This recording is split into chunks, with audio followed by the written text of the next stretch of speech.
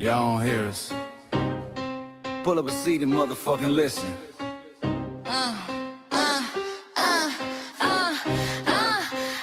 Pull up a seat and motherfucking listen.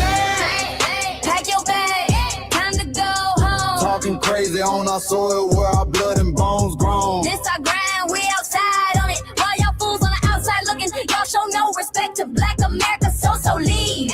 Y'all don't get it, so it's time to go home. Get the hell up out of America, take your disrespect and just fly on. Y'all don't get it, so it's time to go home. Get the hell up out of America, take your disrespect and just fly on. You landed on the tarmac, fresh off the boat. Talking about y'all building nothing, man, you choking on the note. My ancestors the reason that this country even breathes. Picked the cotton, built the White House, planted the seed. Jim Crow laws, redlined the map, we was the target. You think that struggle's a costume, man, you can't mark it. We fought the wars, we bled the blood, we died for our future's chance. And you come here and give our legacy a side eye while throwing shade on the guard. While you benefit from doors we kicked down with our last breath. Now you spit on the architects who stared down death. Disrespectful, that's disrespectful, ungrateful, a slap in the face, the only people who gave a fuck. So let me show your ungrateful ass to the right place.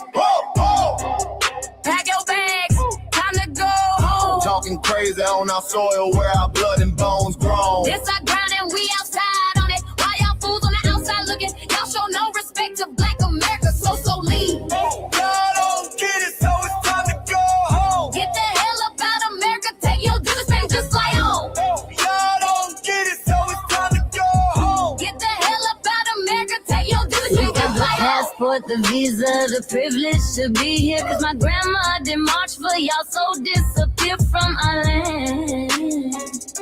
You cosplaying our pain. Think it's a trend you can borrow, but you ain't inherit the ghosts of our sorrow. We the foundation, the bedrock, the soil, and the root. You not no branch on our tree, and unproductive people always cosplaying me. Talking about we ain't do nothing, you lost your mind. We built this from nothing, time after time. From the beginning to now, we been the backbone and muscle. Why you look down on the struggle and cause a whole tussle? The energy sky was discussing, it's whack. So let's make it clear, there's no turning back. This land is paid for in full. In blood, sweat, and tears, and dreams deferred. You don't get to come into a house we built from the dirt and telling Black America y'all ain't worth nothing. That's a violation, facts. Pack your bags, time to go home. It's our soil on our soil where our blood and bones grown. Show respect, this our ground, y'all just tenants on a leash. Or get the step. Show no respect to Black America, so leave. Don't get it, so it's time to go home. Get the hell up out of America, taking your business, I can just fly on. Don't get it, so it's time to go home. Get the hell up out of America, taking your business, I can just fly on. Yeah, fly little birdies. Fly on back to where you came from. This ain't for you. The soil is sacred. We said what we said. It's time For y'all to go home. So fly a little birdies fly. So fly a little birdies fly. So fly a little birdies fly. Fly far away from here. So fly a little birdies fly. So fly a little birdies fly. So fly a little birdies fly. Far away from here. So fly a little birdies fly. So fly a little birdies fly. So fly a little birdies fly. Far away from here. So fly a little birdies fly. So fly a little birdies fly. So fly a little birdies fly. Far away from here. Bye bye, little birds.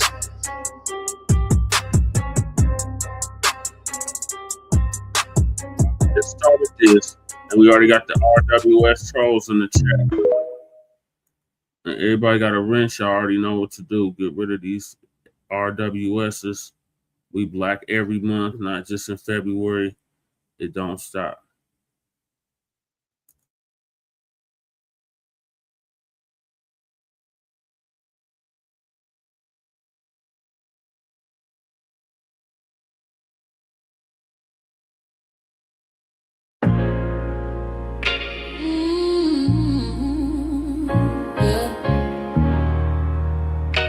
They thought we forgot, but we never forget. This one's for the root.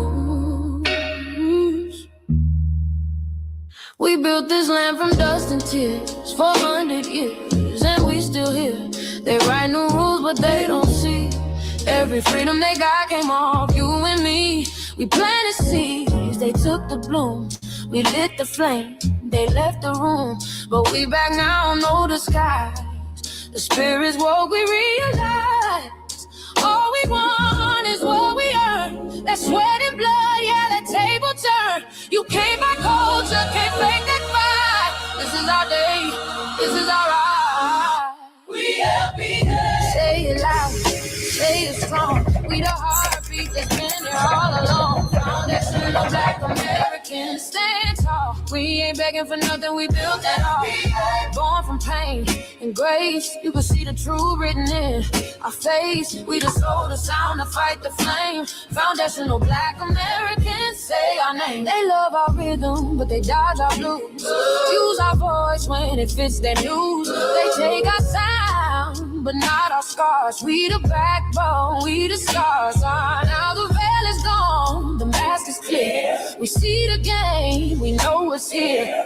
No more silence, no more lies. We lift that flag and watch it rise. Rise up, rise up. We the ones that made this nation breathe. Our veins are power, our roots are trees. We know world is rhythm and grace shows, and now we're reclaiming our rightful place. Can't copy courage, can't steal pain. You can't inherit soul by changing names. Our story ain't done, it's the revival. We guard the gate, it's about survival. We FBA, say it proud, say it loud. The world dances on what we vow. Foundational Black Americans, still we stand, still we fight, still we demand. Every block, every song, we've been right here all along. The soul of a people strong and free. Foundational Black Americans.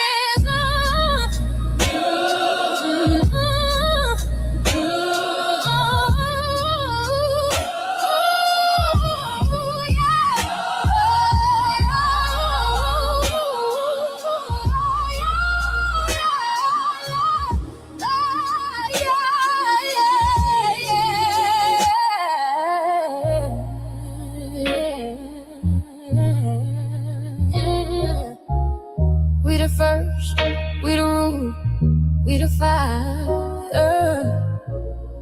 Still rising, still here. Foundational Black American. We set the tone and they copy the cadence. Dance to our drums and deny the foundation. Wear the style but don't honor the source. Smile in the crowd and you distance and force. Say you not us but you rap like we breathe. Take the rhythm, then fuse the receipts. I ain't mad, I'm just holding the glass. Showing the mirror, now answer it back. I ain't here to cancel nobody. Just keep it honest, keep it solid. If you eat from the table we built, don't act surprised when we guard it. Do you like that? Do you like that? When I flip your sound and I ride like that. Do you like that? Do you like that? Do you like that? Cause that's how it feel when you borrow my culture. Then act like we never matter. Hip-hop. Mike Larry. Now this shit here is what I see it is. We're not fighting your battles. We're not carrying your fear. We're not lending our history to people who erased us while we were here.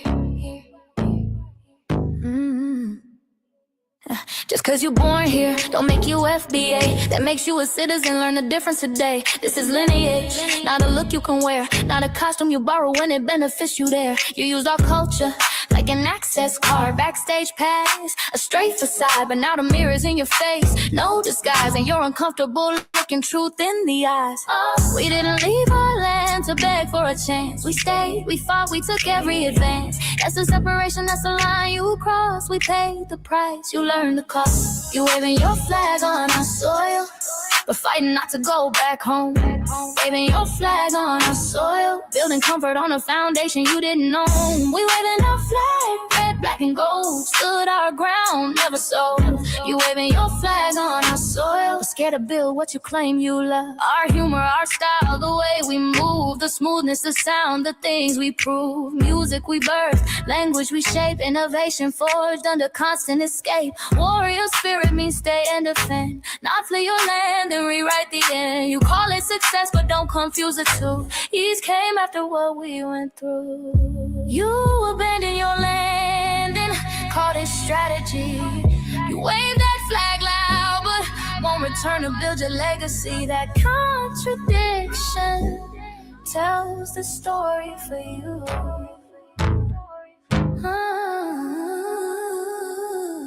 You waving your flag on our soil, or fighting not to go back home. We waving ours where we were forged, every inch earned, every brick known. We can't be deported, and that truth changes everything. We can't be deported, and that truth changes everything. We know who we are, and now we see who you are too. Just because y'all born here doesn't make you FBA at all. It makes you an American citizen. It's biologically impossible to be us, because it's a lineage, not some damn costume you can just put on to look cool.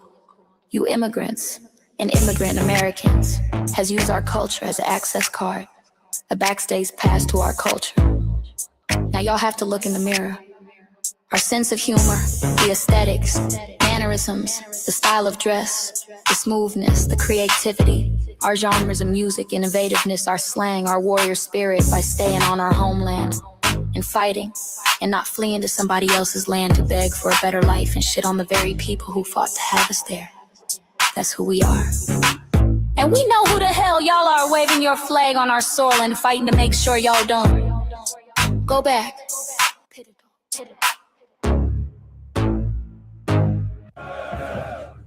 You can't leech off our culture anymore. Beat it!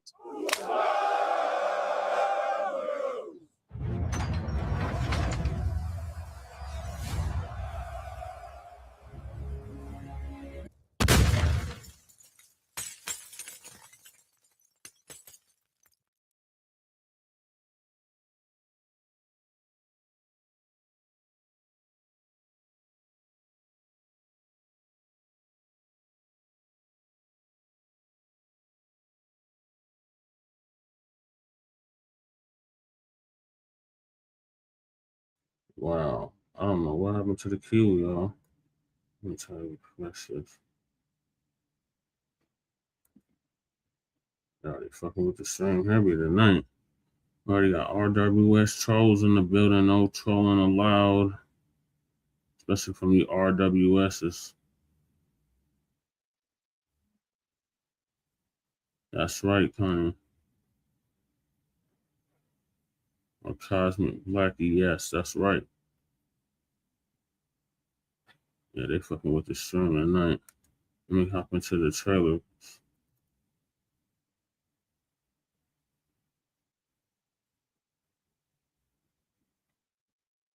Man, what happened?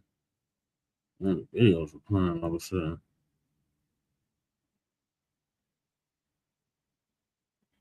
Uh-oh.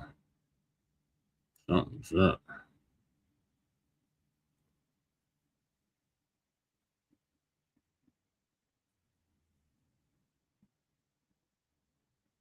Is there others going on? Did YouTube just go out? Well, I don't know, y'all. Did YouTube just get a cyber attack?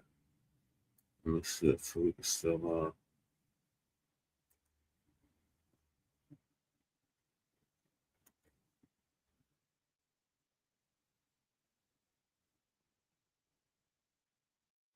We begin today's show with the latest on the Epstein files. Former President Bill Clinton is testifying today before sorry I'm late.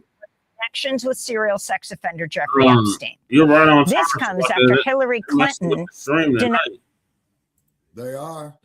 Extreme heavy tonight. Yeah, I don't know what's going on with YouTube. It's not letting me play no clips now. Like I was playing the music clips and then it just went out, said video available. Okay. You got to understand. The Hidden Colors trailer. No, because you got a war situation going on now. Yeah, we probably got hit with an EMS attack. Yeah, bro, yeah. I don't put nothing past these motherfuckers, you know? And I do mean nothing. You know what I'm saying? So I was just jamming out to the music, and then the trolls started coming in a mile a minute. Okay, yeah, let the trolls come in, man. Let me argue with the motherfuckers. I blocked them. Them others was on some dumb shit. One was All talking about Happy White History Month. Like, Black History Month is all year and for the whole century. Yep. Yep. Yeah, so, Mac, they're acting stupid already. Okay, hey, whoa. No. Let me have Adam. Yeah. Well, since it's such Happy White History Month, go wash your nasty, funky, troglodyte ass. Hey, Michael. Okay, so the next one that's scrolling here, Shabaka, they got to hit the link or it's permanent vacation for them. Okay, hit me the link in the private chat. Okay. So because they're doing some shit here in Silicon Gang Valley. You know that, right? Yeah, that's what I'm saying. I think we got hit with an EMS attack. Specify. Electromagnetic, where it fucks with the internet, it fucks with all the telecommunications. Oh, okay. EMS, electromagnetic spectrum. Yeah. Okay, all right. Safe bet. What the hell's going on? It was just live and direct, now saying video content unavailable. I just try to pull it up on the phone. I don't know if it took the video down or what. Okay, that's on PeepTube, right? Yeah. Okay, hold it. Let me check something. It still says 3 people watching though. So I don't know what the hell's going on.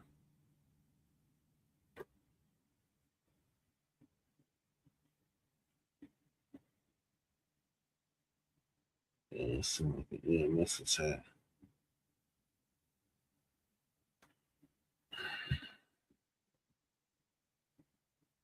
It started off good and then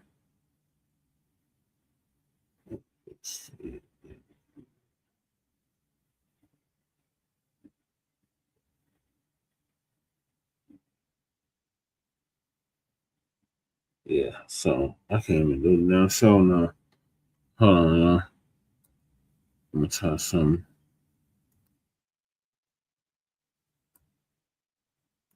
Let's just read this. So thank y'all for tuning in to season 6, episode 15, part 2 of the Frontline Black News. I'm your host, Chan Krumah, and we're joined with the other hosts, Shabaka Sankori, Shabaka's Black Experience Enhanced. Also, I'm the co-executive producer and co-host of, and we might be joined with Lady Che. I don't know, but I think we just got hit with an EMS attack, y'all. So bear with us.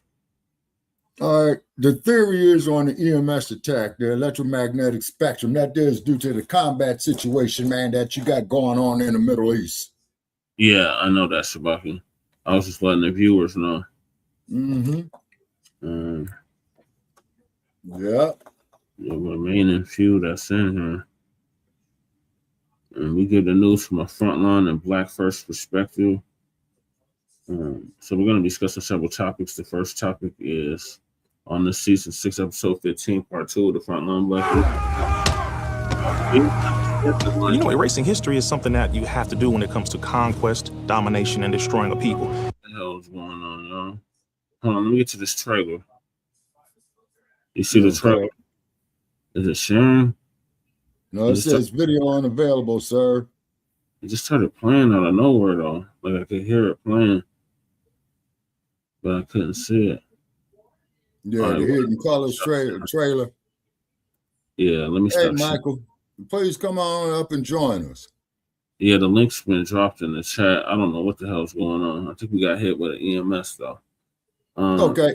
We were supposed to Alrighty. be hold on, Shabaki. So Yes, we're going to sir. be several topics we're going to get to in part one, and that is the missing DOJ files as the Clintons testify about Epstein. Okay. The FBI interviews with Trump accuser. Then where are the Epstein files going? Okay. Why is delineating only bad when FBAs do it? No amount of celebrity can save you. That's in reference to Jasmine box of Crockett's Crockett shit, as I call it. Representative Jasmine Crockett, or Crockett shit, is finding out how anti-Black many Democrats are toward her. Then we got the Democrat James Carville wants Representative your girl, Shabaki, Ilhan Omar, out of the Democratic Party, says she offended white men. Then Representative Ilhan Omar yells at President during State of the Union. Many white Americans, didn't like that. Then Haitian says Black Americans lack unity and are trifling. The generosity. And then are Africans taking foundational Black American resources under USADF? Yes. Americans leaving the U.S. in record numbers. What's really happening in 2026? And we get a news from a frontline and Black First perspective. We are a part of the New Black Media and also the signal boosters of the New Black Media. We have been around for 6 seasons now, and we have several platforms that are a part of the Frontline campaign. Frontline Black News is the first one. It started back in 2020, 2021. And Shabaka's Black Experience Enhanced is based on the 50th anniversary of the founding of the original Black Panther Party for Self-Defense. We started on Blog Talk Radio back in 2016 and have been around for 11 seasons now. Can you believe it, Shabaka? It's been 11 seasons. Oh, I believe it. And I got the scars to prove it. Covers the Black experience from the beginning of time until 10 minutes ago. And it's also part of the Frontline campaign and has recently, within the last 2 years, moved from Blog Talk Radio to StreamYard. Please make sure you like and share the broadcast, family. Please join us on StreamYard, YouTube, Frontline Black News. The links to all of our channels are in the description, including Frontline Black News, Frontline Black News 2, the backup channel. Make sure y'all sub up to that. My personal page, which just got out of a strike, just a parasitic and crewman. Make sure y'all sub up to that. That's where we have all the city council meetings, the community events, and whatever I might feel like filming for the day. That's on that channel. Then we got the queen of the Frontline, Lady Che, her channel, Seduction Doll. Make sure y'all sub up to that.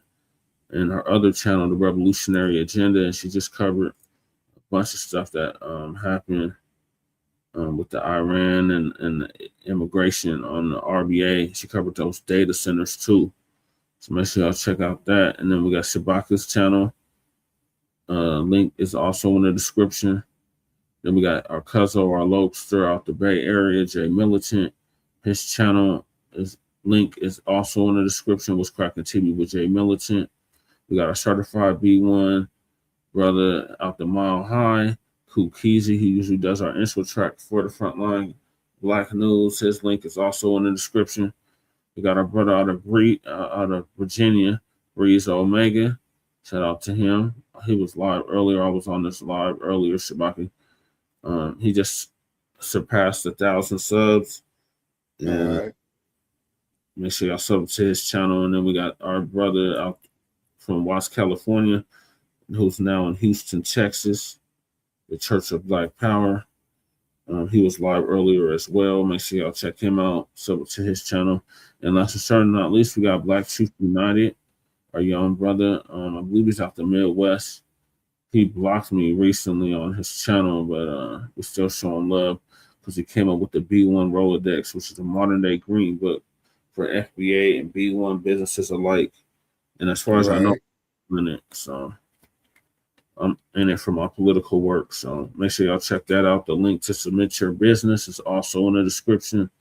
The link to the Rolodex itself is in the description as well. Then you have the petition for reparations. Please make sure you sign that as well. The change.org petition. We got the Kickstarter link for Hidden Color 6. I was trying to play the trailer, but as you can see, we got it with an attack. Kickstarter link for the Hidden Color 6 is also in the description. And Lady Chase GoFundMe is also in the description. Then we got copyright disclaimer under Section 107 of the Copyright Act of 1976. Allowance is made for fair use for purposes such as criticism, comment, news reporting, teaching, scholarship, and research. And I do not own the rights to the music. And if you don't understand racism, white supremacy, what it is and how it works, everything else you do. Those are economics, education, entertainment, labor, law, politics, religion, sex, and war. And some say health and nutrition, and all 9 or 10 areas of human or people activity. And that was by the late great Neely Fuller Jr., who transitioned exactly a year ago at the age of 94, 95. Produced full life. ProduceJustice.com. And he also said, when you as a Black person are captured as by any race soldier, you must never fuss, fight, or flee. Comply and defend yourself in court. Also by Neely Fuller Jr., like I said, who transitioned a year ago at the age of 94, 95. ProduceJustice.com. And racism, white supremacy, it's conscious and subconscious to maintain white genetic survival to prevent white genetic annihilation. And that was by the late great Dr. Francis Cress Wilson, who transitioned at the age of 80. And shout out to our FBA brother Tariq Nasheed for paying for her funeral. We got Ray and Kukisi in the building. Salute. Yes, and we got Brooks, Sister Brooks, Friedman fund, if you will, reparations fund. Make sure y'all hit that, sign that letter for the New York Assembly so they can pass a reparations bill in the state of New York. And what else? Okay, we got a troll here. Yeah, we're gonna get a troll who says that white people are 10% of the world population. They are the greatest race on earth. Get that son of a bitch up out of here. About you, Caucasoid. Nothing good. Yeah, get your Nabisco ass out there, man. You know what I'm saying? Get the fuck up out of here. Because I'm not in the goddamn mood tonight for this bullshit. Said you wanted them to come up, Shabaki. Oh, wait a minute. I stand corrected. Yeah, send him the link. Hey, Nabisco. There's the link, though. You can hit the link, though. Okay, yeah. So you have to come on camera. We have to see your face and all of that. No porn coming, no none of that bullshit that you crackers do. Because I love to come on our feeds and fuck our shit up. So no. Yeah, right. Okay, this bullshit right here, Black Irish were first imported chattel slaves. Fuck you and that bullshit. It's for the simple fact you goddamn Irish borrowed own slaves too. Shabaka, that's cruel. That's his other account. That's cruel. Yeah, that's Cruel's other account. And he's not even talking to you. He's talking to Mac. No. Well, Black Irish were first imported chattel slaves. I disagree with that statement because you had a lot of Irish slave owners too, but they don't never want to address that issue. Yeah, that's true too, Shabaka. Yeah. He said unblocking. Oh no, he ain't getting unblocked. That motherfucker came in here immediately trolling. So no, I need to. Crew, let's give him the business. You know, let the troll come in. You can put the chat on subscriber mode. I would do it myself, but I can't access it. I can't access nothing except StreamYard. Damn. All right, so hold on, Brother Che. All right, so how would I do it?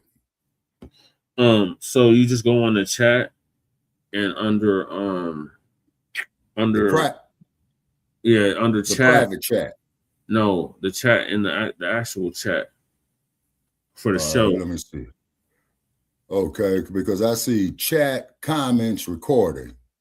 Go to chat. Okay, I got private chat. No, not private chat. Go to actual chat on the. You got to actually go to the channel. Let me post a link for the channel, and then you can do it. Yeah. You got to actually go in there. I might be able to do it myself. No, because I'm not. Yeah.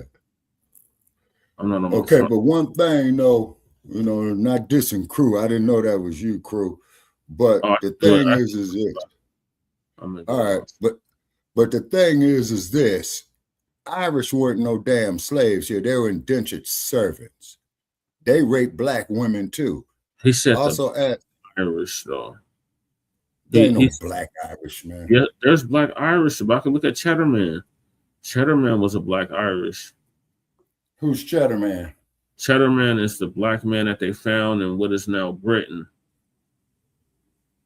They reconstructed his bones or whatever, and he was a black person in Britain or Scotland. Okay, was it? It was either Britain or Scotland. They had found his remains, his skeleton, and when they reconstructed it, he was clearly a black man. He was like, okay, but Brother Che, black. Isn't it mostly cold in Britain? Usually, Shabak, it's Mediterranean climate though, because you got to remember they got the Gulf Stream. The Gulf Stream brings warm water up there. I mean, the water's like equivalent to the west coast of California. Okay.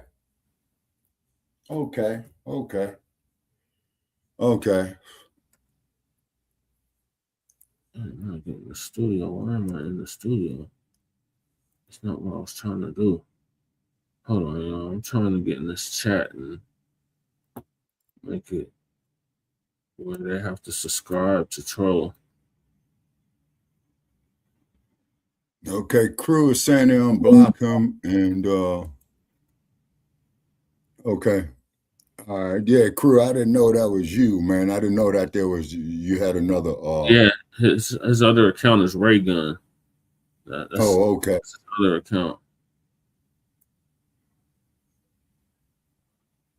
Okay, Crew is saying unblock him, then you got to take the link. If you don't take the link, he gets blocked. Okay. Okay, we got Chris Booker. Okay, Mr. Booker. He says this show sucks. Then why are you here? Why are you here? Okay. This is real. You hit the link or get the hell up out of here because we're done playing with you, Chris. Yeah, man. See, because we're not in the mood for dumb. Hit the link or it's permanent vacation, Chris. We don't have time to play these dumbass games with you. This is Regal. This is his other account.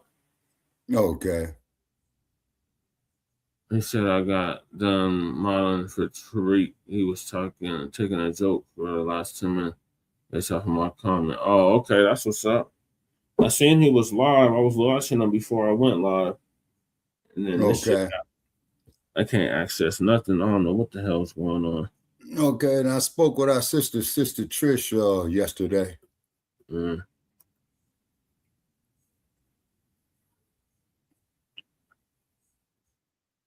Yeah. Okay. All righty. So now I'm gonna try to change it. Shout out to the sub that just subscribed to Frontline Black News too. Okay.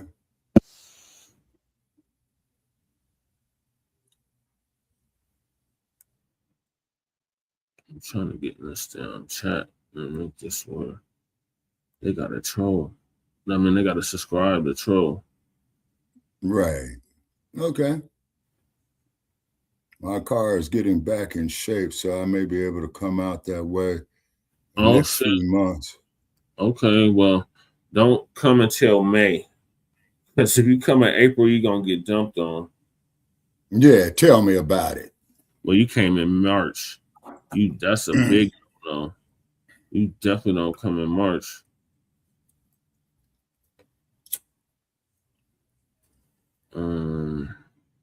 And Las Vegas got up to 80 degrees today. Oh yeah. Yeah. It got up to like 70 here. Yeah. And then we got some cool air coming off the coast of California. Mm-hmm. Okay. Majority made Black History Century, as President Trump said. Oh, crew, you can do it too. True, crew, make it subscriber mode. Oh, you got to do it under your crew reality page. Okay, and this is off the YouTube channel, right? Yeah. Okay. I can't access it for some stupid reason. Let me try on my other phone.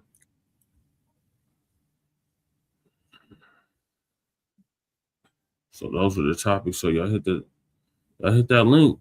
I'm gonna chop it up with us. Okay, yeah. So we're gonna give his ass, man, 2 minutes. You know what I'm saying? He get a permanent vacation. He should already been hit the damn link. Yeah. Okay, man. He don't want nothing, man. He's just talking shit, man. Talking, you know? Boom, and saying nothing. Goodbye, permanent vacation, Chris. Come over here with that bullshit. That's punk ass Regal. Right. It's hard, man. Yep. Black History Century, as the president said. That's what I got behind me. You see my background. Above that years, it says 100 years of Black history. Okay.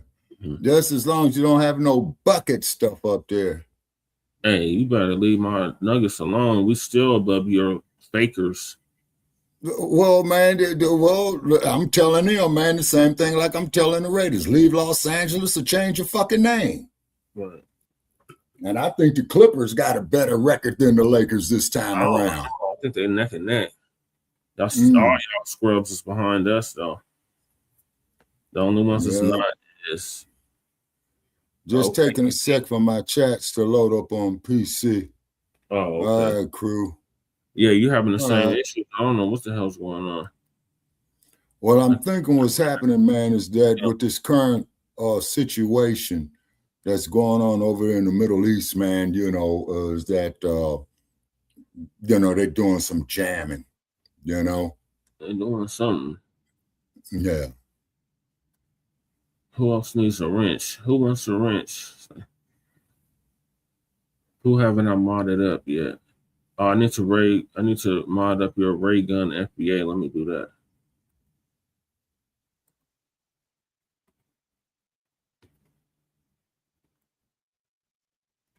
Now on a moderation, is that there through StreamYard, Brother Jay? No, that's through YouTube. Oh, okay. You can make people mods, like I made you a mod, but there's two types of mods. There's standard mods, and then there's managing mods. Okay. Usually the managing mods, they part of the crew. Like, okay. And they can change the chat at their will. Like, they can make a subscriber only, which I'm not supposed to do now, but he's on a different account. So I'm trying to add his other account to this one. Okay. You have it too, Shabaki. You can do it. Right, no. Okay, I'm going to PukeTube right now. Okay. Okay. So far, it just shows here one watching. That's not letting me do it. Okay. What the hell's going on? It's not letting me do it all of a sudden.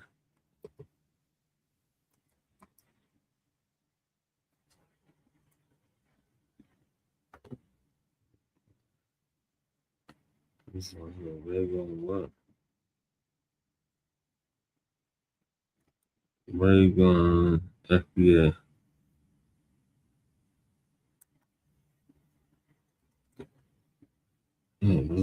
There you are, okay. All right, you're a mod on that other channel too, cool. But it went managing mod. Okay. They put an age limit on it. Okay. Oh, that's from a month ago. Did they just strike the channel again? The fuck? Well, YouTube. Yeah, it's showing I got a strike. Damn, so they struck the Frontline Black News for what? What the hell did we get struck for? Oh, this is the one from the end of last year. Oh. Okay.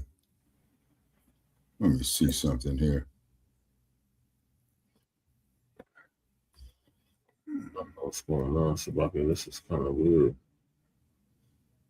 Mm-hmm.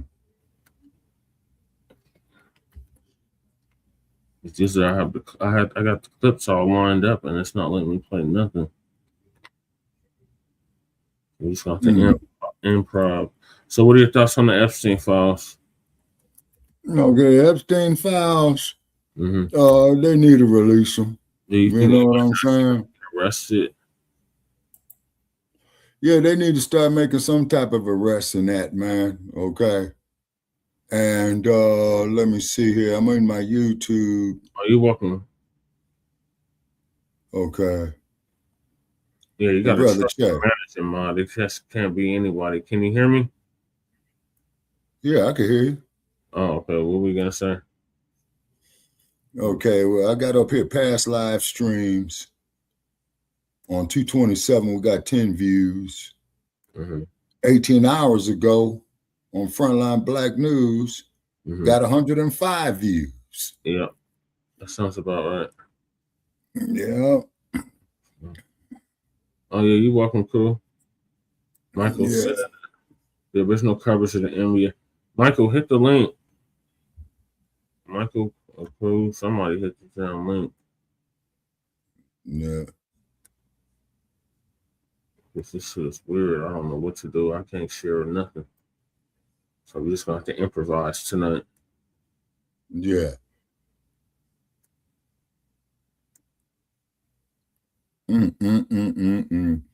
StreamYard, we did 7 months ago. Up here only got 1 view. Boy, you all some dirty motherfuckers. Boy. Yeah, what up, Michael? I think we got hit with an EMS attack.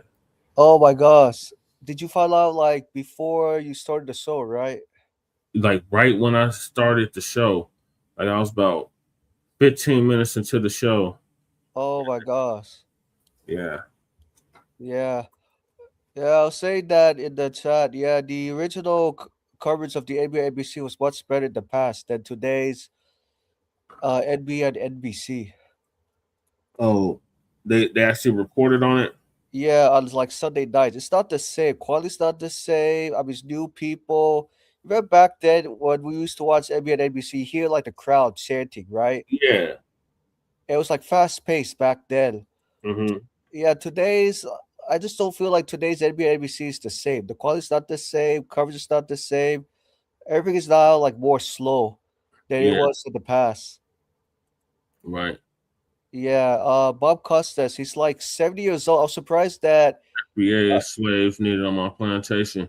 You know what? You can get the hell up out of here with that bullshit. Okay, what this clown was saying, man? Trent News said FBA slaves needed on my plantation. Okay, how about if I come on your plantation trick and put my foot in your ass and give you some of that Nat Turner business? Mm-hmm.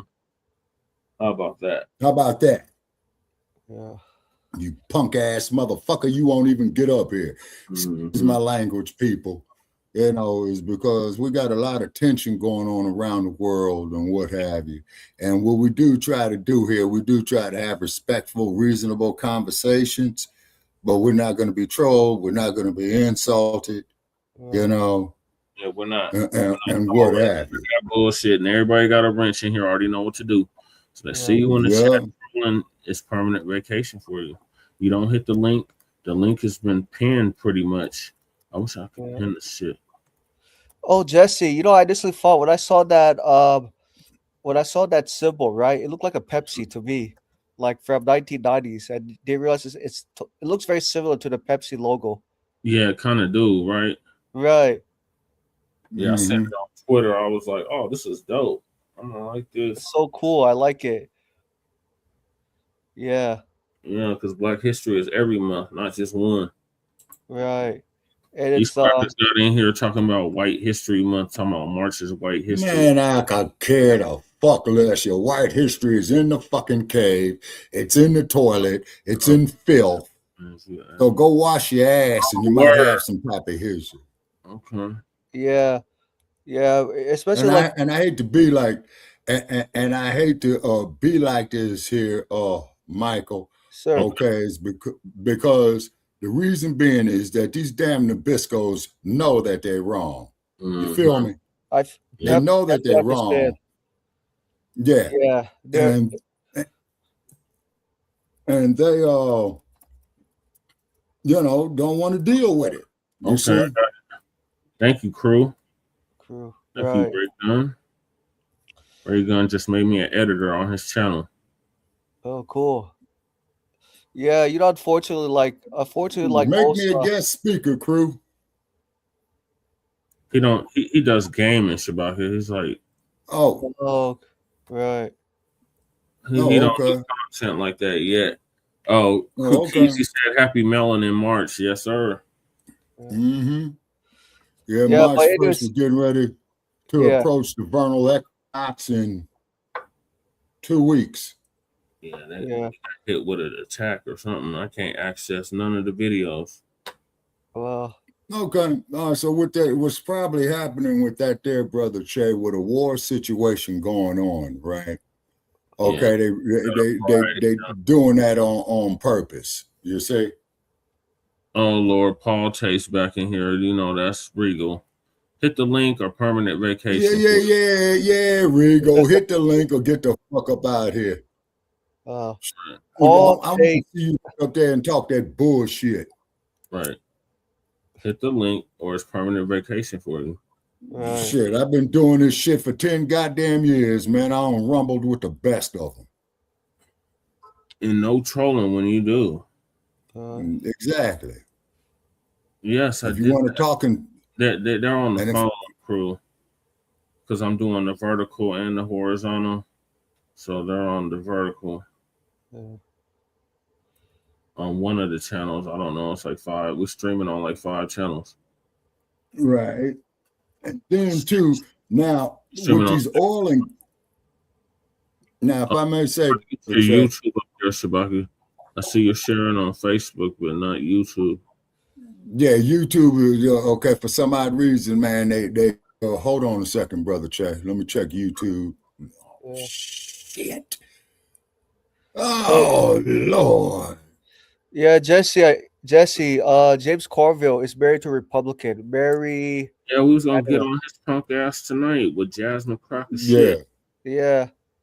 James Carville videos. I keep refreshing and it keeps saying video unavailable. This content isn't available. Try again later. So it's all available. Do you feel like maybe YouTube like censored it?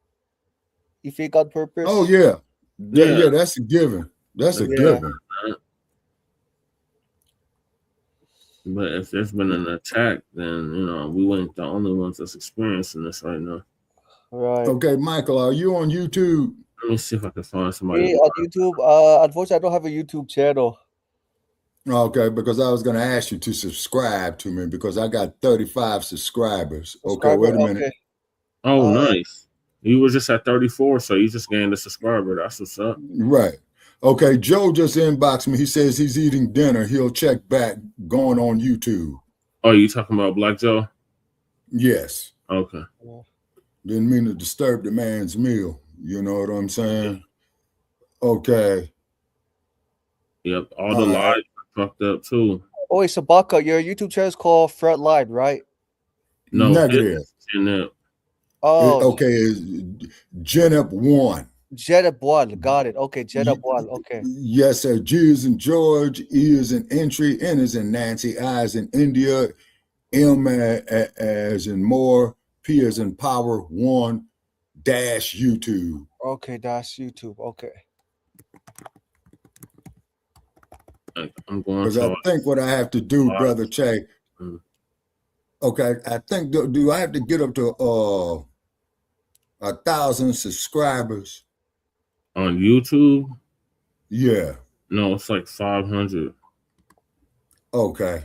All righty. Okay. You used to have to get 1,000 in order to get monetized, but they lowered it. It's 500 now. Okay. All right. So let me see here. Okay, wait a minute. I don't know why none of these videos are playing. Yeah. Nothing's playing. Okay. I'm getting the same thing on my phones too. Mm-hmm. Let me see if it's just the account that's acting up. Okay, and I'm trying to get Sister Nefertiti up here as well too. Okay. There's one comment on my post I might want to apply to. Oh, okay. He's trying to keep Americans from voting so he and the Republicans can stay in office. We need to vote all Republicans out expeditiously. Okay. Fucking with my shit. They fucking with my page that just got out of strike. Because I just went into they hit you with another one? They had to have, because I can't access nothing on my personal page. Oh man. Uh-oh. It's all good. I got ways around this bullshit. Mm-hmm. Okay, so which means is they keying, man. Yeah, these jokers are keying. Mm-hmm. Okay, now Joe was saying that he had mentioned something about the black Muslim.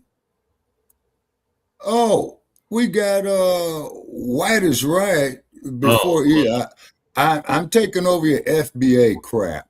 You taking over it? How you gonna do that? You can't take over. Yeah, how you gonna do? How you gonna do that, man? And you think we're gonna let you do that? How you gonna take over? What I'm saying? I don't even make no. White is Right. When was the last time you been in Las Vegas, man? Right. You alabaster the link or it's permanent vacation. Okay. Hey, White is Right. Why don't you come bring your Nabisco ass out here, man, and sit in the sun with me in June? Yeah, so the White is Right. Do you think he's a white guy? Yeah. Yeah. Because no black person would say no shit like that, not unless he's been totally coonified. Black Joe's in the building. Hey, Black Joe. Damn it, did I just close out the queue? Okay, wait a minute. Hold it. White is Right says your channel has been compromised. Uh-oh. Uh-oh. Okay. Now, White is Right. Whose channel are you talking about? He's talking about ours. He's talking about mine, I guess. He needs to go, though. You need to hit this damn link. This threat has always existed, and I was warning before the Texas attack. Okay. Yeah, he's got a permanent vacation. We don't have time for that bullshit. This threat has all. Yeah, exactly, Black Zone. The black. Oh yeah, the threat in Texas. What was that shit? Yeah, in Texas, in Austin. Damn Somali shot and killed a bunch of people tonight, Shabaka. Oh man. YouTube will automatically stream a vertical stream for you, anyways. Yep, that's what it's doing. Okay, so let me see something. I'm trying to get my queue up, and now my queue disappeared. So Jesse, who's your favorite basketball team? The Nuggets. The Nuggets, Denver Nuggets. Oh, okay. I just thought that you like a basketball team outside the mountain area. Maybe like the Lakers. I used to be a Bulls fan. Bulls fan? I like the Heat. I used to like the Heat. Right. Who just hit the link? Oh, Shabaka. Okay. Hey, man, check this out. I just got on my board saying that this channel has been compromised. Damn. Which one? There's 5 different channels, so which one? I think it's the StreamYard. Or if it's not the StreamYard, hold on a second. Let me see something. It's like 6 different channels are streaming on. Yep, 2 minutes for permanent vacation.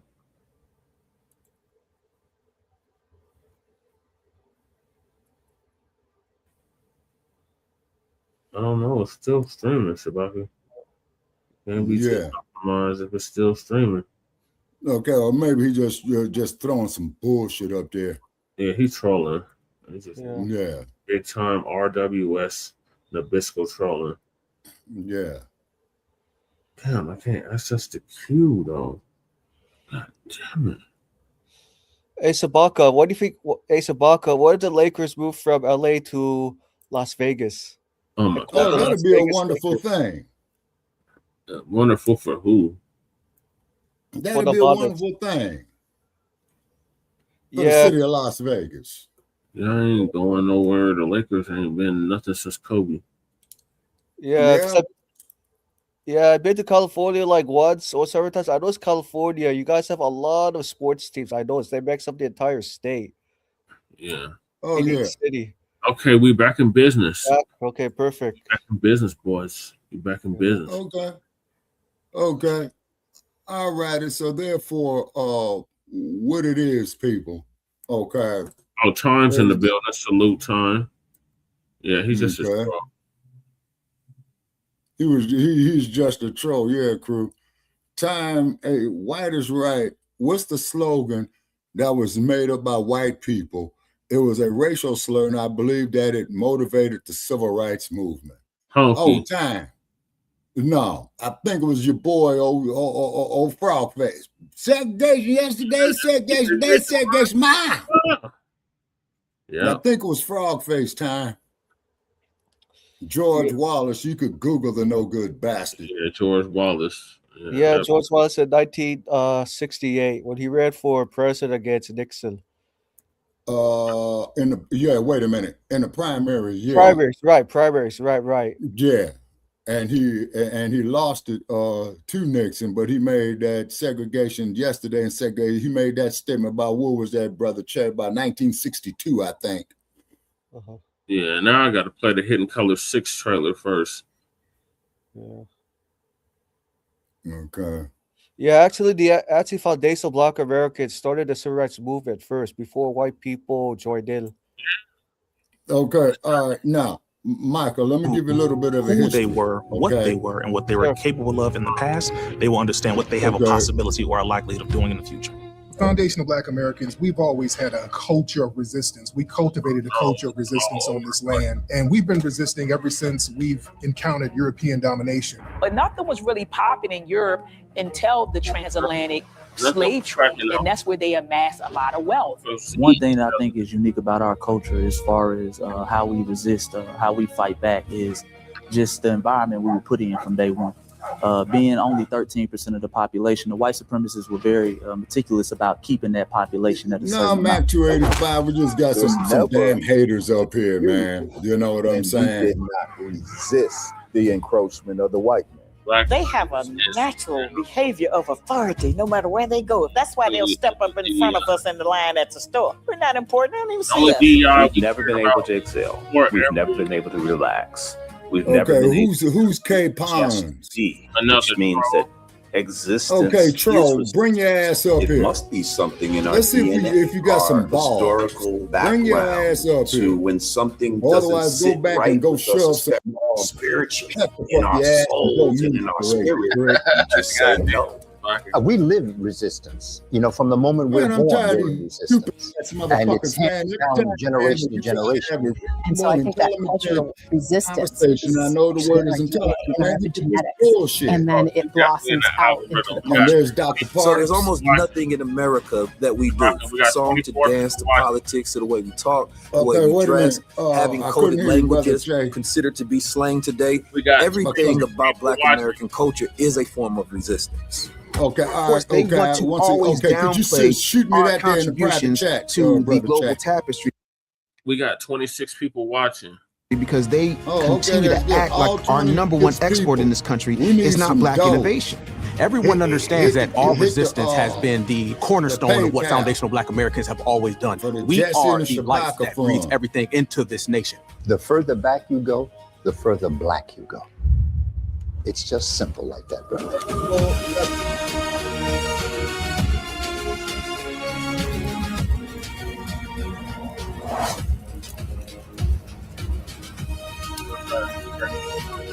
Cool. What do you want to learn how to take a note? You start trolling. K-Pons laugh my ass off. Learn to take a joke. Hey, Cap Wins, bring your ass up here, man, and I will show you a joke. You get better material. If you're gonna troll, at least troll better than that. Come on. Yeah. Medgar Evers and Rosa Parks in 1963, MLK, and we had others.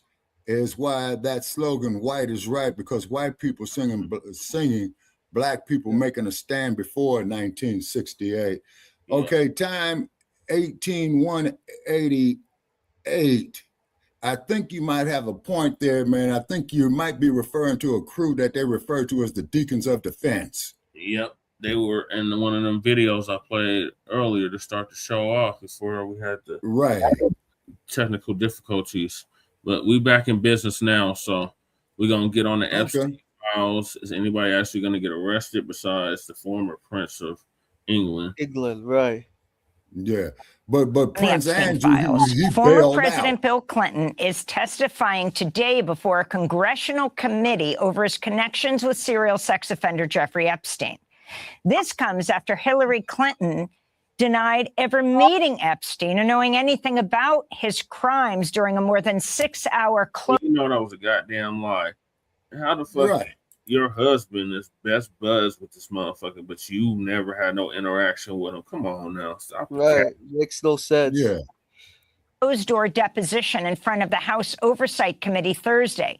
Clinton spoke to reporters in Chappaqua, New York yesterday after the closed-door deposition. I never met Jeffrey Epstein, never had any connection or communication with him. I knew Ghislaine Maxwell casually as an acquaintance. But whatever they asked me, I did my very best to respond. In her opening statement, Clinton denounced the process as partisan political theater and accused House Republicans of using her as a prop to, quote, distract attention from President Trump's actions and to cover them up despite legitimate calls for answers, end quote. Right. Democrats on the House Oversight Committee have called on President Trump to also be deposed. Hey, listen, trolls, we got room for 7 of you bastards. Y'all can hop up. Hit the link. Come on up. And as they say in East LA, what's the matter? No balls, this is? Yeah, you ain't got no cojones, Holmes.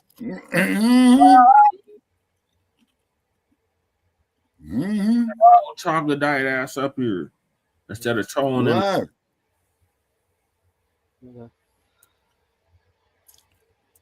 And plus that, how much you idiots getting paid for this stupid shit? Right. Mounting reports that key documents related to a woman who accused Trump of assaulting her while she was a minor. Those documents missing from the Justice Department release of the Epstein files. According to an NPR investigation, the missing files include 53 pages of FBI interviews and notes from conversations with the woman who claimed she'd been sexually assaulted by both Trump and Epstein in the 1980s when she was just 13 years old. This is Democratic Congressman Robert Garcia. We want to understand right now where the missing FBI files are. These are files that accuse the President of the United States about serious accusations around sexual abuse. And the fact that they're not in the files and have been apparently either removed or discarded is incredibly concerning. And so we're calling on Attorney General Pam Bondi to immediately release those files. And lastly, I want to also add that this committee has now set a new precedent about talking to presidents and former presidents. We got somebody here, and we're demanding immediately that we ask President Trump to testify in front of our committee and be deposed in front of oversight Republicans and Democrats. Funny. Meanwhile, the fallout from the Epstein files continues with a wave of resignations of powerful leaders in business, academia, and politics over their ties to Epstein. On Thursday, President and CEO of the World Economic... Look at all this redacted shit. Now, if a black motherfucker was in the LA County court system and did that, man, they'll hit that motherfucker with contempt of court. Shabaka, we got 56 viewers. Well, we have 56 viewers. Now we have 38 viewers. Okay, all right. Well, it look like we lost 40 of them, but we got an upswing, you know. 44. We got 4. Okay. Chicken, the women, the 4. Bet you racist white just won't try me no more. I'm not buckwheat, motherfucker. I'm Kunta Kinte. Gene Ray, 3919. Come on down, Gene Ray. Okay, Joe, going to it now. Kicked off the planet. Hit the link, Gene Ray, or permanent vacation. Yeah. Buckwheat. That's the best you got. Who's that buckwheat behind you? Now Joe got right on here. The forum, Porsche Brende. Oh, what did Joe say? Okay, Joe says right here, another friend was one of the many girls that had sexual relations with Donald Trump. Ooh. She confided in her that her casual quote-unquote friendship with the dunk, Trump definitely seemed to have a thing for her. And she told her how he kept going on about how he liked her pert nipples, quote unquote, no disrespect to the ladies. Donald Trump liked flicking and sucking her nipples until they were raw. Wow. One evening, when they were in the shower together, she showed me it appears to be his nipples. They looked incredibly painful as they were red and swollen. I remember wincing when I looked at them. I also know she had relations with Trump at Jeffrey's New York mansion on regular occasions, as I once met Jen for coffee just before she was going to meet Trump and Epstein together at his mansion.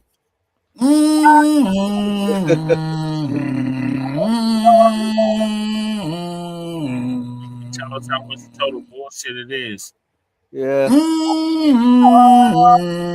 Not that different from Bill Clinton. Do you remember Bill Clinton? Remember Jennifer Flowers alleged claim that Bill Clinton harassed her, beat her up, and this was when Bill Clinton first ran for president in 1992.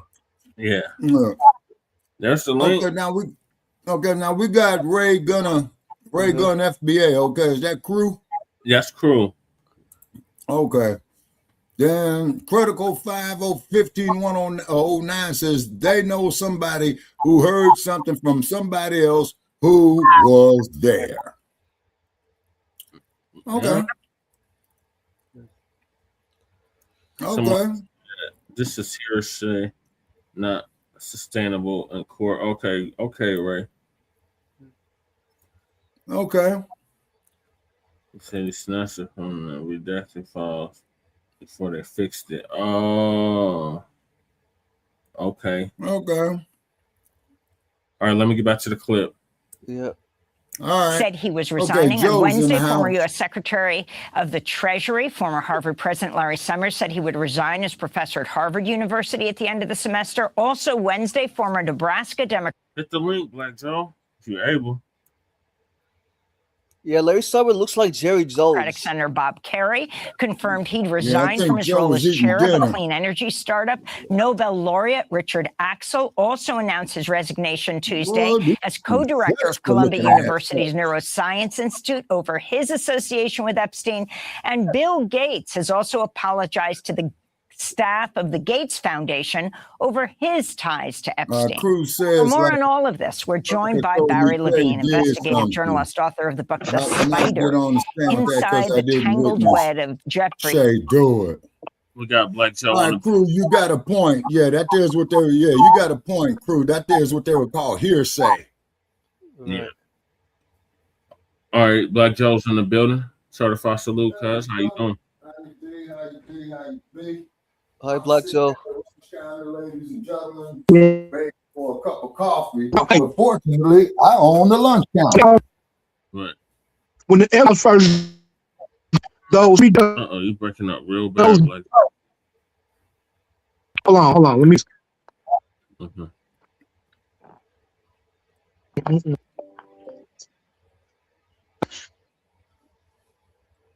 Okay, time 181 says out of the whole Epstein files, they arrested one person, and that person was Prince Andrew. Yeah, former. Yep, in England. Remember, they disowned his ass. The Prince no more. Yeah. Yep. You hear me? Yeah. Yeah, it sounds like you're trying to make the connection, Joe. Yeah, the mic is sounding. Are you on the phone? Okay, he's gonna go out and come back in. Yeah. No, we get a better connection. Okay. Yeah, it sounds to me like they play like good cop, bad cop. Yeah. Yeah. So I don't feel Epstein and Ghislaine Maxwell. Barry, thanks so much for being with us. Let's start off with these testimonies yesterday and today of the former president and first lady, former Secretary of State Hillary Clinton. She had wanted, she said, open hearing, but it was closed door in Chappaqua, where they live. Can you explain the significance, what's taking place with this hearing, and then move on to the missing DOJ, Department of Justice, FBI files? Sure, absolutely. I think tons of channels going. First of all, we're going to see the video of her. Let me answer Cruz's question real quick. Yeah, we got all kinds of channels, so you're not gonna find all the trolls. I see everything though. Oh, okay. Now try it, Black Joe. Can you hear me? Yeah, we can hear you perfectly well. Yep. All right. So what I sent Shabaka was, when the Epstein files, when the redacted files first dropped, blacked out, all you had to do was copy it and put it in Word, and it would show you everything that was redacted. That was all I was able to snatch off my old phone, but I did catch that dude, a nipple freak, and it is what it is. He in there. Oh shit. Okay. They got two different Epstein files, one that's released to the public and one that's released to Congress. Okay. So the one So the one released to So Congress go ahead. is not redacted, right? The one that's released to Congress is not redacted, but when they first released both of them, the one that was released to the public that was redacted, if you copied the redacted stuff and put it in Microsoft Word, it'll show you what was redacted. Right. Is that right? Yeah, they fixed that though. That's all I was able to snatch off of it before they fixed it. Mm-hmm. I see. Okay. Oh, they coming from Lady Chase channel. Fuck Trump regime. JSDK4DC, you'll get no argument from me, sir. Click the link and join us, man. I agree with you wholeheartedly. Why can't Suzanne, why can't FBA go back to Africa? Isn't that your homeland? I'll let Brother Che answer that. This is our homeland. We right here on our homeland. We're the only ones that didn't flee our homeland like you. You supposed to be in the damn caves of Europe, but yet you over here trolling us. Fuck out of here. Oh, hey, that's a white woman. Yeah, that's a Karen. Karen, uh-oh. You know what they say Why about did your people flee? Specify. Oh, she got kicked out. Yeah, so I think somebody put their foot up her ass and trying to give time out of here. Okay. What channel are you Most of their people flee because potatoes weren't as nutritious as they thought. And America said, give us your poor, your weak, and your whatever that slogan was when they met the Statue of Liberty. That's how most of them got her. Right. Mm-hmm.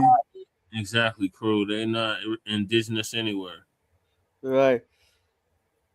Trump knew his name was in the Trump knew his name was in those reports.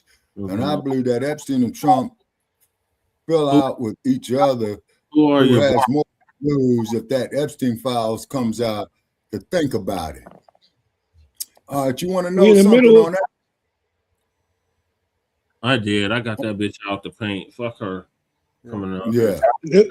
The Epstein war going on right now. Yeah. Okay.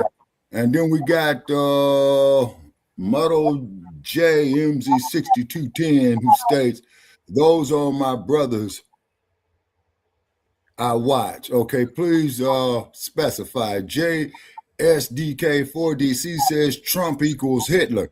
You'll get no argument from me. Now, here's something for y'all. I was at the Los Angeles Public Library in downtown Los Angeles, okay?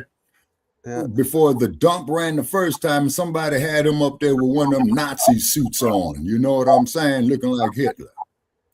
ICE is doing us a favor. They're getting these illegals up out of here. So you trolling on the Democratic side. We don't give a damn about the Democrats or the Republicans. Yeah. Hey, Trump been more detrimental to white people than he have black people. I got to say that. On both sides. Okay, prove it. Okay, prove it, Joe. Not denying what you're saying, but I just want to see your reasoning, though, sir. All right. Getting the liberal LGBTQ agenda out of schools. Yeah. And I'm gonna use farming as an example. The right wing farmers lost their immigrant class, hating the fact that immigrants were here. You know, they cutting their nose off to spite their face, and I'm here for it. Okay. Yep. I'm here for it. Okay. Okay. All right. And then somebody here is saying, boy, well, I said, we busy tonight.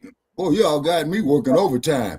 Cosmic Blackie, these people voted twice for the dumpster. They knew what he was about because he ran for president before they thought a bunch of black folks was going to get killed. Fuck them. Okay. All right. Yep. Okay. Also, Donald Trump has not created any new policies that restricted FBAs. It was actually done by Democrats and Republicans in the past. And I know and I know Democrats are getting very rowdy, excited because they know that FBAs are their or used to be their voting base, right? And so now we see a lot of current Democrats getting, very hyped up, excited, hostile. Okay, because they're seeing they losing their grip. Okay. Right. Check it out. Right. I'm going to cut you off, brother. The great replacement theory that white folk been yelling about, okay? They're right about the replacement theory, but they were wrong about the ethnic group. Like I keep saying, Democrats let in over 20 million illegal immigrants to usurp the 50 million black native vote, okay? And it failed. So they were right about the replacement theory. They were wrong about the ethnic group. That's all. Stop about color. All right, Evans, just stop about color. It's sickening. Come on up and let's go a couple of rounds, and I'm gonna tell you why the color matters. Right. Okay. We get work tonight. Oh yeah, man. They keep I'll lead tonight. I'm leaning and shooting and blazing and blazing. I'm getting ready to come off the ropes in a minute.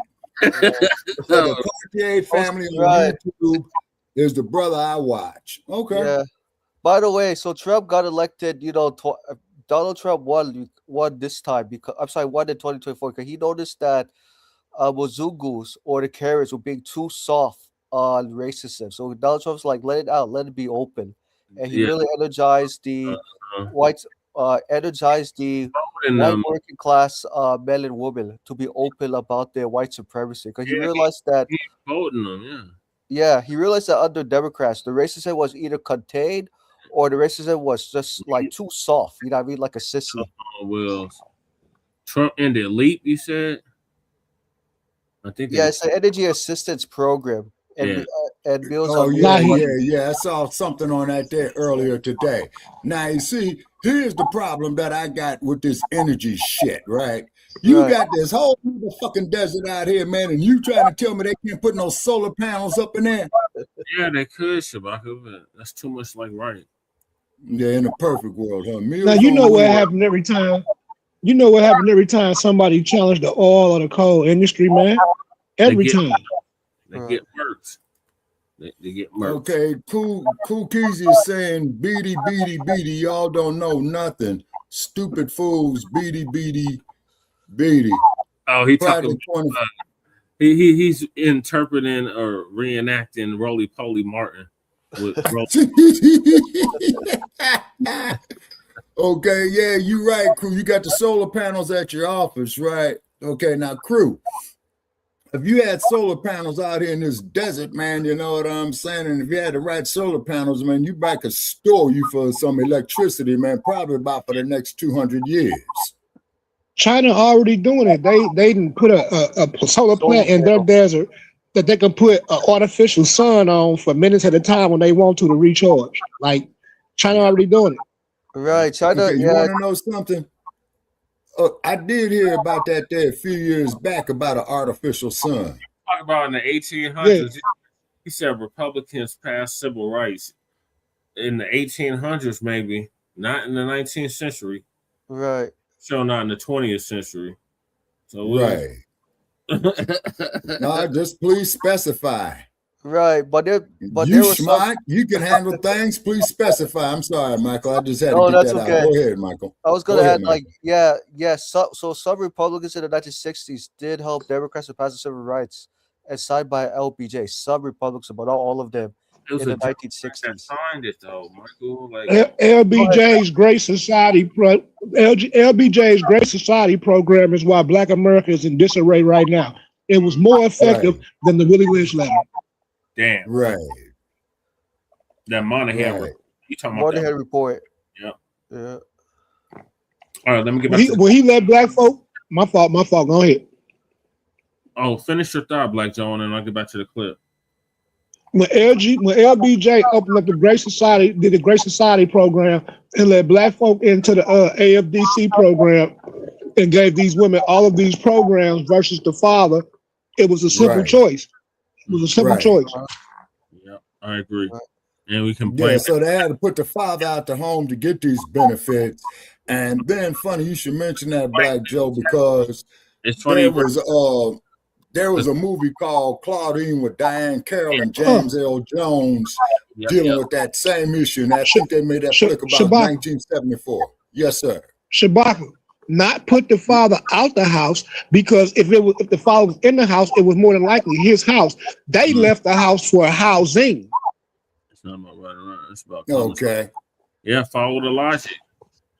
Yeah.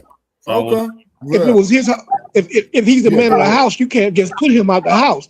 The men were the breadwinners. So when the AFDC program opened up to all these different schooling, Head Start, and housing programs, before she takes direction from her man, she can be directionless in her own house. Right. All right, let me get to the clip. Thank you for that, Black Joe. Okay. Her testimony, we got Jim Borghini. Liberals are destroying America. Click the link. Come on up. Come on down. Recently, they released it the day after. We should get the videotape of Hillary Clinton's testimony today. Bill Clinton is testifying today. We should get his video of his testimony tomorrow. I think, first of all, that it's important for the sake of the survivors that we get accountability in this case. This is something they've been demanding for 2 decades now. Certainly, the more we can learn about individuals' interactions with Jeffrey Epstein and what they may have witnessed or what they may have been told by. We make the best fried chicken. That's not even an insult. Chicken is great. I'll take chicken over bushmeat. I'll take chicken over other human beings. I'll take chicken over goats and sheep. Fuck out of here. Talking about chicken. This damn troll. Get out of here, Pete.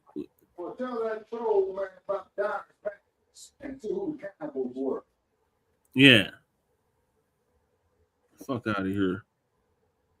I have a bumper sticker on my laptop from 15 years ago. It says, not a liberal. I've been on this. Right. Ricky Pellis said it's about being progressive or being conservative. There's plenty of conservative Democrats that are as trash as Republicans. Yep. That's true. You'll get no argument for me. Steak over chicken. You can keep your raw meat, We don't do raw meat. We don't do that. I don't eat meat. It's got to be damn near burnt. Yeah, I'll be like our shit well done, not medium rare, not rare. Like well done, 100%, right? Right. Yeah. Pretty much. Sushi and parasites. Right. Exactly. Yeah, and unless no sushi. Steak and chicken. I think the reason why the white Europeans like medium well done because they like the juice, the flavor, and they could pour A1 sauce on top of it. Because they're fucking vampires. That's why. Because they're vampires. Right. That's why it dodged the sun. Yeah. Him is certainly important to the survivors. I think, however, that there's many other individuals in this particular case who are more important getting to than former President Clinton or even our current president, Donald Trump. Both men have never been accused directly by any of the survivors that have done extensive interviews with the FBI and the SDNY. Now, of course, both spent time with him. So it is important to learn about their experiences with him. But I do think right now for the Oversight Committee and the administration, this is part of a bit of a political theater that's taking place. Certainly with Hillary, who, as we know, never met him directly. So, to me, it was wasted time when there's other individuals much closer to the case that we need to hear from. And Barry Levine, what do you make of this of the allegations that of these interviews, FBI interviews with a young woman who claimed she was assaulted when she was 13, and the fact that these have not been released? No, that's a very good question, and it's important that the DOJ doesn't hold back documents from the law that the Transparency Act law on these files that President Trump signed into law. The public and the survivors are entitled to see all the documents, including these FBI, what's called FBI 302 witness reports. These are interviews that were conducted. They should not be missing. There's no question about that. And I'm thankful that NPR and a couple other news organizations pointed that out. And the DOJ says that they are looking into that. So we will see, hopefully, the missing files. Now, I have to say that as someone who has investigated this case for 2 decades, as an investigative journalist and then the author of my book, The Spider, I did devote a page and a half to this woman's allegations that came in a lawsuit in 2019 following Jeffrey Epstein's arrest. I do want to see the specifics. I think, however, that the timeline doesn't appear to be correct because the allegations center on actions that she claimed took place with Jeffrey Epstein and former President Trump back in the 1980s, specifically in the 1983 to 85 range. All of my reporting shows that former President or that Donald Trump didn't interact with Jeffrey Epstein until around 1987, both in Palm Beach, Florida, and in New York. They continued to see one another socially for the next 15 years. But Barry Levine, isn't the issue more that the I mean, all of these are allegations. We don't know what is true, but that all of the allegations against Epstein by this woman who alleges she was sexually assaulted by Epstein and also Trump, the ones on Epstein, they remain in the files. People can come to their own conclusions, but the documents around Trump were removed, and the DOJ says they're not involved in any investigation and that they released all the files. So that's the point. Why were they removed? Not whether they're true or not. Yes, I agree. I mean, we should be able to see whether these allegations are true or not. And of course, we need to continue to do fact checking, as I have started to do on this particular case, and find issues with the timeline. We still need to see the files. And there's no question that that something is wrong here in terms of the Trump administration's DOJ.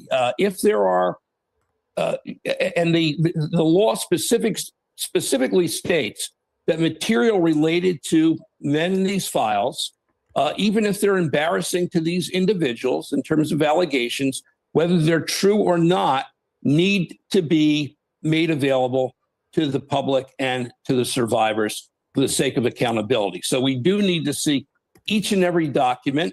The only thing that they can hold back that they say could be privileged would be sensitive information related to national security. And we know that Jeffrey Epstein was involved with many other countries. There's allegations that he may have even been a foreign asset for Israel, for Iran, for Russia.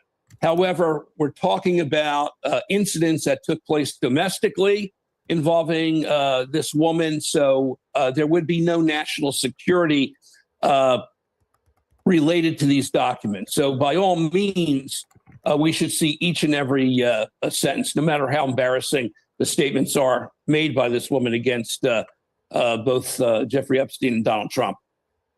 And Barry Levine, based on your years of investigation of Epstein, what remains to be uncovered about his influence and his accomplices that you have not yet seen reported or gleaned from the documents so far released? Yeah, good question. There's still 2 million files that still haven't been released.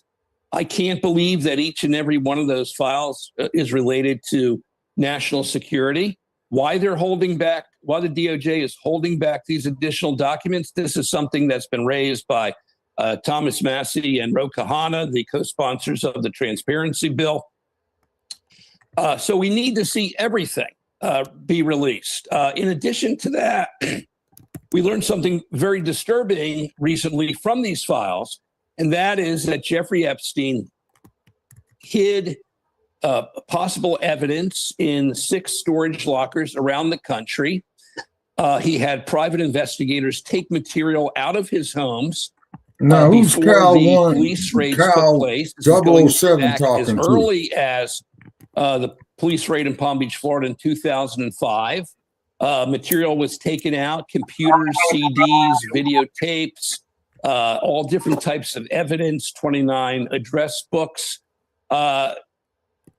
We don't know to this day if the FBI ever recovered that information in those storage lockers. And it seems to me, based on my reporting, that Jeffrey Epstein was tipped to the first police raid on his home in Palm Beach, Florida in 2005, December 2005. And he had this material removed. So we don't know what's in that material. We don't know if there's additional incriminating videotapes involving any of the 20 men that Representative Thomas Massie said were allegedly trafficked by Jeffrey Epstein. Rich and powerful individuals, 6 billionaires, a political government official, someone else in politics, people in entertainment. There are men who are out there who took part in the sex trafficking that have not been brought to justice. And for the sake of closure for the victims, we need to see more by the DOJ in terms of the possible apprehension of these individuals. I mean, very interesting that the House Oversight Committee went to Chappaqua, to the hometown of the Clintons right now, to grill them. The Republicans overwhelming there. I think there were almost 60 people who went up. But it came to Les Wexner, who may have bankrolled the pedophile criminal Jeffrey Epstein. When the House Oversight Committee went to his Ohio mansion, no Republican member of Congress, may have bankrolled him to the tune of over $1 billion, went to talk to him. That's absolutely correct. Really, the money that Epstein was able to use to bankroll his sex trafficking ring for 2 decades really came from Leslie Wexner. Leslie Wexner was listed as a possible co-conspirator. He denies all wrongdoing. He says he never saw or witnessed any sexual abuse by Jeffrey Epstein with any victims. And the DOJ, the SDNY, never filed any actual charges against Leslie Wexner. But he was certainly an important individual to get to. Coming up in March, the Oversight Committee is going to depose 2 very important men in Jeffrey Epstein's life. Darren Indike, Jeffrey Epstein's longtime lawyer, and Richard Kahn, his longtime accountant, who were with Jeffrey Epstein, worked for him for many, many years. These were men that intricately knew about Jeffrey Epstein's finances, his lifestyle, monies that were being sent out that presently Senator Ron Wyden is looking into in terms of more than $1 billion of suspicious wire transfers that took place over the years. So these men should be very enlightening in terms of what we learned from them. And as I said, I do think I think it's valid to call President Trump. He spent in 2 years, he traveled on between 16 and 27 flight legs with Jeffrey Epstein, socialized with him on these 2 trips to Africa and also Asia and Europe. As I said, he has not been accused directly by any of the victims that we have investigated. So I don't think we're going to learn any significant bombshells from his deposition today. But again, I do think that calling both of them, was really about Donald Trump going after his perceived enemies. Barry Levine, I want to thank you for being with us, investigative journalist, author of the book, The Spider Inside the Tangled Web of Jeffrey Epstein and Ghislaine Maxwell. Thanks for watching Frontline Black News, all 80 of you. Yeah. Okay, and Cal 007 says all they want to do is try to go after Trump. He was a neighbor of Epstein.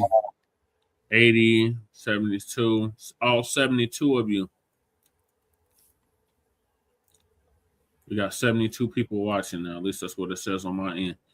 Okay, on what? What platform? All on YouTube. You got a YouTube channel? Yes, Shabaka. I got several YouTube channels. Oh, okay. All righty. Okay. All righty. Yeah, we're streaming on like 6 channels. Oh, okay. So we got a lot of people tuning in right now. Okay.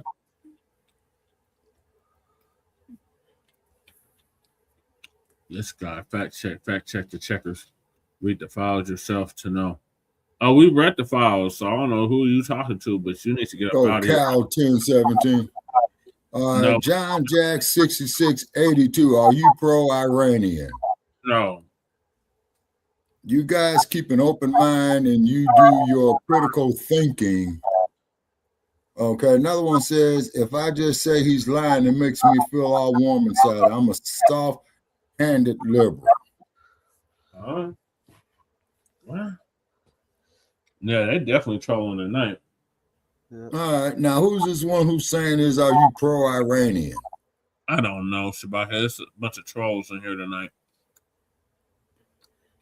All right, that means we're getting somewhere. Okay, if I just say he's lying, it makes me feel all warm inside. I'm a soft-handed liberal. Who are you? Explain yourself. Who are you talking to? MAGA loves you guys. Oh my God. No, and domestic terrorists love them. Hey, if MAGA love us, domestic terrorists love them a lot. Yeah. And then if MAGA loves us so goddamn much, man, then they ain't got no problem kicking out the reparations. Right. You gotta look at this as well. Every soft target that's been hit, other than racist directed attacks towards black folk, has been some soft lily white target, like hockey games,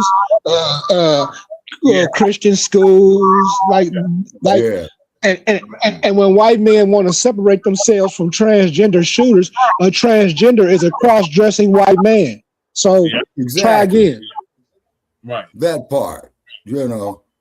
And Muttley JMZ6220 was saying something. Cruz says he really cannot stand democracy now. Shaking my head. Liberal nut jobs. Yeah, they are. They are some liberal nut jobs. That's true. Okay, Goddess Navi says that's right there, Shabaka. Run that money. Right. Yeah. Agree. Okay, Goddess Navi, could you be more specific, ma'am? All right, I'm gonna move to the next video. Yeah, boy, we busy tonight. And that is, where are the Epstein files going? So our brother Afro Elite gonna give us an update on that. Shout out to Afro Elite. All right. Our brother out the shy. Both me and Shabaka have talked to him. Oh yeah. Yeah. The price of freedom is dead. We're coming. What's your question, Michael?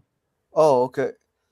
So, what's one thing you like about the Democracy Now, and what thing you don't like about the Democracy Now? Like, what is a good thing you like about Democracy Now's coverage, and what things and what areas you don't like how the Democracy Now reports the coverage or covers it? Okay, well, Democracy Now, Michael, if I'm not mistaken, and correct me if I'm wrong, Brother Che, they've been coming on, man, like since the early 1970s. Yeah, they've been around for a minute. Amy Goodman. Yeah, because we literally watched Amy Goodwin grow old on the show. Yeah. Right. Like, do you think like Amy Goodwin should go hard for like FBAs? Because I know she did. No, she's a white supremacist. She's a left-wing white supremacist.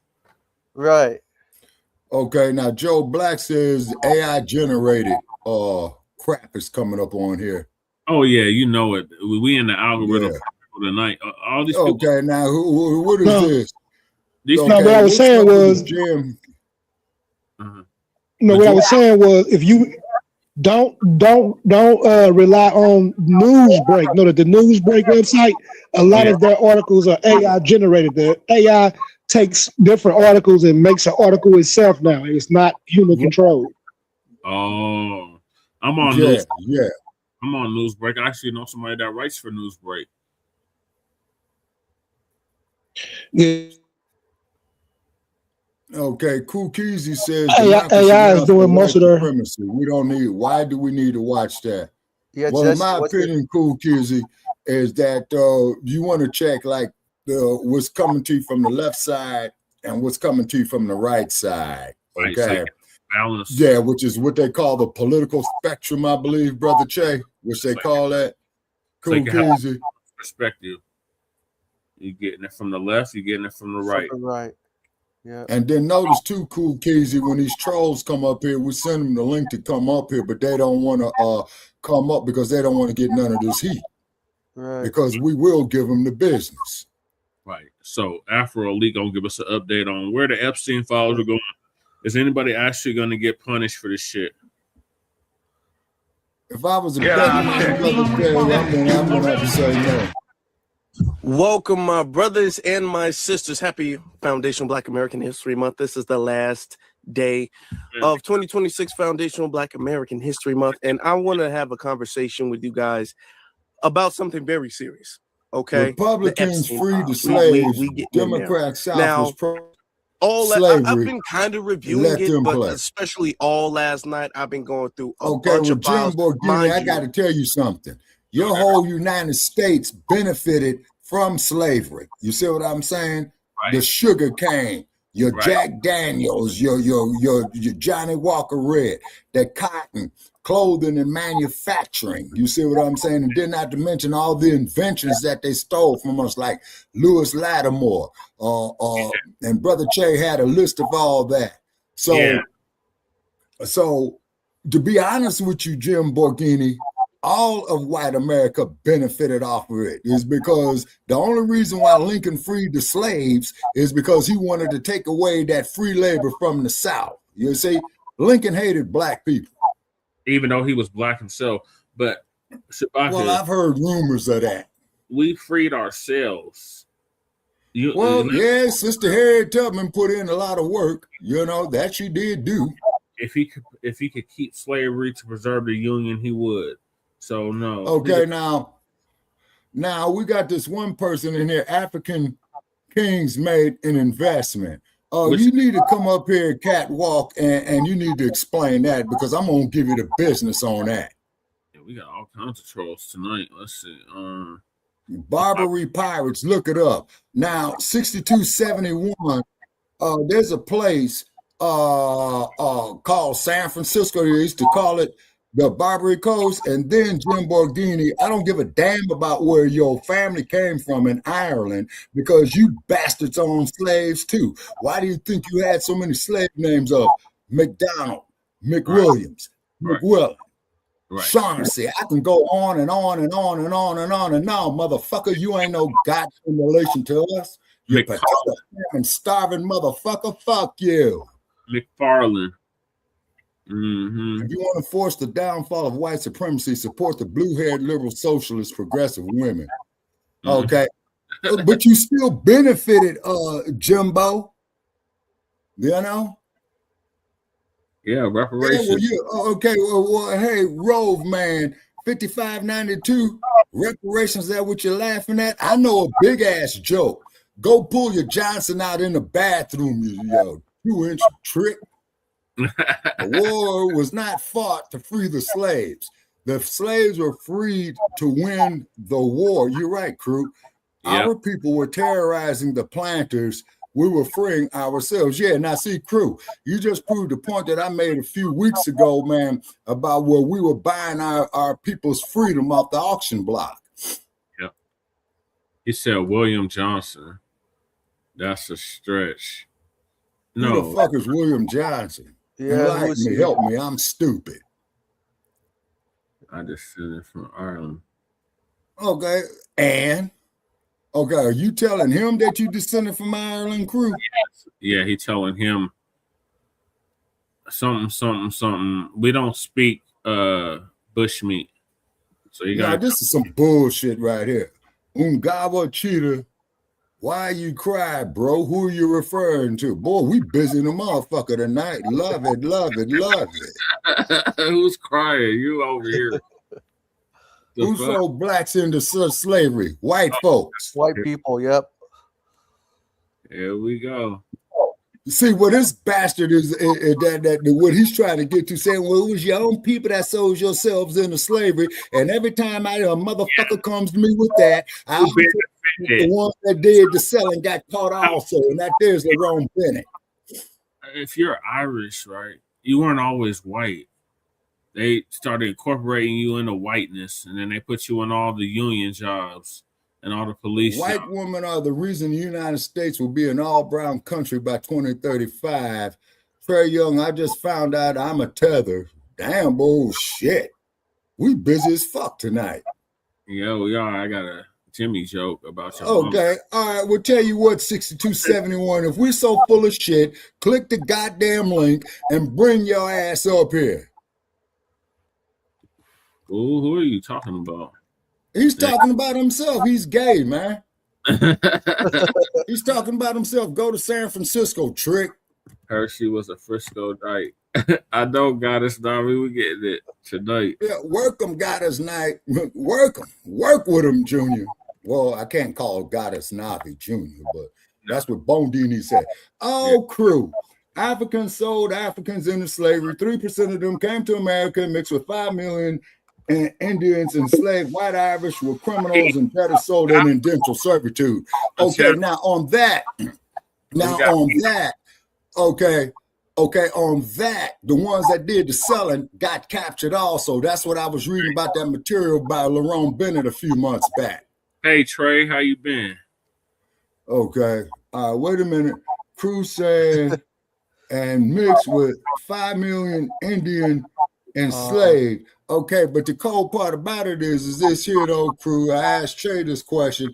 Okay, if the Indians, if this is their homeland, how are they going to allow themselves to be invaded? See, this is the same argument I had with these indigenous people at the Little Bighorn.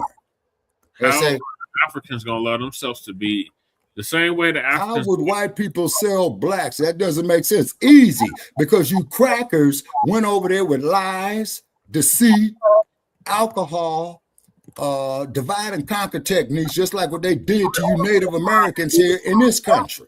What tribe are you from? You say you Native American, you $5 Indian. What native tribe are you from?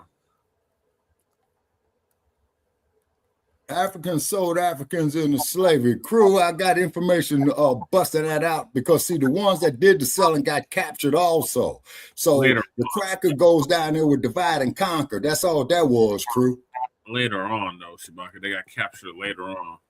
Okay, but the point is what I'm making at, though, Brother Che, is this. It wasn't like, oh, I'm around you, and then it was like years later, they came and rounded up the chief leaders that allowed the shit. Okay, now that's what Goree Island was all about, Brother Che. My little sister came on when we was doing Shabaka's Black Experience, okay? Mm-hmm. She brought that there to light. You see, because it didn't happen overnight, Brother Che. See, the thing is what that is, you so well put it. They came, they sent in the missionaries first, right? Gave them the Bible. We bowed our heads to pray. When we raised our heads up and opened our eyes, we had the Bible and the European had the land. Don't go somewhere with that Charlie Kirk bullshit. Come on up, Tony, 1921 96.5. Come on up. You want the link? See, you damn trolls talk this bullshit in the chat, but when we try to tell your punk asses to come up here, okay, you know, you don't ever take our offer. Hey, Jesse. Unless you're Twa, that's the only way you black. You talking about you from Ireland? The only black people in Ireland was the Twa. That's where they got the leprechaun from. Hold on, Shabaka. Okay, now, go ahead. That's where they got the leprechauns from, the little pygmy African people that were originally in what is now Ireland. Irilel. That's the accent, how Irish people say Irilel. Mm-hmm. I am black. Okay, if you black, man, bring your ass up here. Black Indians were betrayed. Joe says, watch your enemy, eat your enemy. Black Indians were betrayed by the $5 red natives, and we would have peace with us, then attack in the early morning. Okay, crew, you're right. You see, one thing about the Crackaroo crew, he always believed in divide and conquer. Yeah, like Mauritania, like Libya. Whose fault was that? Same slave market runs today. You sold your own people into slavery. That's bullshit. Okay, bring your punk ass up here. I'll debate with your motherfucking ass. But you bastards don't never want to sit up there and admit that it was a deceitful tactic. And you took the ones that did the selling too. Where was the first place slavery was established in the Western Hemisphere? Okay, catwalk, you smart. You tell us. You can handle things, you ignorant motherfucker. Come on up. Punk ass motherfucker. Hey man, why y'all doing this here to me tonight, man? I was in a good mood. Charlie Kirk shit, kick him out. Mm-hmm. Yeah, Tony, you ain't hit the link, so it's permanent vacation for you. Yeah. Now you're talking about your mama. Now, what was your mama doing? Man? She was a street strucker. Was your mama a street hooker? Black America and Black Canada has never had this opportunity before to watch their enemies destroy their enemies. Okay? When our enemies get through with our enemies, they will be weakened to a point. Okay? So in this time frame, if all Black America and Black Canada did was stack their resources and prepare for the battle that's coming, you know, it'll look a little different because once they're done with each other, they're tired from fighting. They will have to depend on the government to save them, not themselves. Mm-hmm. Okay, oh boy, boy, these motherfuckers talking all this bullshit tonight. How come you won't come up here? Well, Jesse, I'm surprised. I say Jesse and Sabak, I'm surprised you guys got a lot of trolls today. The most I ever seen. Oh no, man, that's good for business, bro. Okay, Crew says, imagine if I come visit you, we kick it, and then in the wee hours in the morning, I'm sleep on the couch and get up and do your whole house in. That's how they capture. Okay, Crew, I've been saying the same thing, Crew. The first spaceship arrived in Jamestown in the 1600s. Oh, you talking about Sandy Darity? Okay, Frontline Black News 5280. What is the name of the dude that came out with reparations number, the Black economist? It wasn't Thomas Sewell, was it? Shout out to X-Clan, but we ain't no X-Clan dropouts. You got to come better than that, Catwalk. Come on now. You're trolling this week. Black trans people built America. Let me tell you something, Lloyd. That trans shit, that is strictly European. Okay? All right, is because you see, you have to understand is that if a motherfucker like that came around there, right, on a continent, they were told to shake the spot. Right. All right, Matthew Lewis saying slave shop. You're the one talking bullshit. Now, one fact has come out of your mouth. To whom are you referring from? Every goddamn thing I said is a fact. Or hit the link, or you just gonna keep trolling in the chat. Okay, Michael Pan, Joe Black, Brad is what? Slave ship. You blacks owe the white race reparations. No, we owe to put our foot in your asses. Come bring your sun dodging ass out here and sit with me out here in this desert heat, man. Come June at about 125. But guess what, Cracker? You got to leave your sunscreen at home, and I will take great pleasure in watching your ass bake. And what color is a snake on its belly? White. Right. What does a snake scans do? It does what, people? It sheds, right? We got another tether in the chat. He said, what's up? So if the first slave ship arrived in 1619, why were we fighting the Spanish in? Okay, sorry, crew, I didn't get all that. In fleeing ashy, musty tethers that love to troll our spaces. What's up with that?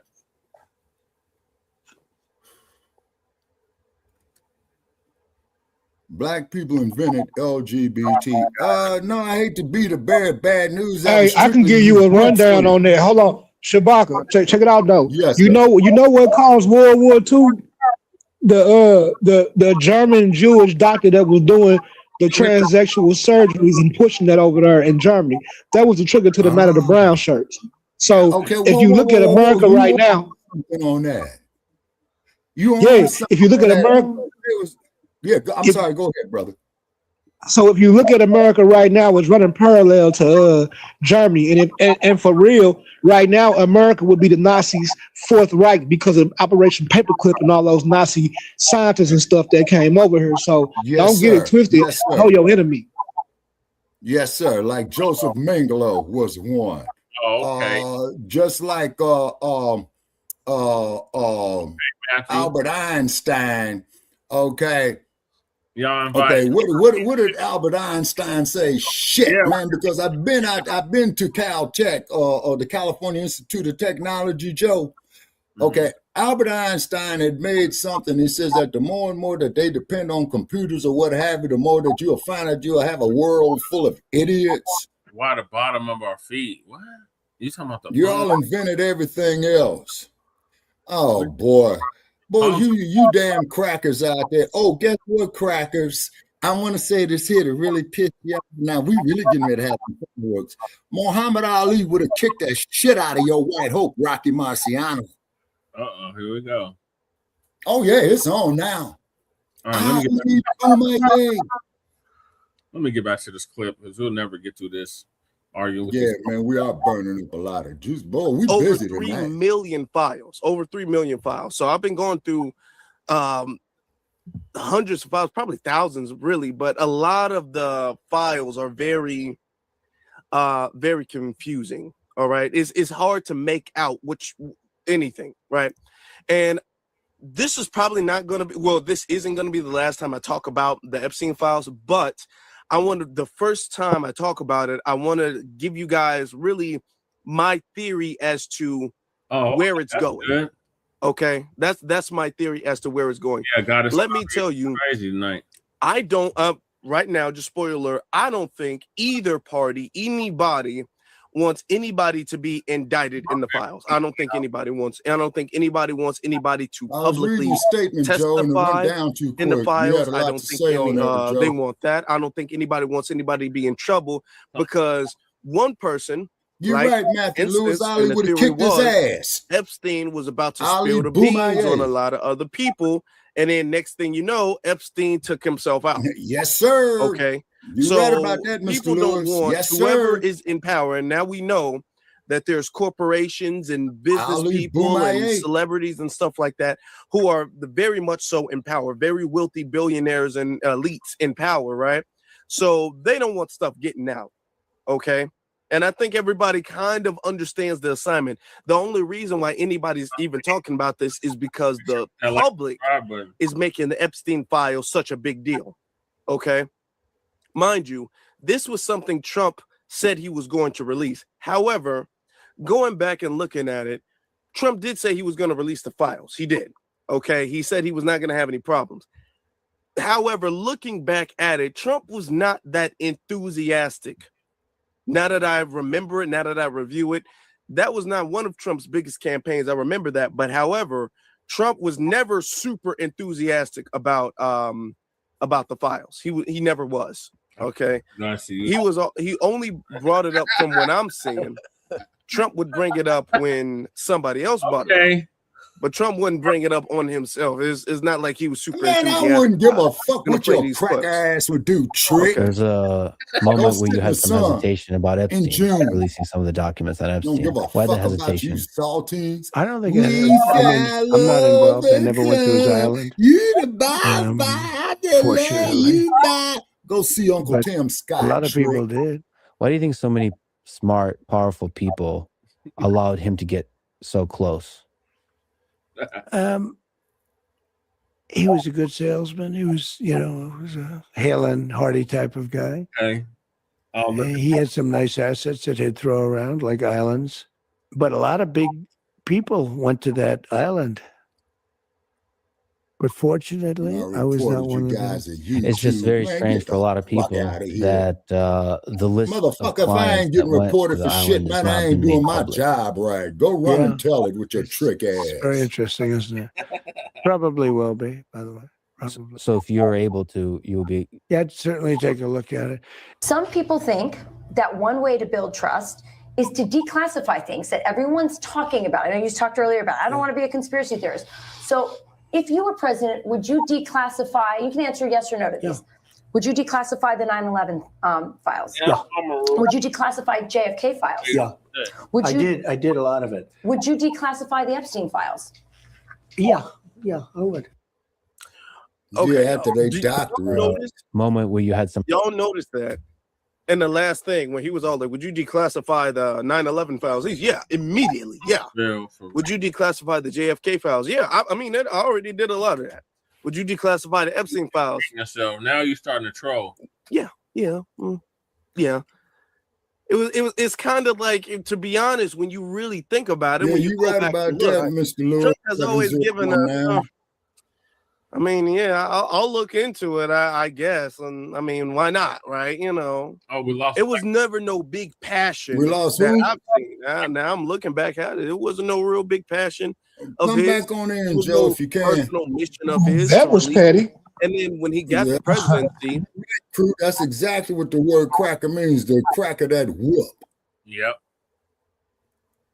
He didn't want to do that. He didn't. And he could have signed an executive order, which is what upset a lot of his base, to sign an executive order like, hey, Trump, come on, you said you were going to do this and this and this, and now you don't want to care. Trump didn't care. And Trump was actually getting upset about people mentioning the Epstein files. It took an act of Congress that Trump eventually had to sign and he bragged about. But it took an act of Congress in order for the Epstein files to be released at all. And if it wasn't for the public pushing that, now I don't think Congress wanted to do it. I think it was the public pushing it, and Congress initiated because, you know, they wanted to get at Trump. But I don't think they would do it in any other circumstance, under any other circumstance. All right, let's take a look at that. Yeah, you're right, Mr. Lewis. He did say he was going to release his tax returns in the first season of The Political Apprentice, his first term, and he never did. To vote on the full release of the Epstein files, this morning, Speaker of the House Mike Johnson says a significant number of Republicans will back it. And how many Republicans do you expect to vote for this? I think it'll be Trump is a pedophile. In the final hours, the president will burst in course, telling Republicans to vote yes, insisting he would sign the bill if it reaches his desk. Yeah, you're right. Let the Senate look like at it. You're talking about grab women a certain way. Too much That's a because sexual honestly, assault. I don't want to take it away from us. But over the last several months, the president has repeatedly tried to stop this vote from happening. Cool. Now Speaker you're right Johnson about sending that. the House on August recess early, And I keeping can't them out see for weeks with during that. the shutdown, I don't which in want you turn to stole the vote. price of gas The president's going top up. advisors working behind the scenes, even summoning Congresswoman Lauren Boebert to the White House to meet with the FBI director and the Attorney General in the Situation Room. Oh, These are friends that I work with. It's okay to have conversations. There was nothing. I felt no pressure. Shit. No pressure even in the Situation Room having that meeting. I don't know what Like the he big deal is stayed about loaded the off some situation, but hash. Boebert did not fold, and more Republicans are supporting the move. Get it off the table. I mean, we've been debating this thing too long. I've said all along I want the list out. Let's get it. Let's go. Still, some Republicans questioning why the president doesn't release the full files himself when he has the power to do so at any time. If they're serious about it, they should release them right now. It's that simple. Just a couple blocks away from the Capitol, survivors What of does the Epstein's Fifth abuse Amendment holding a say? You demonstration. do not have to Danny be Bensky a was just witness against 17 when she yourself. met Epstein. This is a moment of vulnerability. This is a moment, as you can see, when we are tapping into those youngest parts of ourselves. Yeah, you're right, and Crew. saying Trump is we're a doing it genius. He for thinks that things whole out. person that used But to folks exist. who don't think long game cannot figure him out. The release of all Trump the just files put within a stick in 30 days. the It's unclear how the black Senate spokes is of going to Russia and handle this. China The and president's Israel. investigations into Democrats could complicate the release, but you heard even there from Republicans saying that the president does not need a vote to release these files. He has the power to do so now by himself, George. He sure does, Rich. He did it for Amelia Earhart. He did it for Martin Luther King. He did it for the Kennedy assassination files. He could do it here as well. What we're also seeing is Larry Summers, the former president of Harvard, the former Treasury Secretary, also caught up. That would be Fifth Amendment, but if they Larry Summers, give one immunity, Yeah, one he's must facing testify pressure be to held back in away contempt. from his public commitments. And That's he what they says that tried he to do will to now Sam do so. This comes Giancana, after newly Crew. released documents showed that he not just kept in close contact with Jeffrey Epstein, but even did so years after Epstein pleaded guilty to sex-related prostitution charges involving a minor. Summers, in a statement writing, "I'm deeply ashamed of my actions and recognize the pain they have caused. I take full responsibility for my misguided decision to continue communicating with Mr. Epstein." Summers has not been accused of any wrongdoing, but this does underscore the growing fallout from the release of these files and documents, George. All right. All righty then. Okay. So it took all of that. It took all of that. If y'all can do me a favor, because this is a very sensitive topic, you know, and when it comes to sensitive topics like this, the algorithm doesn't really approve that. So if you guys can do me the solid and hit that thumbs up button, Do the same if y'all can do me the solid and hit that like button, then I would greatly appreciate that. I Do the same for Frontline Black News. I really would. I think So- Afro will lead to do it. He said he was going to do it. He didn't do it. It took all of this. Okay, pretty much took the entire government to get the files out. Now the files are out and people are combing through the files. The thing is that I think, and this is my theory, we're just going to give you my take and my theory of it.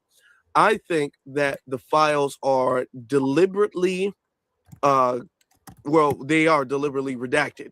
They say the fact that the files are deliberately redacted because they want to protect the victims and they don't want to damage any further investigations or anything like that. They say that. Okay. All right. Of course, that's what they're going to say. Eating mass. Click the link and They come on want to up. protect the victims, Or even though there my has been eyes, if victims' I'm names saying that the have name been right. out already in the public and in the files. But not only are the victims' names redacted, a lot of the people who are in the list, their names are redacted.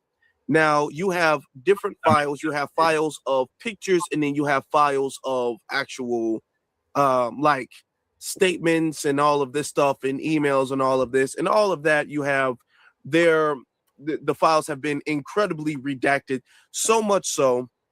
And I think this is my theory, I think this is the reason as to why they're chopping up the files and not releasing all of the files at the same exact time, because they want to make sure they comb through with a fine comb and get all of the worst of the worst parts out. Now, they can't purify and sanitize everything in the Epstein files, because it would give it away. It would be way too obvious. But they want to sanitize the most damning evidence of the Epstein files and then release that to the public, and then have the public feel somewhat pacified and comfortable knowing that this is somewhat transparency between the public and the government. Let me look this up. Let me show you guys what I'm talking about as far as the files are concerned. Let me show you guys. Okay. Where is it? Right here. Can you guys see it? Let me show you guys. Okay. Oh, of course you can't see it because I'm not showing it. That's why you can't see it. Okay. Looking over here. These are the Epstein files. And this is what I'm talking about how deliberately confusing they are. And they've done that for a specific reason. When you look at the files, now you're going to click one. This is another thing. You're going to click one file, and then one file is going to take you to one single thing. It's not like you can click one and then go through all of them. So you're going to click one. It's going to take you to one. And then next thing you know, it's like you got to click the other one. So I'm going to click this one. Okay. You guys can see it, right? Right here, this is a file. The name is all the way redacted. The sister's all the way redacted. You don't have like the address on here. There's handwriting on here. Okay. From 2009. Okay, I don't know who this is going to. Now, Epstein was convicted in 2008. But then down here, 18. So this is number 2. This is so redacted. So this is a sheet of information, a sheet of evidence. This is so redacted. Everything is black. This is entirely black from top to bottom. This is how a lot of the Epstein files are. It's so redacted. You don't know anything. And this goes on. Okay. This goes on and on. These are 11 files. And you have no idea what's in these files at all whatsoever. Okay. Shit. All you know is this, and all of the names. All right. So I just hit 300 subscribers on my personal page. That's what's up. Shout out to the new viewers and new subscribers. Okay. And important information has been redacted. This is going somewhere in New York. That's the only place you know. You don't know who is going to, where it's going, you know, who is coming from. Let's look at another one. Okay, now, which one? I don't want to get the same one. Okay, hold on. Right look there. at this. Okay, this is a file. What's in the file? What's on the file? You don't know. Can't tell. It's a date 2004 or 2005 or something like that. You have no idea what's on these files whatsoever. You don't. I'm just going through them. What is this? Epstein. Okay. This is mail. Now they do have who this mail is going, or the building. And that's it. Some of the names are redacted right here. Now there's some things you can take from the Epstein files, but as I'm saying, I'm walking you through it to let you see how deliberately confusing this is. They've deliberately done this. There was one of them, I'm all like, and I'm going through hundreds. It's of these. called You can't really make bullshit. out. I'm now just randomly going through it. Now, some of these are the FBI investigations where you can somewhat read and fill in the blanks. Joe says, but and when then some of jeopardize these, men by allowing as you can males see, to use female you don't really restrooms, man, that shit there is crazy. so much. I mean, I'm Don't talking let about no damn man use major no gaps woman's restroom. are redacted. Right. So much so, like I'm telling you, you have whole things that are just completely blank. Okay, Cruz says When you go one could tell through it, the AI to remove a certain I haven't color and gone. I'm just information can't be literally made seen. randomly Okay. going through any of these. I'm randomly like, stop going through that one. Okay, I think I already went through that one. Oh no, I didn't. Look, completely blank. That's number 2. Completely blank. All of these things are completely blank. You can't tell anything. Okay. This is a file. This is pacification. I don't want to get in trouble because that's like social security information or whatever. I don't know what you can show on YouTube. Look at this one. Blank. 100% redacted. 2. Okay. All the way. Look, all of these are collectively from 1 is 100% redacted. All of these files right here, I'm going through. Man, you don't see anything comments, on any of them. Yeah. Y'all, scrolling all the way down, there are 100 files. Okay, Joe, what do you mean by we missing opportunities to use our white riches? So you can look it up yourself. This is like, I guess, the evidence file. And this is so redacted. Out of 100 of, I guess, pieces of evidence, I don't know what they call it. I'll break it down to you shortly. You can't see anything. There is absolutely nothing you can see with this. Okay. And there's no way you can get this like unredacted or the raw information or anything like that. Okay. It used to be a way you could. So there's things you can make out of it. If you comb through so many files, you can kind of put some type of piece together. But the thing is that all of the information doesn't have dates. Now, some of the files in the like the mail might have a date on it or something like that, but then sometimes it doesn't. So sometimes it does have a date, sometimes it doesn't. Sometimes you know when he was contacting people, sometimes you don't. Sometimes you know where it was, sometimes you don't. So this deliberately leaves people in this state of confusion where nobody knows what is going on and who is saying what to anybody. Nobody knows. And I think they've done this deliberately. I think also that they have put out information like on celebrities, and they've done that to deliberately confuse people, right? Like, for instance, they put out information on Michael Jackson, or they shown Michael Jackson in a file with Jeffrey Epstein. Now, mind you, Jeffrey Epstein has pretty much a picture, especially in the very early 2000s, with pretty much any celebrity, any and all celebrities. Okay. So he has a picture with Michael Jackson, and people are making it seem like anybody who has ever at any point in their career has ever associated, has ever been seen in the same room of Jeffrey Epstein, knew what Jeffrey Epstein was doing. It was a part of what Jeffrey Epstein was doing. Get to the and that's not necessarily the case. So a lot of people who may have had a picture with Jeffrey Epstein, but were not on his island, you know. So you can't even really make anything about that. But I think that they're doing that to, first off, throw Michael Jackson under the bus, because they hate Michael Jackson, number one. Number two, deliberately to confuse people, to throw out confusion on people. All right.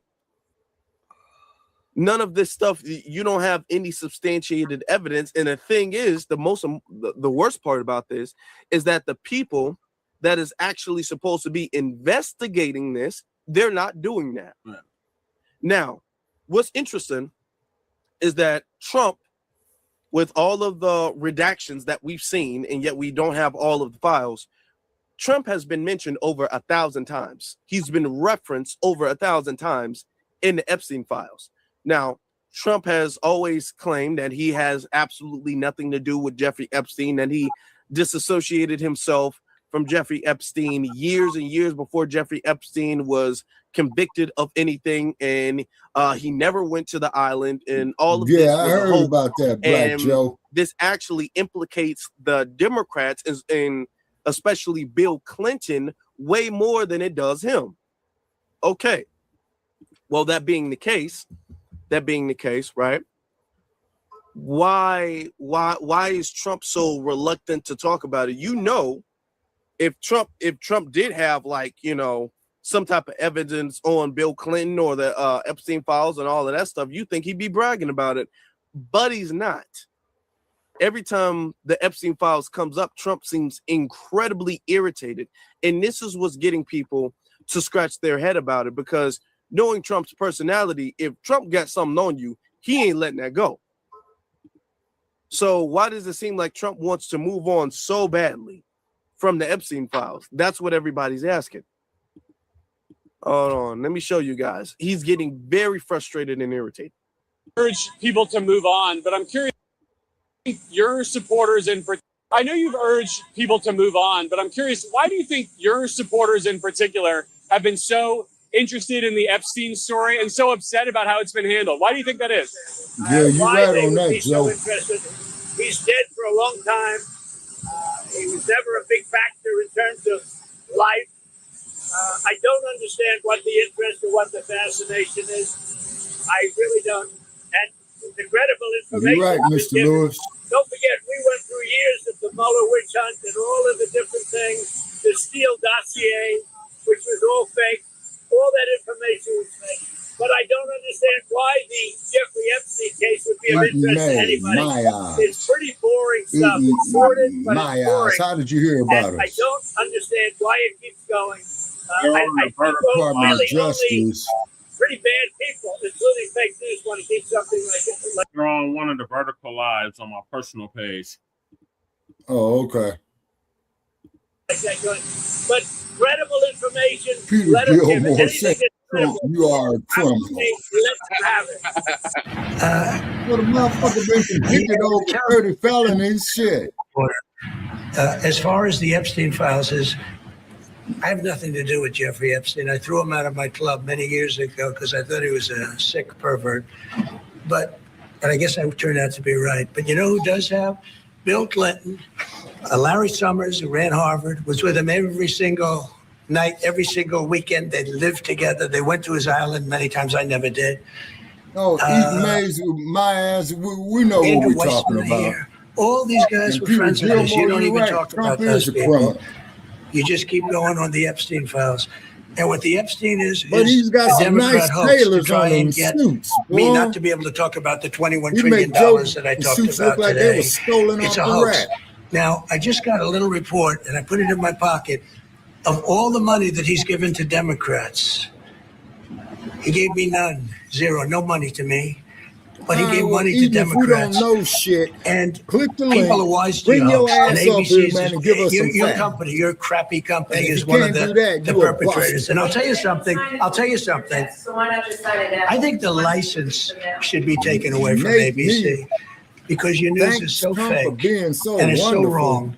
And we have a Another great head commissioner, case. Okay, chairman, quit smoking dope, who should Nate. look at that, because I think when you come in and when you're 97% negative to Trump, and then Trump wins the election in a landslide, that means obviously your news is not credible, and you're not credible as a reporter. So I've answered your question. You should go and look at the Democrats who received money from Epstein, who spent their time. Joe. Larry Summers was with him all the time. That creep the fund guy was with him all the time. What's his name? Who? Reid Hoffman. I don't know Reid Hoffman, but I know he spends a lot of money on the radical left. Reid Hoffman, in my opinion, should be under investigation. He's a sleazebag. Yeah, and just like those are your the ass people, needs to be but under they don't get more any press. They don't get any investigation. news. And you're not after the radical left because you're a radical left network. But I think the way you ask a question with the anger and the meanness is terrible. You ought to go back and learn how to be a reporter. No more questions from you. Who else has a question? Prince, very quickly. You think that they should be more transparent? They thought they released too much. Steps Yeah, I from heard that. verifying evidence, And you not tell me something assuming else. guilt. No. I think it's really time for the country to get onto something else. Really. You know, now that nothing came out about me, other than it was a conspiracy against me, literally by Epstein and other people. But I think it's time now for the country to maybe get onto something else. But what would you say to people like who feel like they haven't gotten healthcare, justice, Mr. President? something that people care about? Yeah, what did you say? Go ahead, What would you say to the CNN. survivors who feel like they haven't gotten You are justice? the worst reporter. No wonder CNN has no ratings because of people like you. You know, she's a young woman.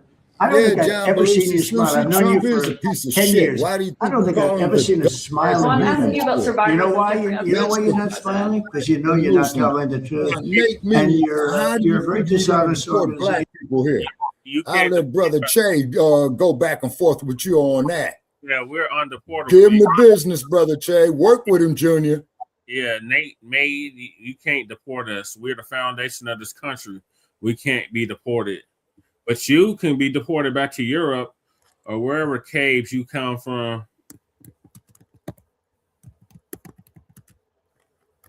Okay, save _ dullness. Trump was with Epstein for 15 years. I don't doubt it. Trump is a piece of shit. Oh, I agree with you. Why do you think I referred to him as the dump, as in human shit? Trump had at this point killed in his first term. The media said he committed suicide. Oh, go ahead, Black Joe. At this point, when it comes to politics, going all the way back to the late 80s to now, male and female, colorblind, which one of these jokers ain't sexual predators of some sort or some fashion? Right. Like this is almost a mute argument.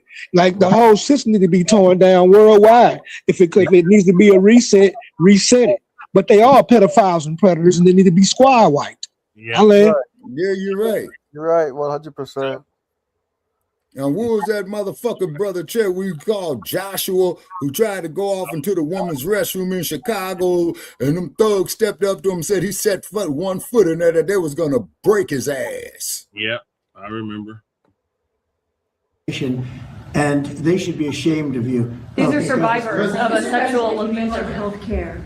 And one of us would believe a lying white racist can accusing a black man of a crime without verifying allegations. He's known for not being very polite to reporters. If he's Trump innocent. don't like being asked about the Epstein files. Trump want to look at the Emmett Till case. Trump wants to move on. All right. Now, a lot of people are raising their eyebrow like, no, why you want to move on? Yeah, so do my ancestors. If this was damning information about the Democrats, like you're saying it is, which looking through it, it is, but is it also damning about you? Because if it was only damaging to them, I don't see how he would have any type of issue releasing that. But it seems like it might not only be damaging to them. Right. Now, Bill Clinton is in the files often too, and we will talk about Bill Clinton as well too. But y'all think the interviews are a mess. If y'all thought the interviews are a mess, that don't get there. We're asking the question of where is this going? Okay, because Trump doesn't want to talk about it. So let's see if his Attorney General, Pam Bondi, has anything to say about it. And let me tell y'all something. Pam Bondi doesn't like answering any questions at all. Pam Bondi deflects from pretty much all questions and regarding to the Epstein files. It is motivated investigation. It is absolute theater. He's politically. Yeah. Before we get to that, before we get to Pam Bondi, let me just say this too. Let me say this as well too. The Democrats don't want people really persecuted like that either. They don't. Because they're more upset with Pam Bondi for going after Letitia James and not the Epstein clients than they are for going after the Epstein clients. Okay, well, you're right about that, Mr. Lewis. My family built it Notice too. Elections are coming up. You have Democrats running for Right, Senate. and we got somebody in here. All of them are talking about healthcare, fuck matter. ICE, okay. Eating my asses and my ancestors spilled blood fighting and dying freeing black slaves in the Civil War. Any thanks for that? Fuck you in that. For the simple fact is, Lincoln had stated that the only reason he did that because he looked at the white race being a superior race. So fuck you in that. None of them are campaigning on he got to be removed because we got to get to the sick perverts and none of them are talking about it. Nobody's really talking about it. Nobody's taking this as a very serious crisis. People are taking this as more like celebrity gossip, really, right? Right. Now, you got anything to say I'm about telling that? you, it gets crazy. Look, y'all look at He that. said he had to shut down a tether on that. Grasping is something they can charge their enemies with. We now have concrete evidence of disgusting criminality revealed in the Epstein files. So I really have just one question for you. How many of Epstein's co-conspirators have you indicted? How many perpetrators are you even investigating? Okay.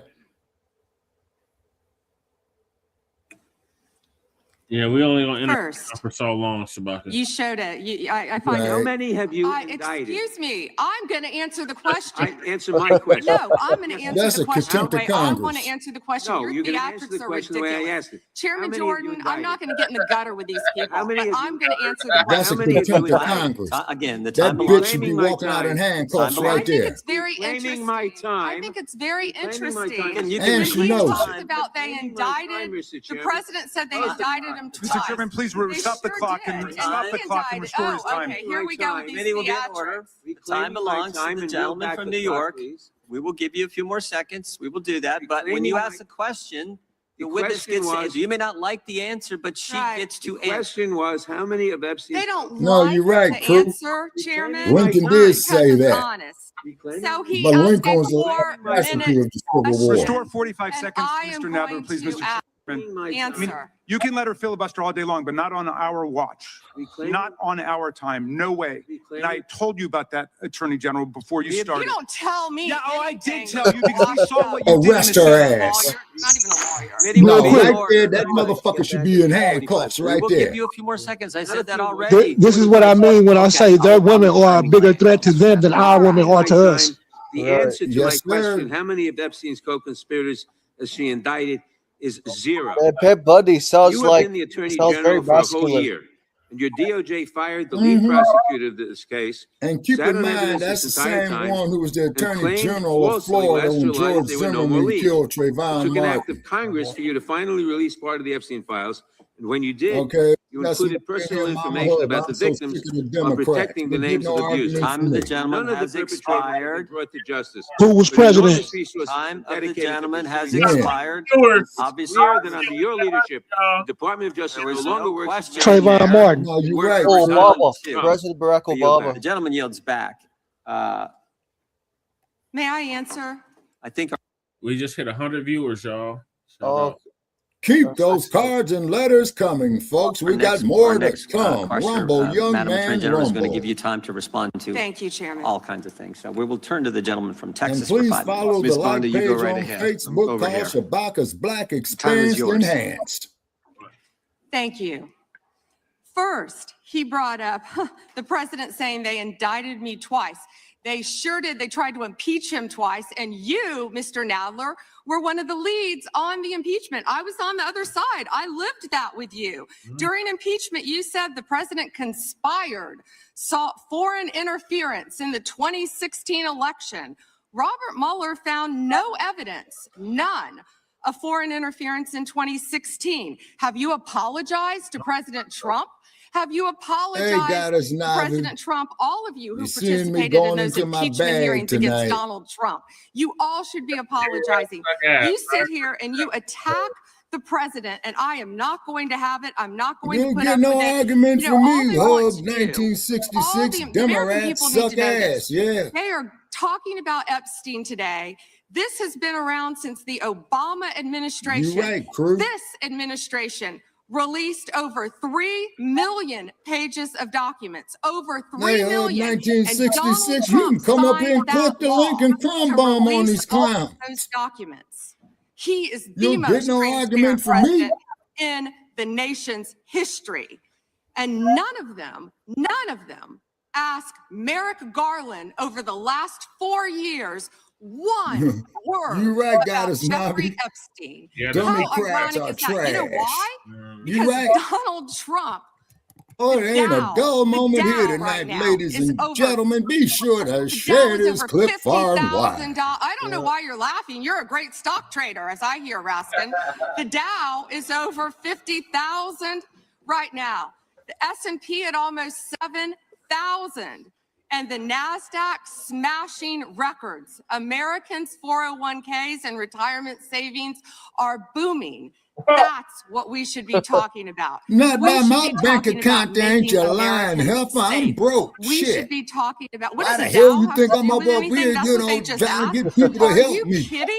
Mr. Jordan, Mr. Jordan, Committee will be in order.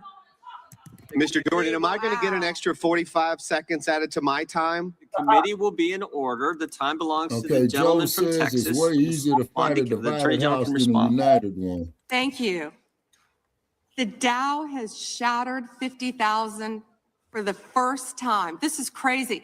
They said No, it you're couldn't right be about done that, in 4 Michael. years, Most yet President Americans Trump are has living done it paycheck to in paycheck. 1 That ain't year. living.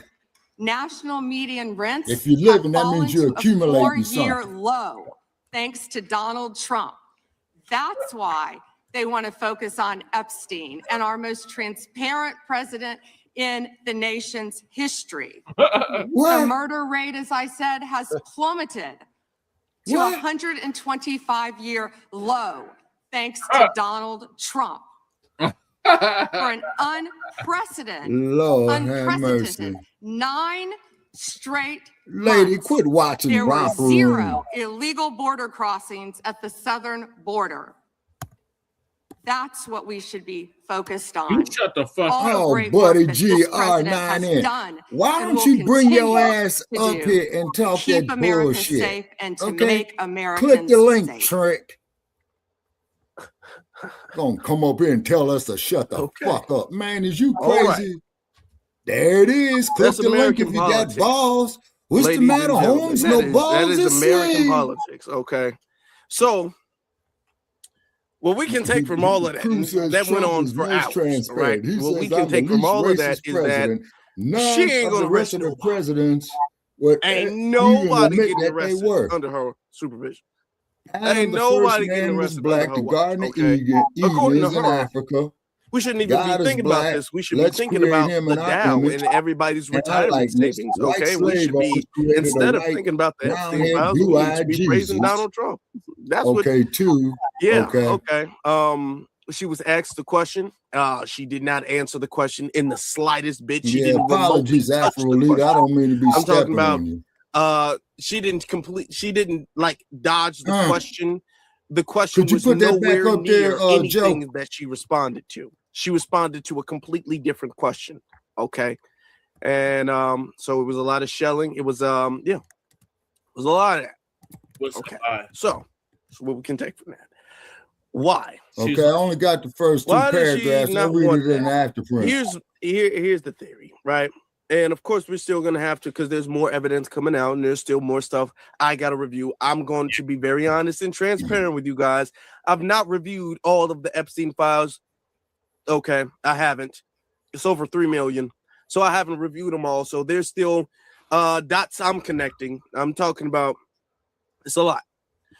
People in the chat room saying Queen of Deflecting. I've never seen deflecting like that. Right. I mean, she's sitting up there. She could dodge bullets like Neo in the Matrix, the way she's dodging and evading those questions. All right. Oh, Those yeah. questions didn't touch her. Yeah, Whatever. you got a And she point got on really that, mad. Joe. Okay. Yeah. And And people the are state only of bringing up California Epstein declared them files white, because the man, so Dow they is wouldn't doing hook so up good. with That's the U.S. with the state civil rights attorney general. movement. That's the Then United States. Sorry, there's the Black United Panther States attorney say general. Chavez on a great Okay. boy. And because Donald Trump is doing so good, that's the only reason people care about the Epstein files. All right. So they all wanted to go away, apparently. I think that, you know, there are powers at B, whether that is Donald Trump, whether that is other people, there are powers at B that's all like, look, Do you see me, if guys? you arrest one person, see, one arrest is not going to work for something like this. One arrest is not going to work. You would think there would be a whole big RICO all charge is in it? involved Crew, in we it, got right? a full You would house, think man. so. You would think that would make sense, but one arrest is not going to work no matter who it is, because one arrest is going to lead to somebody testifying, Yeah, I'm like talking to Epstein everybody was in supposed here. to do. Somebody giving a confession, like Epstein was supposed to do, and then that implicates other people, and then that creates a domino effect Okay, and the chain reaction was this Okay, she person says snitching on that this the person and comments get this are person, and then this person my is saying this avatar. information, but that connects that Okay. dot, and then that person gets arrested. And if you get one person, then the whole net, it's like a net. I wouldn't be surprised. It's a chain, and everything is relying on one chain. You get one chain, then the next Curtis chain, and the Fox. next No, chain, them and this bone chain, and this spurs chain, and were this chain, and this bullshit, chain, man, so he can get a and deferment. it goes really deep. It goes a During the lot time of deeper the than what they're Vietnam letting the public conflict. know. So that's why you're not really seeing nobody, neither the Democrats or the Republicans, press for major arrests being made like that. You're not seeing that. You're not. Okay. And you're not going to see it. You're seeing people do false testifying and investigations and things. Let me show you guys this. Bill Clinton, I guess he was he denies any wrongdoing. Let me show you guys that. Let's read this real fast. The one I said I did not have So, you know, Bill Clinton's all up in the Epstein files, and Bill Clinton denies any wrongdoing after being questioned in private. Bill Clinton was definitely questioned in private. Okay. Disposition ends. Bill Clinton answered questions for more than 6 hours today as part of a House Oversight Committee's Jeffrey Epstein investigation. The disposition happened behind closed doors. Behind closed doors. At Chappaqua, New York. Okay. Why did it happen behind closed doors? That's my question. Classified. Why didn't it? Why wasn't it televised? Why wasn't it recorded? Classified. Y'all didn't even have the transcripts of it. How do we know y'all questioned him at all? How do we know it was more than 6 hours? He just sat there for 6 hours, and we're just supposed to take your word for it? Real Brothers Double G. Okay, let's look at some of the other all stuff. that shit is classified. His testimony. The former president told lawmakers he did not know or have sex with the woman who he was in the jacuzzi you're with. right, Joe. Yeah, he did lie about Monica Lewinsky. And the files released by the Justice Department, source told CNN. Did not have sex relations with that woman. Man, he was lying. And then keep in mind, Clinton people, said they're going to waste the damn taxpayers' money on that impeachment when really that case belonged in divorce court. Right. That was between him and Hillary. Yeah. Him and Hillary. Yeah. Yeah. In his opening statement. Go ahead, Michael. I was going to add too, like also because you know Bill Clinton is not the first time not the first time Bill Clinton, had an affair with Monica Lewinsky, but he also had an affair with Jennifer Flowers going back to 1992, and Bill Clinton's response in 92 was, I don't know that woman, Jennifer Flowers. Never had a relationship with her. Never had a relationship with her. Okay, never touched so her. that's deniable plausibility. Plus- In plus- other words, plus- deniable plaus- Go ahead, Joe. Go ahead, Joe. Plus that mixed boy that looked just like him that's supposed to be his son. Forget plausible deniability. This shows content of character. He has a pattern. So to say that he didn't know and didn't do is a lie. Monica Lewinsky was how much his junior in the White House? Like 20 years the age. 30 years. So he was an adult before she was born. Right. So make it make sense. It's all there in your face. Right. And also, by the way, I forgot to tell you, Jennifer Flowers ended up endorsing Donald Trump over Hillary Clinton in 2016. Oh. Yeah, because of the the skeletons coming out of Hillary Clinton's husband's affair with Jennifer Flowers, or the sexual harassment lawsuit. Mm-hmm. And this is Bill Clinton. This is Bill Clinton. Oh, Jennifer Flowers is so beautiful. Come on, girl. And Jennifer says, no, Governor Clinton, you're married. And Bill Clinton's like, no, I don't. Jennifer Flowers, you're so beautiful. You're blonde.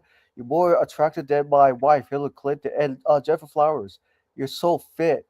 That's why I can't resist. And Jennifer Flowers like, Governor Clinton, you do realize I will leak this out to the public. And Bill Clinton's like, no, don't do it, Jennifer Flowers, don't. You're going to hurt my chances of becoming president. In 1992. I know I'm kind of exaggerating what Clinton said then. Yeah. But she did leak out the information in 2016. I think she waited for the perfect opportunity. Yeah, I think so. All right, let me finish this up. Go ahead, Jesse. Go ahead. that he, quote, saw nothing and, quote, did nothing wrong related to the disgraced financier. Okay. Okay. Now, mind you, this is what CNN is saying. They're giving quotes. CNN is giving quotes of Bill Clinton's testimony from behind closed doors. Okay. Was CNN there? If CNN was there, can we get a little bit more than that? Seeing that's all we're getting. I did not have sex with her. I did not have sex with myself. Did you do anything else? Like, what does that mean? Okay. Like, you know, and I did nothing wrong. All right. I don't know. I'm just reading. I'm reading the quotes, and I'm just gaining more questions off of that. I don't know. Okay. Now, of course, and we're just gonna finish this up here, and then he has a whole video. Epstein and the Clintons. The former president's testimony comes a day after lawmakers interviewed Hillary Clinton for the House investigation. Read CNN's review of what Epstein files say about the Clintons. CNN, clearly y'all not credible like that. Okay, calling on Trump. Okay, the top oversight Democrat says Clinton's deposition should pave the way for Donald Trump to testify too. Trump said today he doesn't like seeing the former president disposed. Okay, so clearly, here's what I'm saying. What I believe, in order for them to seem not politically biased, and they are, they really, really, really are protecting Bill Clinton. They really are. And they're trying to say, okay, well, Bill Clinton testified for 6 hours. Oh, and we hit him with the questions, the hard-hitting questions. You better believe it. We did. We can't show it to you guys. We can't prove it to you guys, but just take our word for it. We did. Trust us. We really, really did. So now it's Donald Trump's turn. And let me ask y'all this question. Do y'all think that Donald Trump is going to have the privacy that they gave Bill Clinton? No. Let me ask you guys this question. Did anybody even know that Hillary Clinton was investigated or gave a testimony in the disposition? Did anybody know that? Did they televise that and make that a big deal? No. They didn't make that a big deal. They did that real quick to say, okay, well, we did the Clintons. Now it's time for Trump, because they wanted to get after Trump. Okay. And the Democrats, and I don't think that the Democrats are really going to try to arrest Trump on this. My theory of this is that Epstein is bad press for anybody. Anybody involved with Epstein is bad press, right? So they want the name Epstein and the story of Epstein to hang around Donald Trump like this dark cloud before the midterms, so people can use that as leverage for the midterms. Do they actually plan on arresting Donald Trump for the Epstein files? No. Now, going through from what I've seen in the Epstein files, there's no evidence that Trump isn't actually accurate when he said he cut Jeffrey Epstein off. He said he cut Jeffrey Epstein off in the early 2000s, and there has been no credible evidence to show that Trump has actually lied about that or has actually been to the island that I've seen. Of course, it's redacted, but I've yet to see anything in the Epstein files that actually does debunk his claim of never going to the island. Okay. So do they really want to prosecute Trump and his administration for it? I really don't think so. I think that they just want the dark cloud of Epstein to float around Trump just a little bit longer, so they can get more seats in the midterms. Okay. I don't think that either party wants to make any serious arrest, because one arrest, like I said before, is going to lead to a whole string of arrests, and that's going to break things down. Now, I have a theory about this. We're going to get to a little bit later, but I want to show you guys, before I get to the theory about this, about why all of this is going on, I want to show you guys what Bill Clinton had to say today. Bill Clinton came out with this today. Why's my okay. This is what he had to say. Finished testifying in front of the House Oversight Committee. I did it for 2 reasons. First, I love my country, including our Constitution. And America was built on the idea that no person is above the law, even presidents, especially presidents. And that we should all live under the same set of rules. This kind of democracy requires every person to play their part. And I hope that by being here today, we can bring ourselves just a little further away from the brink and back to being a country where we can disagree civilly and we can search for truth and justice. And that it outweighs the partisan urge to score points and create spectacle. The second reason I was there is that the girls and women whose lives Jeffrey Epstein destroyed deserve not just justice, but healing. They've been waiting too long for both. Though my brief acquaintance with Epstein ended years before his crimes came to light, and though I never witnessed during our limited interactions any indication with what was truly going on, I offered the little I do know in the hopes that it would help prevent anything like this from ever happening again. I also have to say something personal. Republicans made Hillary testify yesterday, and she had nothing to do with Jeffrey Epstein, nothing.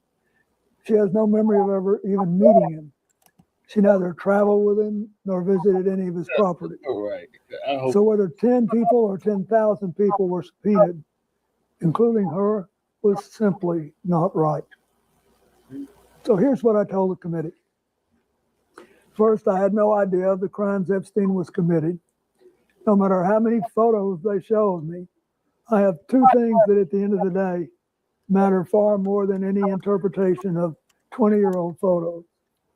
I know what I saw, and more importantly, what I didn't see. Yeah, got us And I now. know what Yeah, I he's did. looking bad. And more importantly, what I didn't do. I saw nothing and I did nothing wrong. Lies. As someone who grew up in a home with domestic violence, not only would I not have flown on his plane if I had any inkling of what he was doing, I would have turned him in myself and led the call for justice for his crimes. Exactly. Not the sweetheart deal we got. What'd you say, crew? You make your own club. 20/20 hindsight. I Yeah, saw you're right, nothing that ever Matthew. gave me No a one real is pulse. above the law. Yeah, look at the We're Rodney only here King today case. because Epstein hid it from everyone so well for so long. And by the time it came to light with his 2008 guilty plea, I had long stopped associating with him. When the video of my testimony today is released, I hope it will motivate everyone Man, to Bill go Clinton in front looks of so Congress different. to say what they know. No, I that's hope called it will age, motivate Michael. the Justice I Department know. to finally release all the files and I to almost ensure would that this recognize him at never first. happens again. Yeah. The survivors deserve that. Okay. All right.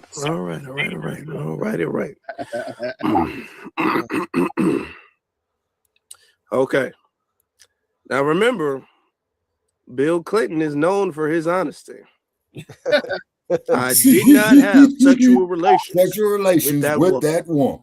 Remember Listen that? to me when I tell you this. Yeah. Was his Bill exact Clinton word. sure didn't have What a fucking word. sexual relations Homeboy, with right. that woman. Y'all remember that? Exactly. That's Bill Yeah. Clinton. He's as honest as it comes. Let me ask y'all a question real quick before we get to my theory. How many of you guys believe Bill Clinton, in hindsight, never saw anything that would give him any type of pause? I mean, he all up in the hot tubs and taking pictures and all of that stuff. He never and had Do that. anything Damn, Joe. was going on that never once. They was like, that's weird. Why is there a little girl here? He never that never crossed his mind. He never saw nothing like that. How many of y'all believe that? Honestly. I don't. I don't. Personally, I don't. But let me give you guys my theory You want to come on? as to, because this whole thing is, where is it going? Counter. Get off. Why I feel like this is going Put 'em on. on TV, a lot Shay. of people have Amaru theorized, and wants to this come is on just TV. something that we're going to bring up. Okay. Yeah, a lot of people have theorized that hilarious or asked the question. Let's start from the beginning. A lot of people ask the question, why? All right, so no trolling, man. You got to come on camera. You can't be doing this. Oh, I'm just gonna hide behind an avatar. Yeah, come on, troll. Come out wherever you are. You gotta turn your camera on, man. Hilaria 909.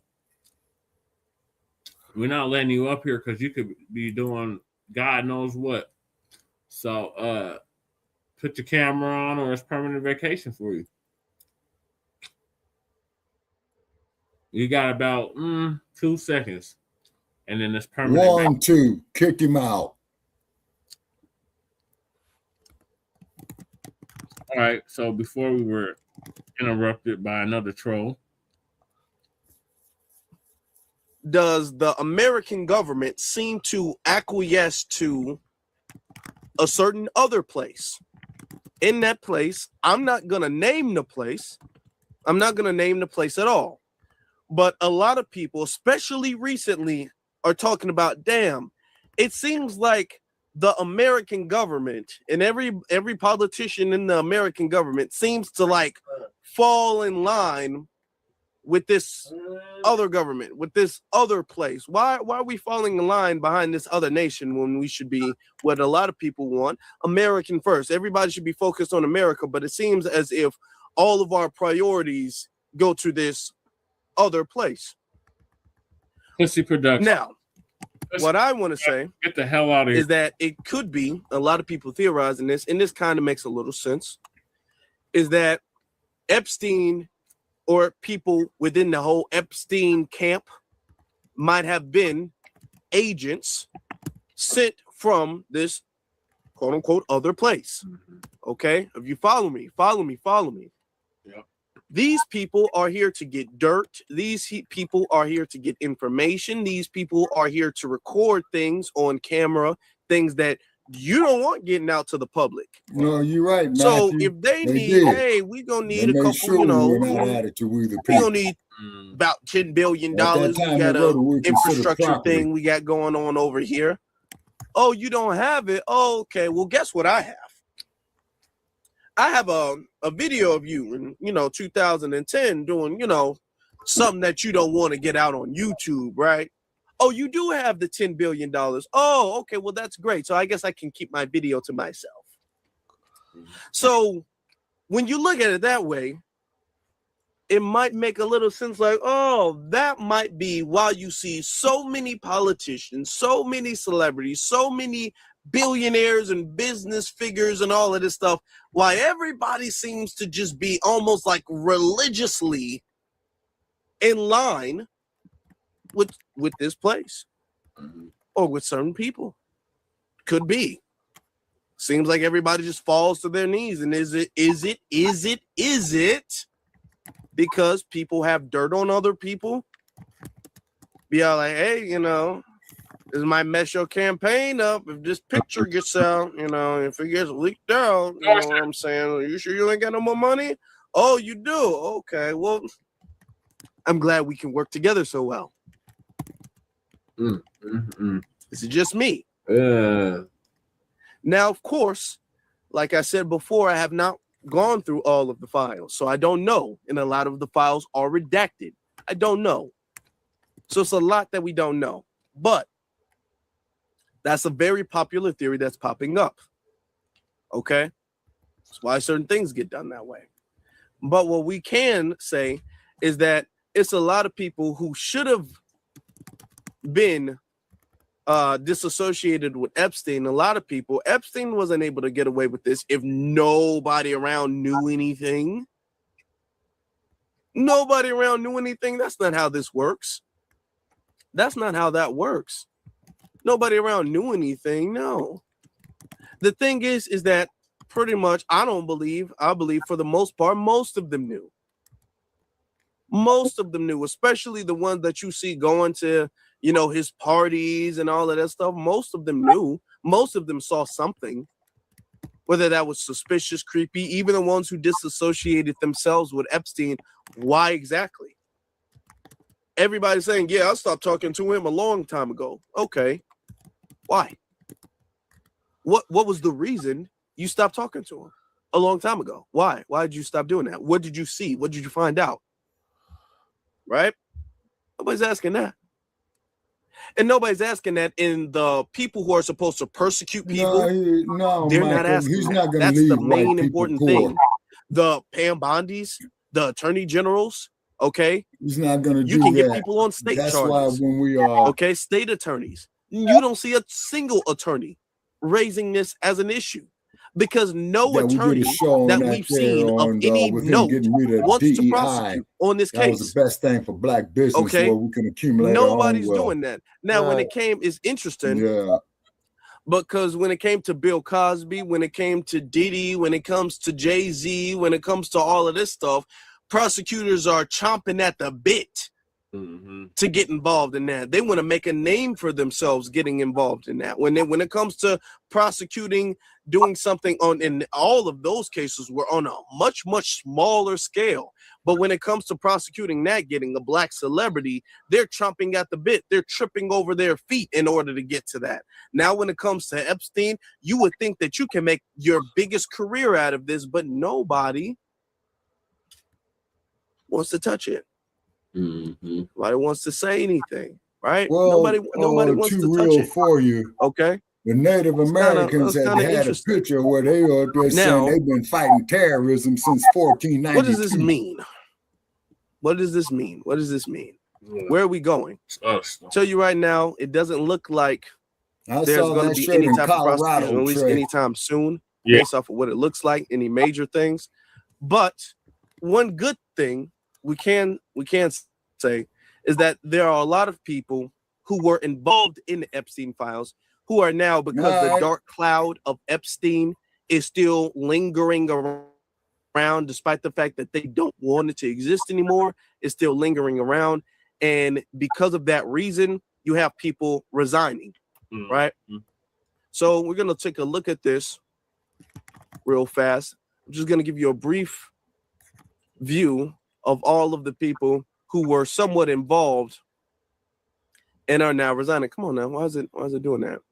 Okay, so it says a number of high-profile figures have resigned from their positions after new details about their ties to the late convicted offender. I'm just going to say offender Epstein were revealed in a last batch of so-called Epstein files. Okay, released by the Justice Department. So we're going to say it includes all of this stuff, business, all of this. So we're going to get some of the names, right? World Economic Forum president, Burge Brend, okay, he resigned. The World Economic Forum announced on February 26th, that was a couple of days ago, that its CEO and president, Burge Brend, will be stepping down after the latest document dropped by the Justice Department made public, okay? Corresponded between Brend and Epstein from years, okay, after the financier's 2008 guilty plea to soliciting prostitution of a minor. So this person right here, first off, did y'all know that Jeffrey Epstein did plead guilty in 2008 for messing with a minor, for prostituting a minor? And he was still talking to him. He was still buddy-buddy with him. Okay, so he stepped down. He should do more than step down. He should be thoroughly investigated. All of these people shouldn't have the opportunity to step down. First off, their assets should be froze and they should be on house arrest and they should be investigated. They all should. But okay, we're going to just go through some of the names. Dumb as a bunch of rocks. You're hearing this, Summers. You're hearing that name around. Harvard University professor Lawrence H. Summers. Lawrence H. Summers, former president of Harvard University. That's a big title, big name. Will step down from his current position at the renowned university at the end of the academic year. Okay, so he's not even stepping down right now. He's not being fired or disowned. They're not going to shun him. They're not going to remove his credentials. Now, if he was black, you know, they would be making an example at him. They would remove his credentials. It'd be left and right. All of this stuff. I want you guys to think about what would happen if these people were black. Right. If these people were black, you'd be seeing the news talk about them nonstop. They would want all their credentials removed. They would want to scrape the internet of any type of good thing they've ever done. They would want that. They would want all of that. Scrape the internet. Okay, remove all your credentials. You're not a doctor anymore. You're not a professor. How dare you? That was what they would be doing. But he gets to step down after the academic year. So once the year is over, then he gets to quote unquote step down, which is really an early retirement. Okay, that's really what that is. Okay, scrolling through more names. Okay, hold on, click that. Okay, Columbia University Neuroscience Institution co-director Dr. Richard Alex. Okay, Dr. Richard Alex is a Nobel Peace Prize, really. Nobel Peace Prize winner professor at Columbia University, okay, announced a few days ago, February 24th, that he will be stepping down from the leading university at Mortimer B. Zuckerman Mind Brain Behavior Institute. Yo, that is such a mouthful. Who says all of that? Mortimer's B. Zuckerman Mind Brain Behavior Institute. Y'all couldn't have found a way to shorten that up a little bit. Did y'all need to say mind brain? Oh my God! Stop it! Okay, that was okay, man. Get the hell out of here. All right. I mean, okay. It says after the documents released by the Justice Department showed his years-long relationship with Epstein, which continued after Epstein's 2008 conviction. Okay, and he's stepping down. They're not talking about stripping his Nobel Peace Prize away. They're not talking about that. If he was black, they'd be talking about that, right? Yeah. There's another one, ABC or CBS News. Okay, coordinator, Dr. Peter Ataya. Okay, a physician and influencer who has become a prominent voice in the field of longevity medicine. Okay, has stepped down. All of these people get to step down. All of these people get to step down because they've been on caught. All right. Now, why are they not making? I mean, there's a lot of names, y'all. Why are they not making no big fuss about this? Okay. Billionaire here, Thomas Pritzker, okay, and he runs the Hyatt hotels. You know who else is a part of that? J.B. Pritzker. He also is a part of that family. Okay, yeah, he's the one on the governor of Illinois. But okay, yeah, okay. Their heir, Thomas Pritzker. What did J.B. Pritzker knew about his family member? Okay, in 2016, February 16, resigned from his position. I hate these ads. Resigned from his position, okay, as chairman. All of these people, and I'm just saying, I mean, we can go down the list, but all of these people, you know for a fact, that's what's up. If they were black, they would be talking about prosecution, all of this stuff, but this is complexion for the protection. Yep. Okay. Exactly what it is. They don't really want to get all of these people. We okay, they don't. Are you talking? They don't want to get all of these people because if you were still talking to him in 2008 after the conviction, then you knew what he was doing. Exactly. Okay. If you knew what he was doing, it didn't bother you. All right. So they want to step down because they don't want to be in the limelight. Because when they're in the limelight, they're going to be questioned like, okay, who else knew? Who else had contact? They don't want to be slipped up and they want to get the spotlight off of them. That doesn't mean that they're getting their assets froze. Nobody's saying that they should be ostracized from society. Their money should be seized. They should never be able to fly overseas or anything like that. Nobody's making no big fuss about them. Okay. Why is no prosecutor trying to prosecute these people? Why? And this isn't a Democrat or Republican issue. You would think that this is the most, this right here is the most bipartisan issue. You would think, but it's not. Nobody's after these people. They're not even after their credentials. They're not even after that. None of the banks are talking about where his money went, all of this stuff. So what's going on with it? They have no intention of doing anything. They honestly don't. And I hate to say that, but they don't. Now, what we can do is we can continue keeping the pressure on them. Right, Michael. Okay? We can continue keeping the pressure on them because right. evil Like lurks saying in the good dark cop and and it bad shines cop in the the dark. Epstein And file. when people shine a light on it, it makes it more difficult. What we can do is, even if we can't get them, which because they're going to be super protected, the files are redacted, all of this, a lot of it's out of context deliberately, all of that. Nobody wants to prosecute and investigate all of that, right? But we can do is we can raise the awareness of this situation so much so to the degree that it makes it more difficult going forward for the next Epstein to get away with this. If we highlight this issue and we don't let this issue go to bed like everybody wants it to, if we allow this issue to stay on the forefront like it should, then it will make it less difficult for the elites and celebrities and all of that stuff to get away. I'm not going to say that we're going to be able to stop them. I'm not going to say that they're not going to get away with anything else.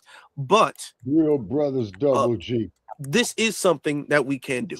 There are people who are stepping down. What we need to do is we need to keep the pressure on them. Okay? We need to find all of the names of the people who are stepping down and say they don't need to just step down. They need to be investigated and prosecuted. They need to be prosecuted. Yeah. There's evidence in and of itself that they had communications. They at the very least need to be investigated thoroughly, and it needs to be public. Unlike the Bill Clinton behind closed doors thing. We can press that issue. Will it happen? And that's an unlikely scenario that it will happen. But the fact that we can show that we're just not letting the government, and this is the biggest thing that we can take from this, that we're not letting the government run us around in a circle. That we have the power to at least control the narrative. That's why, Mr. Lewis, we got to form our own black businesses. And by raising the awareness of this, hey Daniel, raising the social consciousness of this, hopefully. Hey Daniel, long time no see. How you be? How you be? We can hope that. All right. And this also exposes the sick, degenerate, depraved, animalistic mind of these people. All right. That's Afro. Notice, just notice, you don't see a whole bunch of FBAs on Epstein's Island and all that stuff. You don't see those names. You don't. Whose names do you see? Why they want to call us the criminals? Whose names do you see? Yeah. White supremacy, though. They White want to call people. us uncivilized. Whose names do you see? Caucasian. Whose names do you see covering it? Whose names do you see involved? Still emailing them, still sending them money, still doing all of that. Right. They're doing damage control. This should really motivate and highlight us to really make sure that we change everything. We need a sanitation of all of this stuff, all of this corruption, everybody involved. Everybody. We need that. Just for the peace of mind to know that we don't have people signing legislation who would do such a thing. But we've always known that. This is just confirmation of that. Right. All we got to do, well, not all we got to do, really, but what we have to do is we have to be very much more careful and conscious of this. Yeah, and I think that looking at all of this, it exposes a lot, and more will be exposed. That's it. Okay. A lot of people have different theories. A lot of people have conspiracy theories, and a lot of people are adding things in that actually has not been in the files yet. All right. But we do know for a fact that there are sick people out there. And we do have to protect each other. Yeah. All right. We do have to do that. We have to do that. So unfortunately, it's not like this ends on a very good note. But I do think that we can take Well, all I of know this we and busy we out can say, here you know what, tonight. moving I think this forward, has been we're one going to of our make the most corrections busy necessary. shows, Brother Che. Okay. Moving forward, we're not going to turn a blind eye Can to you download it rumors to a and terabyte? pictures and allegations and stuff like that. We're going to do a little bit more of a deep dive into information, knowing that the government and all of that. Majority of the views was coming from my personal page. Oh, really? Yeah. Won't do it. Okay. I think moving forward, now we're going to be more motivated into doing our own private investigation, into doing our own research and deep diving and all Let of me this, see which is something the right only here. reason why the Epstein Go files are on even being mute brought for a up in the minute. first place. Okay. I think moving forward, that's what we need to be doing. Family, I appreciate you all for being here. I really do. If y'all can do me a favor.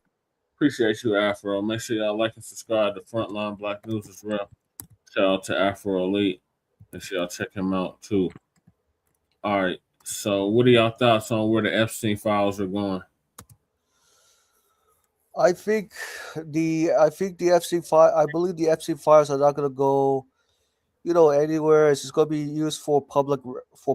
I mean, it's basically going to be preserved as public record, but it's not going to really, prosecute or go after white supremacists, regardless if white supremacists are Democrats or Republicans, because they're always going to play good cop, bad cop. And it's just really meant for, elected official politicians from the past to come out, recant their stories, and basically smoke Cuban cigar and move on and say, yeah, it's time to move on. And no charges have been filed against. Right. Nothing to see here. Keep it moving. Right. But then they tell but it's interesting. Also, they tell Foundation Black Americans, you guys got to move beyond slavery because of the past. But slavery is not the thing of the past. It still continues. Okay, but that's just it though, too, Michael. If I want to interject on Yeah, that. go ahead, interject. Yes. Okay, because many of idiots that are argued with that. Okay, Michael, you know the concept of a reinvestment, right? Yes. You also know the concept of the power of parlay, right? Parlay, not so much. I definitely can research parlay myself. Okay, what parlay means is that they was generating revenue, off the slave market, which contributed greatly to the gross national product. And the byproducts that were made from the free labor of Black people's ancestors in this country, right, was from whiskey, sugar, which makes alcohol, okay, the intellectual property of the slaves. You see what I'm saying? Yeah, right. Matthew, I visited Black Wall Street, Matthew. Yes, I did. Okay, and that's where and he's right. That's where the Gap Band got their name from. The street on Black Wall Street. You are absolutely right. Okay, Greenwood, Archer, and Pine, I believe. Yep. Okay, so what happens is, Michael, they kept reinvesting the money, and then they kept spreading the investments out. You say that kept drawing revenue. Okay, we lost somebody. Yeah, I think we lost Joe Black by accident. Okay, all right. Okay, so therefore, they keep reinvesting. Now, keep in mind is that one of the main things that was harvested on the plantations, Michael, was sugar. What is the main ingredient for alcoholic beverages? Sugar cane, right? So that means we should be owning I.W. Harper, Old Granddad, Johnny Walker, Jack Daniels, and other drinks as well too. Now, cotton that went off into the manufacturing mainly clothes, right? So we should be owning all the major clothing manufacturing companies. You see what I'm saying? Okay. Then, not to mention the fact of the brutalization on the plantation system, as Brother Che and I, we have done when we had Shabaka's Black Experience up on Blog Talk, was the buck breaking. Okay. Then the what would they call there? The sex farms. You see, in other words, slaves was breeded like how they do race horses. You see, so this is why, okay, that when these trolls come up here and we hit them with this knowledge of why they say the hateful shit that they do is because the truth hurts. They can't countermand it or counterpunch it, okay, is because this is why they come with the insults. Now, Right.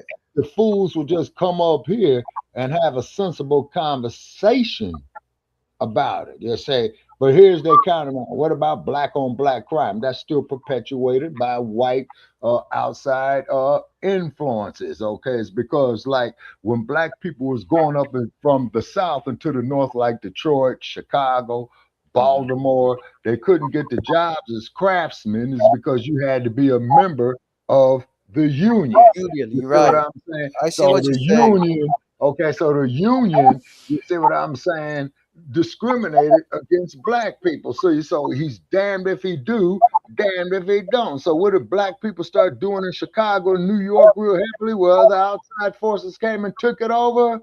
Policy. Right. Policies. Which is known today as The state numbers. lotteries, the numbers game. Right. You see what I mean? So definitely understand. Yes, because Okay. even right. Joe Even to said this he day- got Go ahead. booted. He needs a link again, brother Che.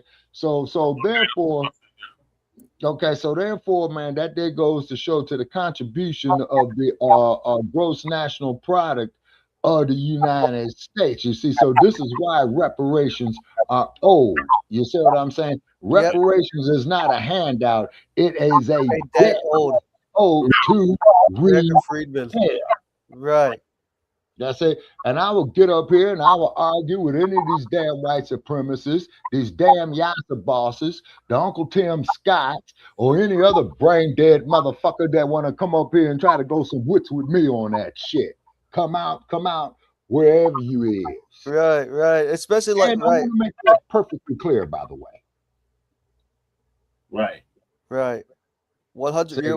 You are 100% correct. All right. Sabaka. I dropped the link again, Black Joe, so you should be able to get back to Goddess Nabi. Okay, Goddess Nabi is saying, what is she saying? Shabaka, she's got stars. She agrees. Fire. Okay. Yeah. Oh, okay. Now I see it. Yeah. Okay, Goddess Navi, that is it. It's the law of mathematics. Mathematics is the language of science. When our ancestors built the Great Pyramid, to quote Dr. Ashwa Kwesi, and Dr. Kwesi, if you hear us, man, I've been trying to get in touch with you to explain it. It sits dead center of the Earth's landmass, and if you multiply the height by the base of it, it will give you the exact distance between the Earth and the sun. Okay, there's Black Joe. Let me bring you back in, Black Joe. Okay, he's back now. Yeah. Okay, now that's what Dr. Ashwa Kwesi says, and I'm going to email him again because I know he's busy. Yeah. You know? Black Joe, welcome back, huh? For sure. I forgot what I was going to say, man. They booted me up out that joint. Okay, well, what I do, Black Joe, just as a suggestion, I write down, man, notes, man, that is coming up because I really want to get on this fool James Carville once Omar out of the political party. Now, what did James Carville say? Okay, many years ago that made him rich. Winning is everything, stupid. Those are his words, not mine. Right. Yeah, we got like 2 more topics before we get to him. But first, we got to get on the delineation movement. So the delineation movement got these damn tellers and OTBs crashing out. They don't know what to do. Why delineation is only bad when FBAs do it. So Tariq gonna give us an update on that. And I think Breeze Omega is on this in this video too. Oh, really? Breeze. Yeah, well, Tariq, you know, he has me blocked. He don't want to talk to me. I don't have you blocked, Shabaka. You over exaggerating. You're not blocked. You just, I don't know how to explain it. Your timing be off when you be trying to get on the pyramid. Yeah.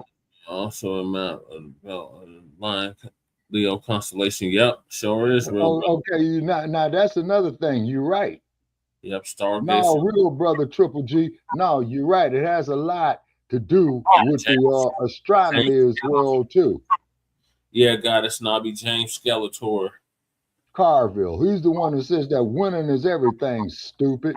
Yep. Okay, real brother OG says, okay, wait a minute, I got two, okay, we have amnesia. We are being robbed of our rightful place in the universe.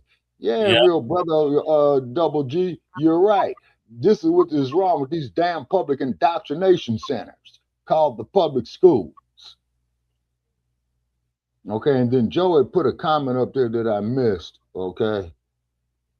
It say, what did y'all say? I see God is snobby. Delineation. Okay, Jesse, my honey's on here speaking. Who's your honey, God is snobby? I had said it's like parenting. You go so long without discipline that when you finally put your foot down, it's an attack.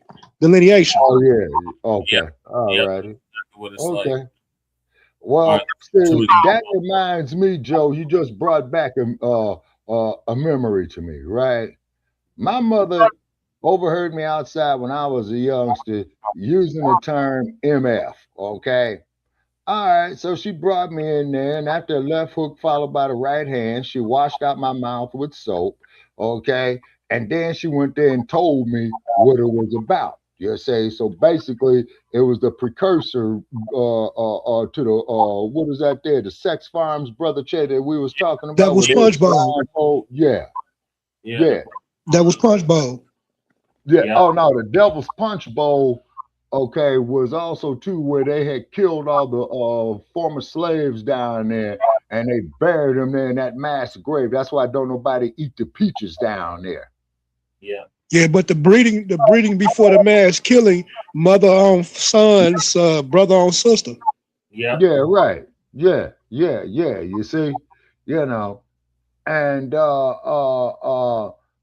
I already know that James Carville is against the reparations because he's parroting neoliberal talking points from Wall Street. Okay. Now, Matthew is saying the school system teach brainwash to believe in his story, which is not real story. So it's about our story, not his story. Exactly. Now, that's why, okay, now that there supported everything of why I've always kept referring to Lerone Bennett, Brother Che. Yeah, but his information is 50 years outdated, Shabbat. Okay, but however, though, Brother Che, is that it's closer to the time period of what he was talking about. That's all what I'm saying. Yeah, that's 50 years ago. We're 50 years past that. Yeah, right. Okay. Authors that have books more recent than that tell our history that are black. They're not Eurocentric.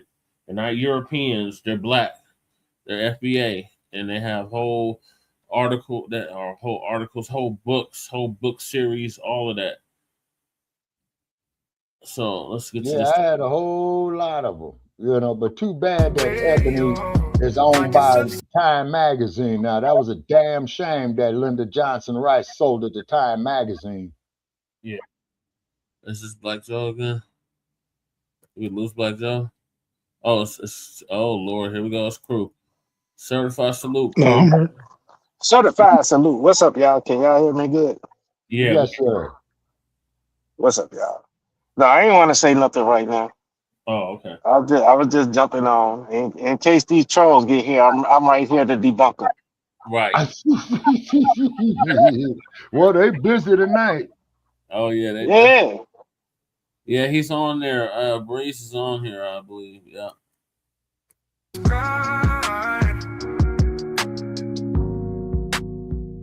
Now you know we're the slowly inching up. Right? We need everybody to get involved. We cannot, ladies and gentlemen. These FBAs. He wasn't no goddamn pimp, Shabaka. Stop believing what them Democratic shills and them pan goofies is telling you. They don't even know what the hell they talking about. If it wasn't for hitting colors, these must wouldn't even know what the heck anything about. Well, nobody would know. Nobody would even know Omar if it wasn't for hitting colors. Right. Okay, have you all checked out his Black History Museum over there off of Arlington and 3rd Avenue? I want to when I go to LA, but no, I haven't yet. Okay. I just don't want to go to California at all. Okay, well, see, California is a state. Los Angeles is a city, but I don't blame you. Fuck the whole state of California. That's why I'm in Nevada. Yeah. Yeah, and Nevada got just as bad gun laws as California too. No, well, Nevada, man, this is Mississippi of the Wild Wild West. Man, Nevada got some stupid, crazy gun laws. Man. Oh yeah, hell yeah, they do, and they will shoot Almost, your ass. they trying to get like Colorado. Colorado trying to get like Illinois. Yeah. Or California. Yeah. No, but I refuse to pay $500 for auto registration in the goddamn state of California, where I pay less than $100 for my auto registration here. Yeah. That's crazy. Yeah, it is. Goddess Nabi says she don't blame you, crew. Okay, and we got at the office and only 6 done without and it tried to jump on the Wi-Fi. Ladies and gentlemen, we need you to be involved. We cannot get it done. Omar need his ass beat. Please go to Yeah, Hidden you're Color right, guys. California is the land of That's Hidden Colors, bullshit. the number 6, hiddencolor6.com. Contribute to the making of Hidden Color 6 so we can get this thing popping. Hopefully we get it done by the summer so we can have some nationwide rollouts. Cali is my home state, Matthew. Listen, oh, from land, East Oakland, Black history. okay? All right, I'm very right. familiar with East Oakland. FBA all day. We up in here deep. You know, people in here on TikTok making their daily spaces about us.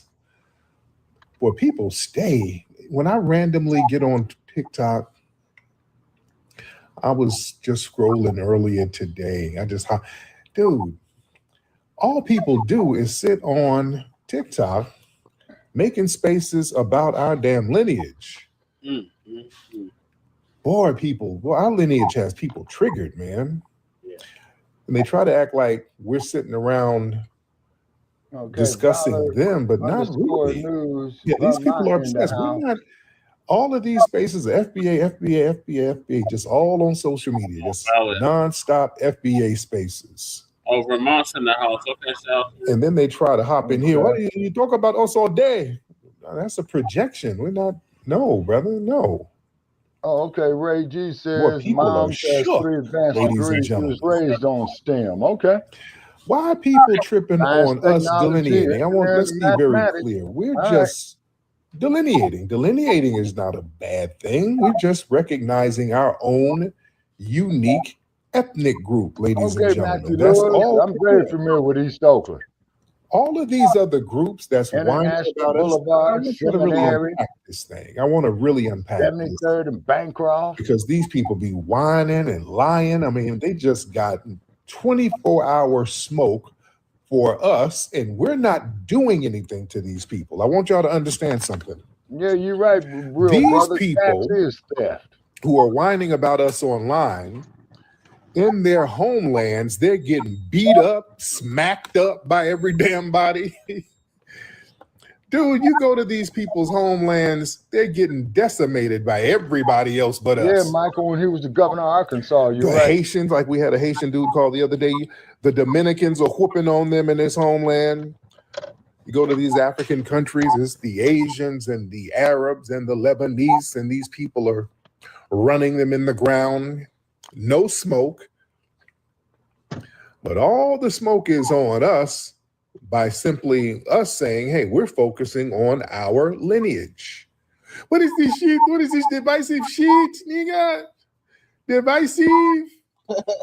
All this divisive talk? Hey, I swear the burden of unity dwellers like that has always been placed on us, and this is the proof. He does. You just never catch the clips when he be doing that. But he going on everybody. He don't he goes in on everybody. Anybody come up here with that bullshit, he tears them down. But family, let's unpack it. Why do 4 times, everybody else get to delineate to hell with it and recognize their unique ethnic groups and nationalities? And their delineation is not only encouraged, it's praised. Grew up in the You Black praise Panther the movement. encouragement My of all mother of used the, to work at the Oakland delineation of TV. all these Okay. other people to We used to see recognize the Panthers protest their with shotguns in front of uniqueness. the police departments. But we're the Yeah, only people who get Bobby Hutton was up there with criticized. that. You're right. Down Now, there why off of is that? Broadway and about 3rd Because see, every Street, if group is I'm not allowed mistaken. boundaries. Correct We're me if I'm supposed to be wrong, Mac. denied boundaries because, let me be very And I real. did check out Foundational Black Americans, we were museum never over there. meant to Yeah, be that's seen as some a nice people. architecture there. Do y'all follow me? Can we get deep for a minute? See, other groups are recognized as ethnicities with lineages. We have historically been positioned as an extractive labor caste where culture, moral currency, it's supposed to be given to other people. Yeah, crew. We're not supposed to have a sovereign identity. My daddy was a World War II vet. So now that we've delineated and recognized we do have a very unique identity and lineage outside of other groups. So now that's disrupting a whole little old school arrangement that people have been benefiting off of for a long time. Y'all got to start pausing it when y'all talking, because it don't come off good on the other end. You know, Afro always is like, man, y'all better stop talking over each other because nobody can't hear anything anybody's saying. Yeah. You get me? So it's the same thing like with the videos. Like you got to be on it, Che, if you playing the video. So if somebody's talking, you got to stop the video or turn the video down or something, or tell the person stop talking. Yeah. Well, You get me? Or see, you know, comment in no, it's not just Sabaka. It's the whole thing. You know what I'm saying? Like that's how we do over here. Yeah. But that's just my opinion. You can run it how you want to. I'm saying that's just my opinion from just sitting here watching. Like I'll be watching you on my computer. Yeah. I'll be watching you on my TV. And you know I got sounds in here. You know what I'm saying? Yeah. I got sounds so I can hear anything. Right. Or I can get rid of anything down there I want to. But what I'm saying is just like listening to it here, and in my car, you know what I'm saying, or on my Bluetooth while I'm walking around or something. It makes it difficult if you know what I'm saying. If I'm talking while the video's playing and then you talking to Shabaka or whatever, you know what I'm saying. It just makes it difficult to hear. Okay, gotcha. So it will probably going back to what I'm thinking you're doing is archiving all of this stuff so we can speak on and give our comments, but you got it archived. So also download them. But then you don't want a bad archive, do you? No. You know what I'm saying? So that's all I'm saying. I'll just give him my 2 cents. Okay, good look. My 2 shekels. 2 shekels. We're singled out, ladies and gentlemen, because our lineage threatens replacement narratives. See, most groups' identities don't interfere with existing power structures. Our delineation does. You understand? It exposes substitution, who's being swapped in as Black America without inheriting the historical cost. You know, and the backlash is really about control of the narrative. Nobody's really confused. Like, people try to act dumb. Nobody's really confused about our lineage because it's not rocket science. Because they've delineated from us, and these people have given us delineation names, but they were all pejoratives and they were all negative. These people know that we are a unique group that's different from them. They know this. They were the ones specifying that. Yeah? So nobody's confused at all about what foundational means. The resistance and the pushback and the whining and crying, it comes from them losing the ability to narrate foundational Black American history on behalf of foundational Black Americans. So control of our narrative equals control of legitimacy. And we're reclaiming that, and that's destabilizing a lot of people. That's why, notice all of the tethers always trying to remix and they want to tell us who the hell we are. You got people who never stepped foot in the United States hopping on TikTok. No, let me tell you who you guys are. You are not these, you are not American. how are you going to tell us who the hell we are? You never been here. People who don't never step foot over here trying to dictate our narrative to tell us who the hell we are. That's that colonizer mindset. You know, they try to redefine, it's a group and all that. See, they want to preserve access to FBA achievements while dodging responsibility for specific harms done to us. Yeah. And the reason why we get a lot of criticism for us delineating, because our contributions, ladies and gentlemen, to the world and to this nation, it's central. It's not peripheral. A lot of these other groups, they try to act like they're important. You're not really needed, to be honest. Can we be real? That's why they always trying to take credit for some shit we did. We created hip hop too, nigga. No, you didn't. No, you didn't. The hip hop game was fine before you got here. You know what I'm saying? Our contributions are central to this culture and this society. Foundational Black American history is inseparable from the building of America itself. And us being that central, that makes delineation dangerous because, see, once recognized, it demands special recognition, special respect, special redress.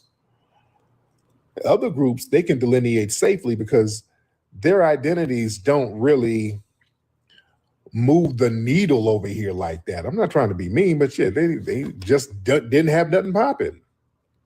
So everything rests on us. Everybody has to leech off of us. And we're expected to absorb others, but never in the reverse. See, there's an unspoken rule that assimilation flows into foundational Black American culture, not outside. So other people can maintain their distinct identities while tapping into our legitimacy. You understand? When we say, hey, we're not cool with that little one-way bullshit. Now they want to, oh, y'all divisive. No.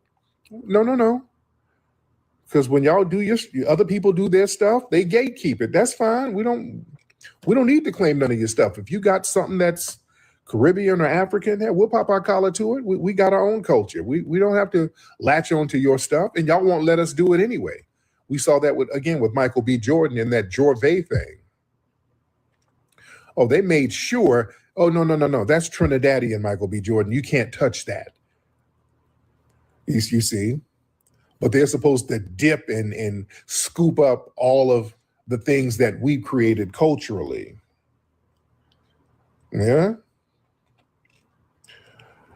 And the thing is, man, foundational Black Americans, we get targeted with a lot of vitriol and hate for delineating because we model self-definition without domination. See, our delineation doesn't demand supremacy or conquest. We're not trying to harm nobody. That's the thing. Other groups come in and harm each other. We're not doing that. All we're doing is asserting the truth. You know, that's why people can't attack our lineage honestly. That's why they have to sit up and lie all day. They have to lie, make up shit. Is a head group. Y'all got to sit here lying all damn day. Because you can't argue with the truth. We are from a lineage that's foundational to this nation. We are a foundational ethnic group. That is a fact. That's not really up for debate. You can't really argue that. We are a foundational ethnic group that has a long continuity on this land. We were here at the very beginning. We were pivotal to the building of the United States. That's either a fact or it's not. Notice they can't argue that. So when you say that, you know what they do? They start playing dumb and getting into straw man arguments. They start saying, well, are you saying you are a pretendian? Are you a Native American? They start that dumb shit. You know what I'm saying? They start acting like they don't understand what you just told them. You see? So yeah, all of the lying and tether babble, that just further reinforces why delineation is very important. Do you understand that? That enforces why. When they get online doing all that damn lying. You see? Lying shows that, hey, you can't honestly refute nothing. So you have to make up straw man arguments. You only do that when you're threatened. Yeah, people do that when there's a threat. You see?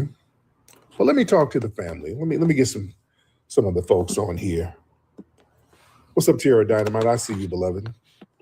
All right, let's see who we got up in here, because I see a lot of folks in here. What's up, FBA Maryland? I see you, beloved. Let me see. What's up, Fawcett? I'm going to just get random people up here. Let me see what's up. Let's get Gorgeous B, Colors, just a bunch of people up here. Just see what y'all talking about. Let me see, Purpose. All right, who's that? Hello. What's up? Who's this? Oh, that's Huey. What's up, Tyreek? What's up, Huey? How you doing, brother? Chilling. Let's got a quick question. Yeah. What do you think about Trump investigating specifically California and how that would impact like the immigration? Because it's hard for Black people to get loans out here, but it seems that immigrants don't have a problem. Yeah. Now, what is he investigating exactly? He's just investigating fraud. He recently investigated the LAUSD, the school district, and he's just cutting down on like a lot of these fraudulent businesses in California. Oh, good. Okay, yes, I'm all for that. I'm all for that because it's janky as hell out here. Yeah, the Black business. Are you in California, by the way, Hugh? Yeah, I'm in Riverside. Okay, yeah. So you know how it is, man. You know how they do the Black businesses out here. It's corrupt as hell. It's majorly corrupt. That's why you all the way out there in damn Riverside.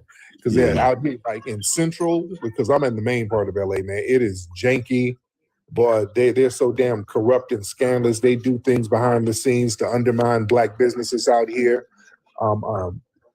And I was just driving down Crenshaw the other day. There's taco stands and corn stands all over the place. I was on Jefferson. I went to the grocery store when I was at the museum the other day.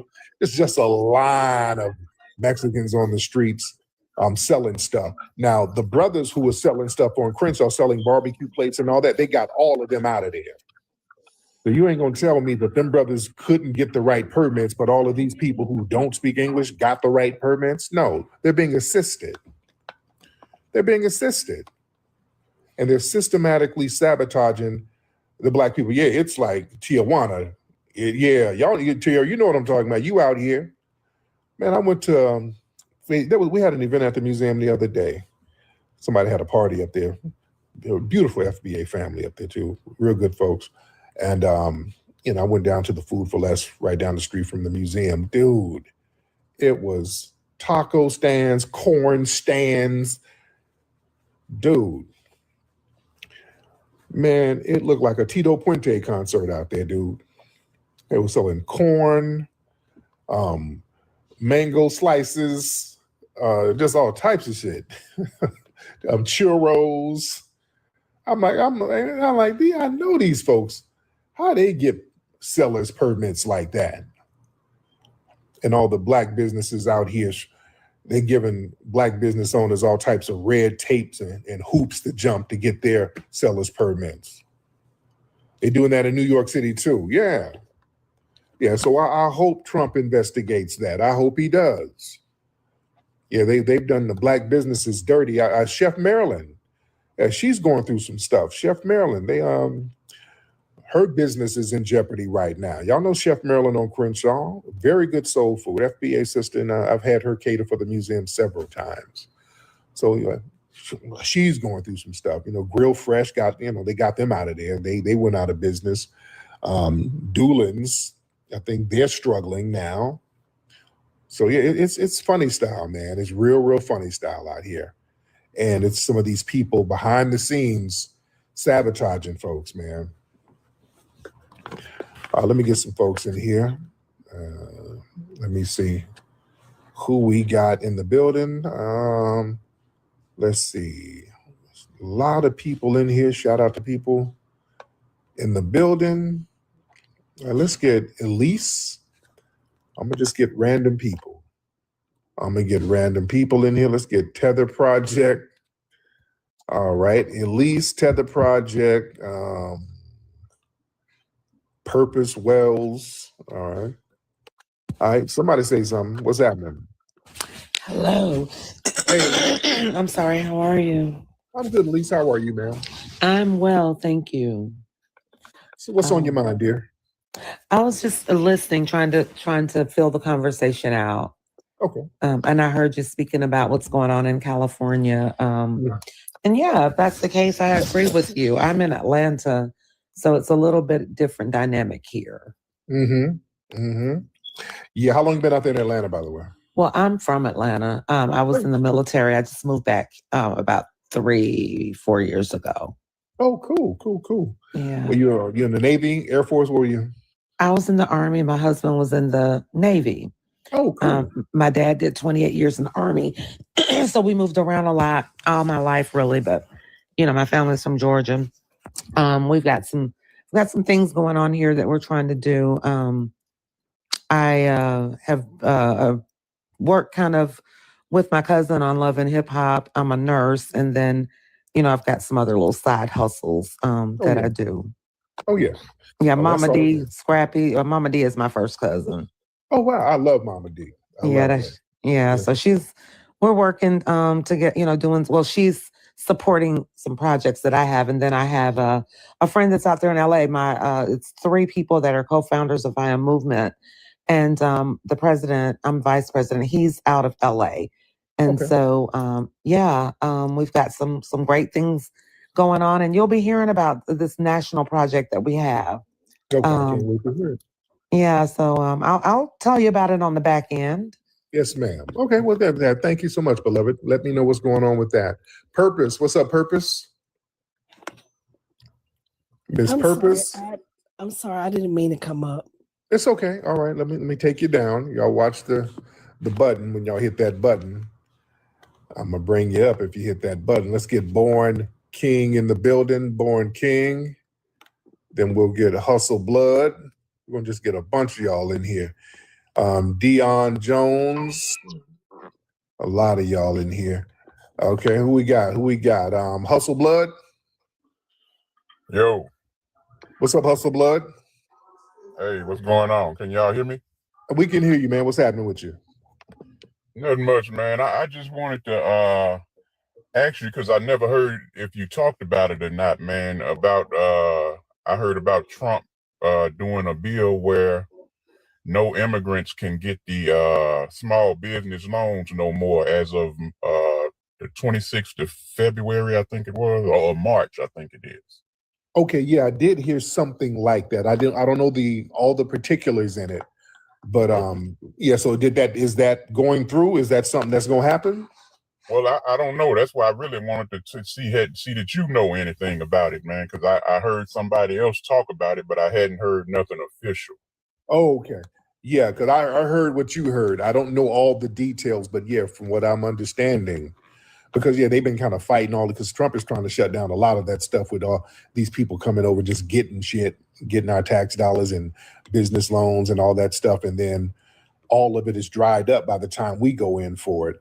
So I hope that goes through. I hope it goes through. I absolutely hope it goes through. Yeah. So let me get some more people in here. Let me get some more folks in the building. Let's get Tommy Hitman. Let's get Tommy Hitman in the building. Mr. Tommy Hitman. What's up, man, Tyreek?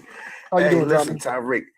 I'm doing great, man. I'm from the DMV area, and I live down here. I moved down here. Had to be about 16 years ago. I moved down here in Atlanta. Okay. But I love what everybody is saying. I've been following you. You know the whole thing. But I need to know, where do I find your stuff? Because I've introduced you to my lady, and I wanted her to know, but I don't know like what to do. Like his stuff is out there. He got a lot of stuff out there. But I'm talking about the you know what I mean, the Hidden Colors. I want the whole series and all that good old stuff. All you gotta What do I need to look, do to go get it? all you gotta To do, order there's a link tree in my bio right here on TikTok. You see my bio? Okay. Click that. Everything is there. The movies, Okay. the books, everything. Buck breaking, Okay. a microphone check, Hidden Colors, American Maroon, all of it. That's why I got that link tree. Y'all hit that link. If y'all want to get my stuff, click that link in my bio, the link tree. Y'all can get, it'll take you to my book, my last book, Foundational Black American Race Beta. Very good book, by the way. Yeah. So that's what it is. Yeah, bug breaking, all that stuff. Yes, indeed. And we're working on Hidden Color 6 now. Well, we're working hard on that, man. We want that. We're trying to come out hard body with it, man. We really need the family to get involved with it. We need that energy on it. That's very important. We need the family's energy on that one. We need your energy on that, man, because right now, man, what we're having, and a lot of people have been mentioning this delineation movement, there's a spiritual component to it, and people can feel the spiritual component to it. People always talk about the feeling of a spiritual component, which it is there. There's a spiritual component there. Very much so. Because when you delineate, man, that restores spiritual alignment through truth. You see what I'm saying? Spiritual power begins with truth and order. You understand? When the truth gets out there, like Dr. Welsing, she said, truth is like an energy. Truth is like a power source. Truth always makes its way to the top. The truth will always reveal itself because the truth is a certain level of energy. So it's going to always reveal itself. That's the spiritual nature of truth. And for a lot of generations, man, foundational Black Americans, we were forced into a false identity framework that blurred lineage. It erased specificity. It demanded constant spiritual compromise. So delineation, man, what that did, that realigned us with who the hell we really are. That clarity alone produces a felt spiritual awakening, ladies and gentlemen. You understand? Every civilization, the ability to name yourself is tied with sovereignty and divine order. And us, foundational Black Americans, we're reclaiming our ethnogenesis. It's not just cosmetic, it's metaphysical, ladies and gentlemen. It ends that spiritual homelessness that the dominant society tried to put us in. You understand? It's putting us in our rightful place in history, which naturally produces empowerment, ladies and gentlemen. You see? That delineation, it connects foundational Black Americans to ancestral continuity. See, spiritual strength flows through continuity. You always hear me talk about continuity. Foundational Black Americans, we are descendants of people who survived, adapted, built, resisted, and transformed America under extreme conditions. See, delineation reconnects modern foundational Black Americans to that unbroken ancestral current. And that brings clarity and inner authority. That's why you feel the ancestors. When you delineate, man, you're clicking back in with the ancestors. It's a powerful reset. Why you think everybody acting a damn fool? Why you think this shit is resonating the way it's resonating and everybody's losing their damn mind? We're on the right side of history. Let's just be very clear. We're not doing anything wrong. We're supposed to recognize and honor our direct ancestors who sacrificed for us. And we are not no damn immigrants. We're not going to sit here pretending to be no goddamn immigrants. We come from the damn soil. Act like you come from the goddamn soil. Yeah, when you understand that part of the game, you're gonna walk in the room a little bit different. I don't play with these motherfuckers. I know too much of the history. Yeah, I know way too much of the history. I ain't playing with y'all. I'm damn sure not playing with no tethers. Not with my family's bones all up in these damn soils going back centuries. I ain't about to play with tethers. You understand? Anybody gonna tell me shit about nothing? You think you're better, whatever. Hey, if you feel like that, you feel like that. But you're gonna put some respect on it. Watch your damn mouth, and you ain't gonna sit here dictating to me what's what and who's who. You don't know who you are, man. Us letting folks try to dictate our history, man. Please. That shit should have been shut down a long time ago. Shout out to Claude Anderson. He's been telling us to shut that down, telling us the uniqueness of our lineage. You see? And the great thing is, man, the delineation movement models self-definition without domination. See, spiritually, delineation is powerful because it doesn't require conquest or harm. You understand? Our delineation is a model of righteous boundary setting. You understand? So the world needs more examples of groups defining themselves clearly without trying to erase other people or absorb them. So this is a lesson people can learn. Y'all need to be learning from us how you can recognize your unique ethnic group without harming people or trying to dominate other people. We're not trying to do anything to anybody, yet us recognizing our unique lineage is so devastating and traumatic to so many damn people. That shows how powerful it is, ladies and gentlemen. You see? So we got a spiritual purpose, ladies and gentlemen. This delineation is about balance. When each group carries their own history, their own responsibility, their own spiritual weight, the exploitation declines and then cooperation becomes honest. So that balance, it benefits the entire world, ladies and gentlemen, because they can learn from that. You see, instead of trying to exploit us. Because yeah, those days are over. So your son's a senior in high school, he's paying attention? Absolutely. Absolutely. Let me get some more of the family in here. Let me get y'all in here, ladies and gentlemen. Let's get AV the champ. Let's get AV the champ in the building. Hey, AV, how you doing, man? What's up, AV? How are you? How you doing, brother? I'm good. How are you, bro? Yeah. What's on your mind, AV? I just want to call. I just want to check in and say, bro, I've been watching your lives, and like I appreciate everything you're doing, G. Yes, sir. I'm from Orlando, Florida.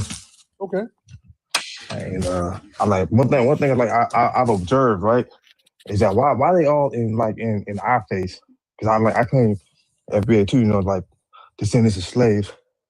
One thing that cracked me up about them is like why they all in our face trying to explain to us what we should do, and in their people face trying to check them about what they say about us. Right. Yeah. That's the thing that gets me, man. These folks sit up here and we've been called everything but children of God by these people, and they sit here and ignoring it. They don't make a peep. All of these different groups have so many pejorative terms that's directed at us. Nobody says nothing. Notice y'all don't hear nobody checking Myron Gaines and people like that.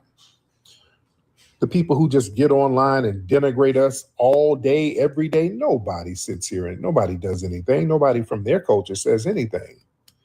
They're quiet as a damn mouse. When people sit up here and make stereotypes about us, denigrate us, nobody says nothing. Now, when we start clapping back, everybody's hopping on the internet, making spaces. Oh, these FBAs are haters. They're a hate group.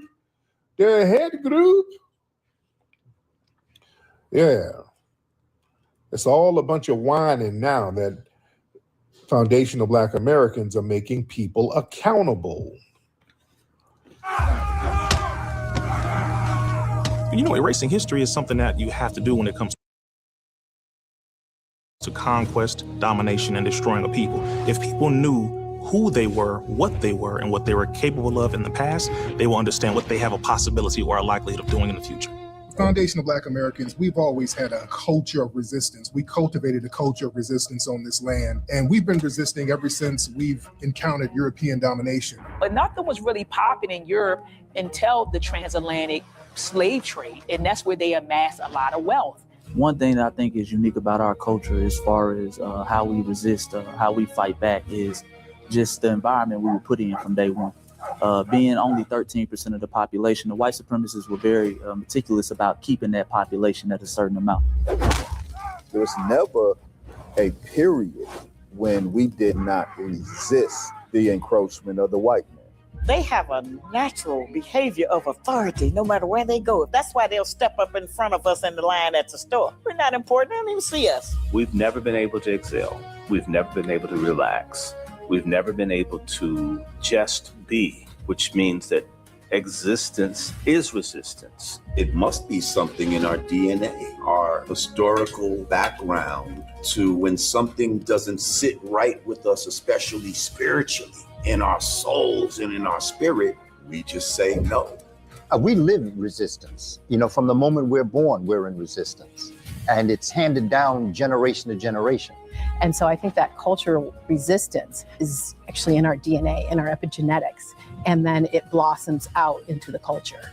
So there's almost nothing in America that we do, from song to dance to politics to the way we talk, the way we dress, having coded languages considered to be slang today.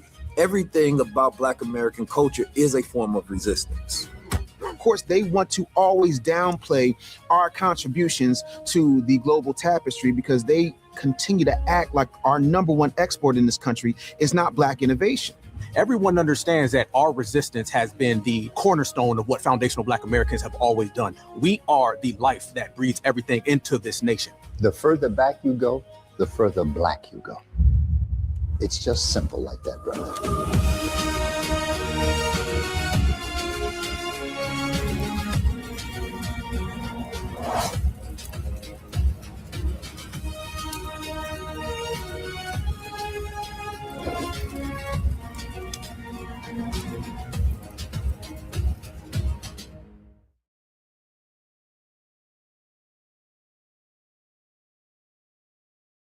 All right, look like I lost everybody, but yeah, the delineation's in full effect. Get used to it. It's not going nowhere. All these other groups been delineating for all these decades and centuries, and now we getting on delineation business, and there's nothing that you tethers or you O2Bs can do about it. Oh Lord, don't start this bullshit. Get out of here, Wonder Bucket. I'm just not gonna entertain it. Not entertaining that bullshit at all. So, speaking of dumb individuals, we got Jasmine Croccett. She think that she gonna get the Black vote by getting celebrities like Kelly Rowland to come out and cape for her. So, our brother Church of Black Power gonna give us an update on that. Warning. Copyright disclaimer under Section 107 of the Copyright Act 1976. Allowance is made for fair use for purposes such as criticism, comment, news reporting, teaching, scholarship, and research. Fair use is a use permitted by copyright statute that might otherwise be infringing. Nonprofit, educational, or personal use tips the balance in favor of fair use. Family, these people just don't get it. They refuse to get it. They refuse to see the light. Well, since you guys don't want to see it, let me make this simple and plain for you. Let me make this very, very clear for you since you didn't learn your lesson yet. For all the politicians out there, people like Jasmine Croccett, Croccett, there is no amount of celebrity that will save you. You better ask Kamala. Let's get into it.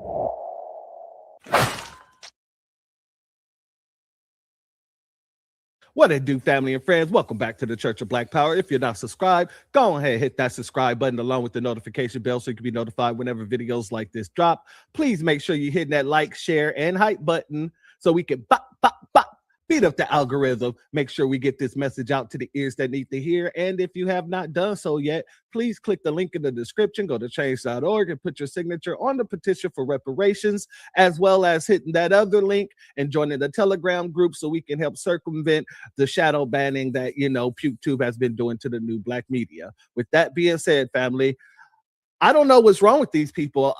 You would think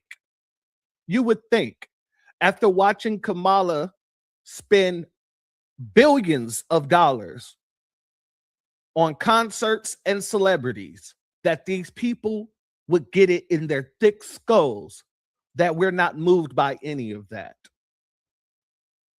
Jasmine Crockett is running for Senate. And actually, here in Texas, the early voting has started. And it started, I believe it was the 14th of February. And I believe it's from the 14th to the 17th. No, I'm sorry. It's from the 14th to the 27th of February. That's early voting. Now, this woman, once again, decides to go and pull out a celebrity, someone who already came out that didn't help Kamala out too much, did she? And she had Beyonce by her side, Kelly Rowland. And these women got together to send a little message out. And we're going to play that message. But you know what I got to do, as I always, when we talk about Jasmine Crockett, we got to play her theme music. Brain fried, scrambled like eggs in a skillet. Ooh. Thoughts running loose. Ooh. Can't even pin it. Ooh. Opinion spilling. Nonsense offended. Logic took a vacation. She ain't in it. Ooh. Caught in the fog. Lost in the static. Ideas chaotic. Vibes erratic. Speeches gymnastic. Flips acrobatic. Words land hard, awkward, and tragic. Ooh. Dumber than a box of Crockett. Lost keys, no pockets. Talking loud, no logic. Every thought catastrophic. Dumber than a box of Crockett. Every move out of pocket.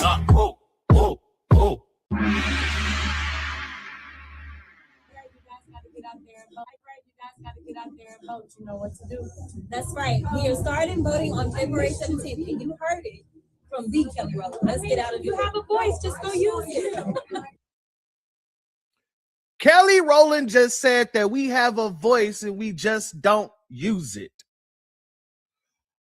Jasmine Crockett is not our voice. Jasmine Crockett has never been our voice. Jasmine Crockett has been the voice for illegals, dictators, other countries, but she has never specifically spoken on foundational Black Americans in a way where it does not tie into somebody else's agenda. Never.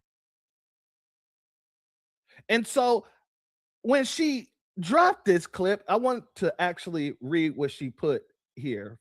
Let's go here. If you know anything about Texas women, you know we don't sit idly quiet. Excuse me. We don't sit quiet. We show up, so go and vote.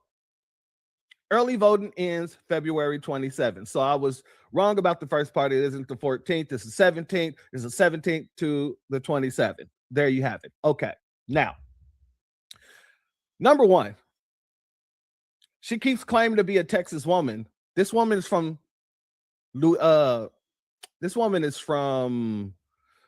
Missouri, St. Louis.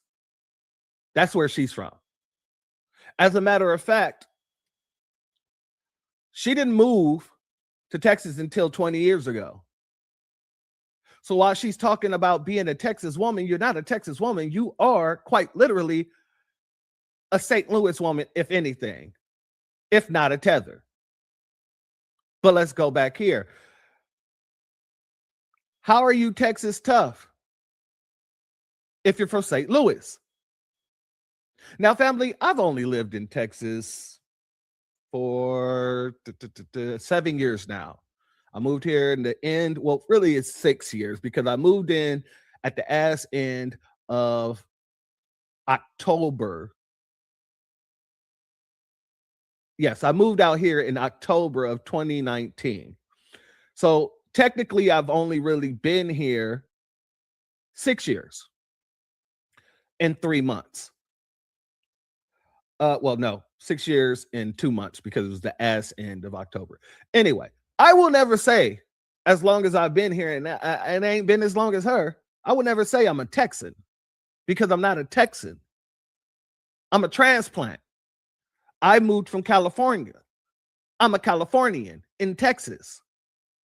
Now I get on the phone from time to time, and my brothers, they like to play with me, and they be like, you a Texan now, this, that, and the third. You're talking like a Texan and all this other stuff. But I would never disrespect the Texans, the people who were actually born and raised in this state, by calling myself a Texan. I find that to be disrespectful. I find that to be manipulative. And I don't know how anybody else in Texas feel about it, but I know how I feel about it. And just off the pure respect for the people of Texas, I would never call myself a Texan. Now, you will hear me talking about how much I do enjoy Texas, but that doesn't make me a Texan. We started there. Let's move forward. Another thing. Bringing these celebrities out only shows your lack of policy. You've really never told anybody exactly what your platform really is while you're running for Senate, except that you're trying to balance out the Senate with more Democrats. Except that you want to make sure that you go against everything that Donald Trump does, whether good or bad.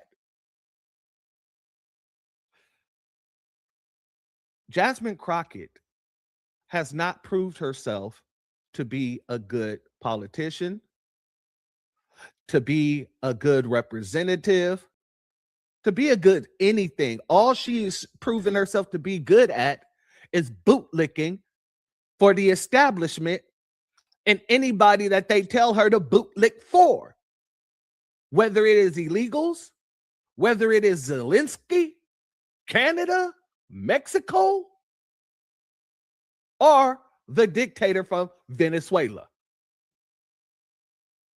That's all she's good at. And really, she's not even good at that, because good would mean that you're able to pacify people into believing your stance. Yeah, nobody really rocks with you like that. And the people that do are shills, S-H-I-L-L. Shills for the Democrat Party. And I want to make sure before we get up out of here that I read to you guys what I just put. I just wrote this not too long ago. I'm going to vote tomorrow against you. The fake ratchet experiment is over. I lost love and respect for Kelly when she came out supporting Cop Mala looking like a Dick Tracy villain. You're done here. And that's what it is. And that's what it's going to be. There is no amount of celebrity that will and can save you. Kid Gravity says it the best. Shout out to him. These people don't want to be, these people don't want to save the country. They just want to be famous. But with that being said, family, if you're not subscribed, go ahead and hit that subscribe button along with the notification bell so you can be notified whenever videos like this drop. Please make sure you're hitting that like and share button so we can beat up the algorithm. Make sure we get this message out to the ears that need to hear. And if you have not done so yet, please click the link in the description. Go to change.org and put your signature on the petition for reparations. And with that being said, family, please let me know what you think of this situation in the comment section. I look forward to reading it. With that being said, the doors of the church are now closed. Peace, family. My grandfather built this country, man. He fought wars for it. And most places he went wouldn't let him sit down and get a cup of coffee. I can't even catch a cab in New York. You know, it doesn't matter how many degrees I get. All you people see is color. Your grandfather was an immigrant. You're American. My grandfather was born here, Duke. And you people still look at me as just another nigga. I know that the government, whatever can't stand us black people, he doing everything in the world to make black man be extinct. But I'm going to tell you one thing, us black people going to survive. Yeah. So fuck everybody. I'm out.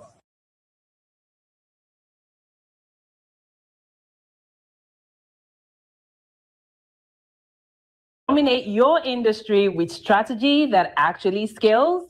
At Coleman Public Relations and Consulting Firm, we're not just PR experts, we're licensed sports agents certified in AI and elite business consultants with over 2 decades of experience leading global projects across multiple countries. Visit cprfirm.com, that's colemanprfirm.com, and millionairex.ai. Then download the Millionaire X app, your AI-powered guide to getting out of debt, investing smarter, and building generational wealth. Coleman Public Relations and Consulting Firm. It's a family business. It's different. It's the Unity Reunion Parade, Cookout, Line Dance Party, Backyard, Barbecue, Fish Fry, Vegan Soul, Black Business, Food Truck, Networking, Outdoor, Concert, Music Festival, Celebration of the Year. It is an amazing experience. You have people from all over the country. This is my 2nd year attending, and they over-delivered. So if you haven't come before, you need to come. And you know what? I'm just out here vibing. Get tickets now at OhioBlackExpo.com. Finding the right real estate professional can be challenging. I'm broker Melissa Wilson. I'm knowledgeable in all aspects of the real estate process. So whether you're looking to buy new or an existing home or have a commercial need, I'm here to help. We're here in Rio de Janeiro, and I guarantee you this will be an unforgettable experience as you get to taste the food, the culture, have experiences with the historical aspect of Brazil. That's right, one of the major parts of the African diaspora. And guess what? We want you to join us here in Brazil. The views are amazing, the food is spectacular, and the experience is unforgettable. And the only thing that's missing is you. Join us.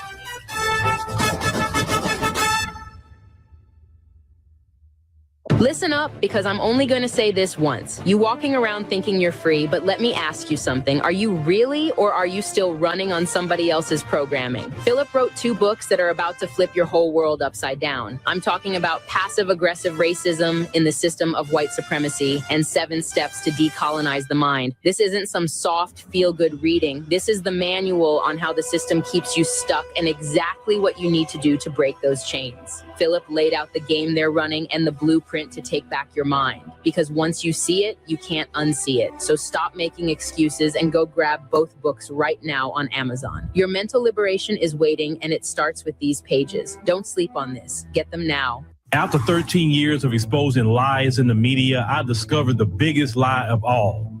They want you to think racism is random, accidental, just bad people doing bad things. But what if I told you anti-Black racism was engineered, programmed like software, marketed like a product, and designed to survive across generations? That's exactly what I prove in my new book, Us versus the Machine, how anti-Black racism was programmed, marketed, and made to survive. Get Us versus the Machine on Amazon today, because once you understand the system, you can beat the system. Hey, baby, if you're tired of watered-down news that don't speak to us, then it's time you download the African Diaspora News Channel app. You can get it right now on Google Play and the Apple App Store. Stay informed, stay empowered, and support media that speaks truth from our perspective. Now, here's Brother Phil with today's message. All right, ladies and gentlemen, boys and girls, I'm going to get the sister off the screen. Thank you for joining us. We greatly appreciate it on this Friday evening.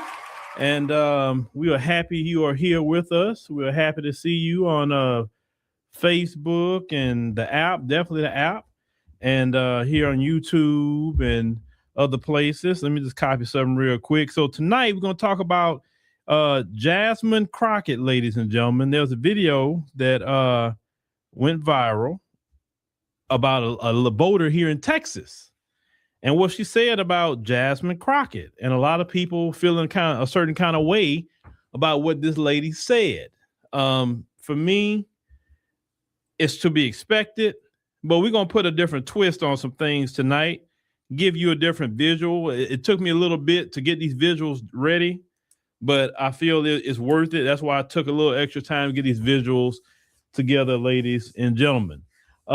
With that being said, let me click my button here. Give me a second. I'm sorry. Make sure everything is right. Boom. Everything is right. With levels are good. All right. You said no. This has nothing to do with the lead. No. I'm not talking about her leading. This is not the issue. The issue is anti-Black racism. Okay. And people think that anti-Black racism is just the N-word or putting videos or pictures up of Black people with monkey looking like a monkey or whatever. That's like the low grade. Anybody and their mama could spot that.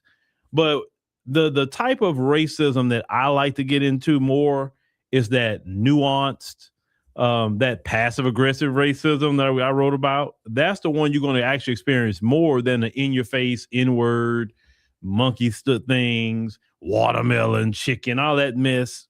No, the ones that is dangerous is passive aggressive.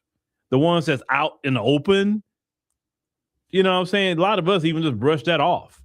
But the racism that affects you politically, the racism that affects you to try to get a home loan or something like that, or a business loan, the racism that keeps you unemployed, right? That kind of racism to me is more of a danger. The racism in the medical field, that's more of a danger than somebody calling me the N-word. You understand what I'm saying? So Jasmine Crockett is running against James Tallarico here in Texas for the Senate seat. They got the primary coming up March the 3rd, which is this Tuesday. Actually, it's crazy. We already coming up on the primary. And when we look at things, we're going to look at it tonight, pound for pound. Jasmine Crockett is extremely qualified for the position. We talking about merit-based, but you have to understand in the system of white supremacy, merit doesn't mean anything. They'll lie to you and me and say, oh, we want merit. We don't want color. We want merit. They don't believe in merit. This system has never believed in merit. And if you're a Black person that believe that, I got some pigs with wings that I want to sell you. If you believe that, understand what I'm saying? But with that said, as I continue to go, make sure to come join us in Brazil, October 30th through November the 8th. You can sign up for that. AfricanDiasporaNews.org/Brazil. You can also get $500 off of that. But you got to go to the video. Jay Cameron, he announces the code, so you got to do a little homework, and you get $500 off. I think it's $199 down, and you can make payments on it. It's not like you got to pay all up front. Also, the event in Toronto that's coming up, July 25th. Some of y'all already starting to get some tickets. Shout out to y'all for that. Make sure you come out to that July 25th at the Aqua Supper Club, 5 p.m. to midnight. Ladies and gentlemen, we will be out there. Also, as we played earlier, we will be at the Ohio Black Expo in Columbus, Ohio. That'll be Memorial Day weekend. That's gonna come up like this. It always does, and it was a good event. And I think you should take your friends and family out there to the event at the Ohio Black Expo, ladies and gentlemen. All right. So let's go ahead and get started because I got some things I want to share with y'all today. All right. Rhonda, listen, Rhonda. Let me address that early. This isn't about so much Jasmine Crockett. It is, but it isn't. It's about paying attention to the system. And I always told y'all, I may disagree with Black politicians on some things, but my principles are very deep. And when I say my principles are deep, I would never side. I would never say, okay, about anti-Black racism just because I got an issue with a Black person. We would check them all day long. That's what we're supposed to do is check them ourselves. It's kind of like I can get at them, but you can't. That's kind of like that. That's how we were raised. Like, I can fight with my family all day long, but you can't come from the outside and fight with them. No. I'm never going to side with you over them. I don't care what I got against them. I'm never going to side with you because just the optics of that don't even look right. So that's the way I was raised, and that's the way I'm always going to be. That's not going to change for me, right? I think Jasmine Croccett is starting to learn. I think she's starting to learn. Slowly but surely, she's starting to. But let me get to the video that everybody's talking about of this white lady who voted, okay? Now, let me get this lady's video. Where's the lady? Yeah, this is it right here. All right, this is the video everybody's been talking about. Yes, we need a fighter. And I was so ready to vote for Jasmine Croccett because I love her. But I voted for Tallarico because we need somebody who can win. Okay, all right. So she says she loved Jasmine Croccett. She's a fighter, but we need somebody who could win. Okay.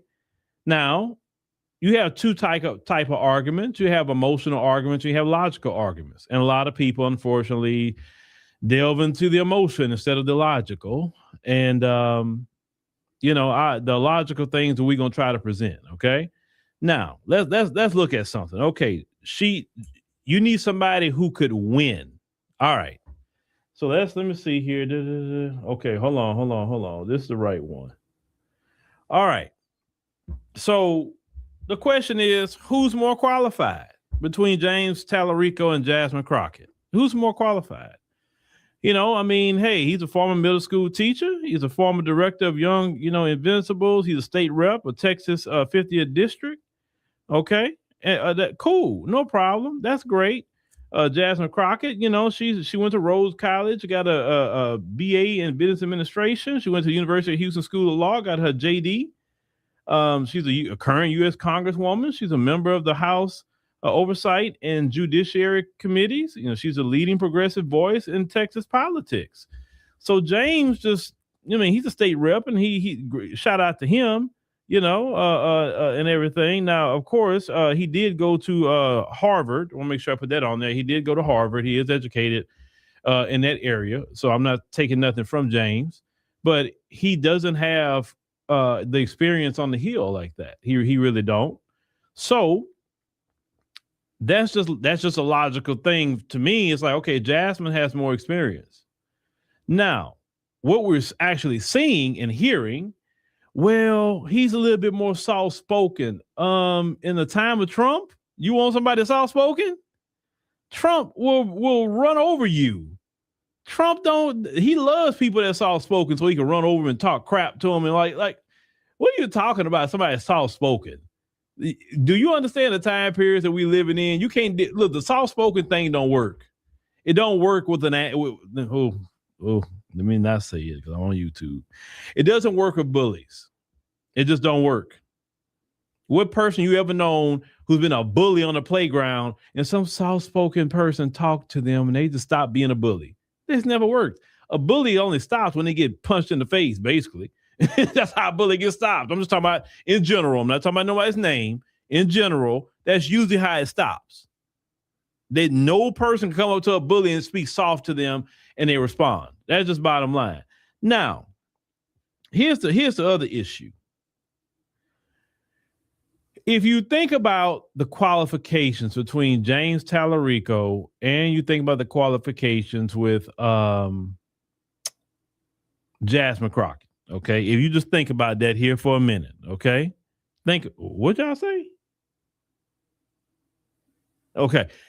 I want to present something to you, okay? I'm going to present to you, this is completely fictional, so this is not a real person. It's completely fictional, what I'm about to present. This person was not taken from a real person. This is completely AI generated, okay? But what if James Tallarico was not running against Jasmine Croccett, but what if he was running against Rebecca Lawson? Let's see what that looks like real quick on the screen, right? It don't hurt to look at that, right? So he's running against Rebecca Lawson. Same thing. Nothing's changed. Just Rebecca's face, her name, is up there, right? Now, most people would say, even looking at that, Rebecca is more qualified than James would be, right?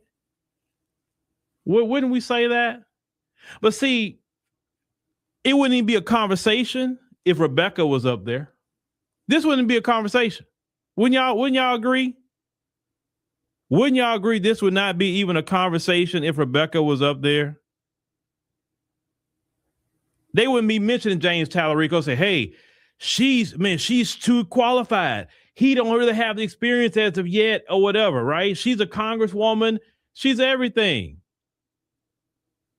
But if it's Jasmine though, well, she's a fighter. I like her, but he's just no. Let me tell you what that is. Let me tell you exactly what that is, real quick. Let me tell you. That is the same thing you see on your job, where someone like James will get over you and you got all this experience. And yet they say meritocracy, right? They want merit. They don't want nothing race-based, right? Nothing race-based, no affirmative action, no DEI, none of that stuff, right? But yet your whole life, all you've seen is people like James get above you with less education than you, less experience than you, and white America supports it. And this is not the Republicans we're talking about right now. See, what y'all find, some of y'all, I know a lot of y'all here already know, but for people that maybe just stumble upon it, a lot of y'all, and I've told y'all this, the Democrats could always talk about the Republicans when they being outright racist. Oh, look at the Republicans. Oh, they racist black people. Oh, look at them. Look at them. But what about y'all racism? Well, what about that? There's no way logically you could say James Tallarico has more qualifications than Jasmine Crockett. You can't say that. And it's not me defending her, not defending her. It's just facts. He do not have the qualifications. But in the system of white supremacy, it's not about who's qualified. It's about who's the right color. That's really what it is. Who's the right color? But they say, no, it's not that. It's just we got to have somebody that's just not like that. Okay, so you want somebody less qualified. See, this is why America screwed up. America screwed up because there's so many black people who are not only qualified, but overqualified that can actually move this country to a better place. But they would rather someone that's not qualified just because they're white. And it's nothing against James. James has nothing to do with it. I'm just saying that that's how they move. They rather have unqualified, less qualified white person than a qualified black person. And oh Lord, don't let it be a black woman, right? Now, what if Rebecca was Congresswoman Rebecca, right? And YouTube, before I get started, this is YouTube. I have to show this. It's I'm making a point, YouTube. Okay, there's one word that Rebecca's going to say but I don't want to bleep the word because it's saying something, right? So I don't think I get in trouble. A lot of people say more words than me. I'm not saying it, but okay. Now, you say that you like Jasmine Crockett because she's a fighter. Okay. All right. Well, if Rebecca had said just a few words, not much, would they like her? Let's see if they would like Rebecca real quick. Let's see if they would like Rebecca. Hold on.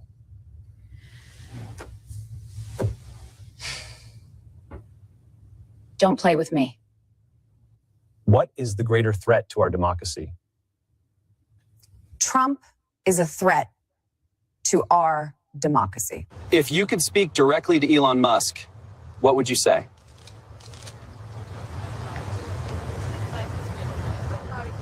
Fuck off. Now, if Rebecca was real, in the real world, I think white America would love her. She would be a great progressive. They would support her over Tallarico. They'll say she's a fighter. We got to get Rebecca in there. But if it's the black woman, I just want y'all to see it. Even with a progressive, right? A progressive Democrat, that's what they do. You never escape racism. You never escape it. You never escape it. It don't matter what degree you got. It don't matter if you're part of the boule or not. It don't matter. You never will escape anti-black racism. It don't matter if you're a congresswoman. It don't matter if you got a white mama, never met your Kenyan daddy, became the president of the United States of America, and you still would be called the N-word and everything else. Let me tell you something. When Barack Obama became president of these United States, and I seen he wasn't raised like me and a lot of you. He was raised with white folk, and they still was calling him the N-word.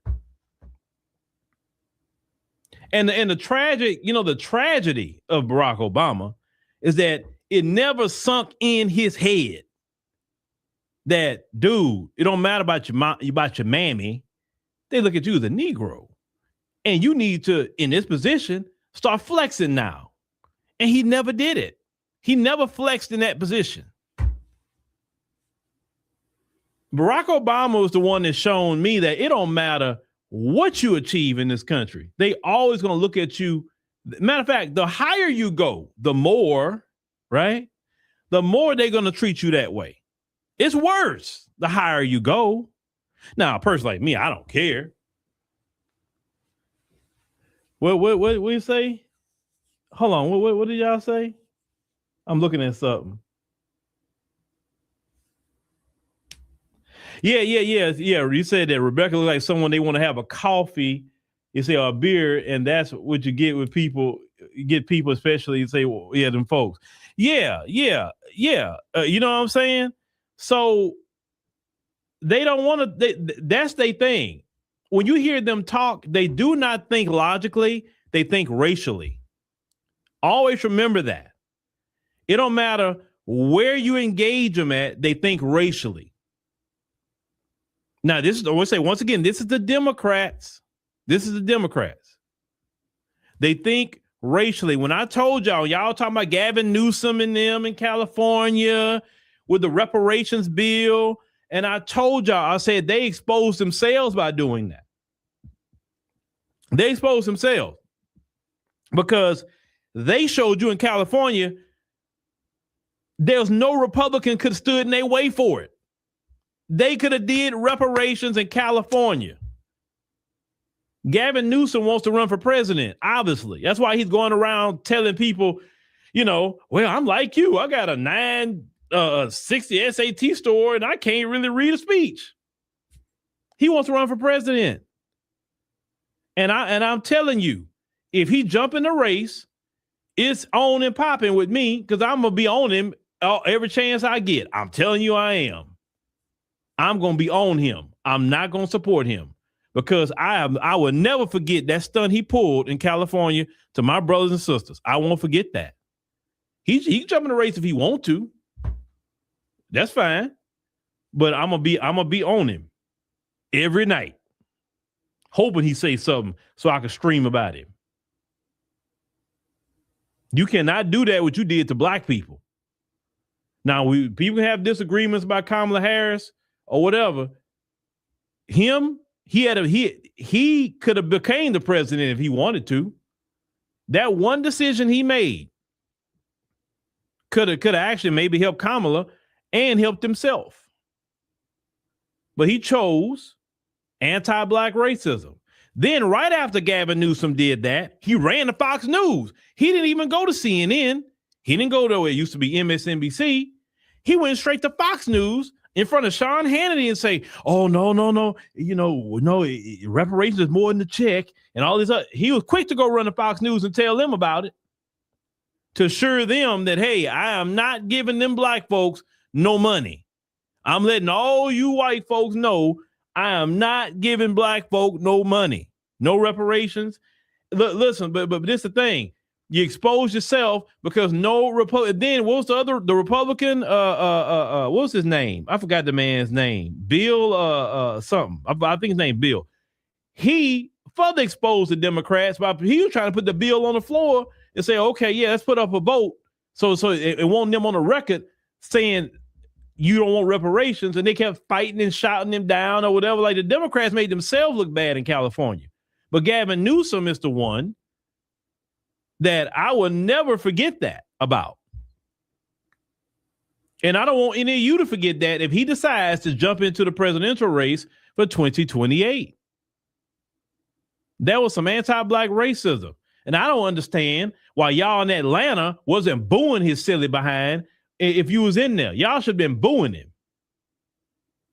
Like, what you even in Atlanta for? Who wants to buy your book? For what? What did you do great for Black people, sir? Nothing. You had a chance to do something great for Black people, and you chose not to. You chose whiteness over the Black folk. And you don't even have a lot of Black people in California anymore. A lot of Black folks left. So they wouldn't have broke the bank. So from Gavin Newsom with his moves, and Democrats, I know you're listening, your anti-Black racism gets exposed. Well, Jasmine Crockett is getting exposed too right now. You think we're not paying attention to it? Now, I don't know what's going to happen in the primary, but even if she do get out the primary and she's the main candidate, it's not about that. It's about if you are up here doing racist things. And like clockwork, I saw a video of Obama. I didn't even get clipped that video, but you can find it. Obama, guess who he's supporting?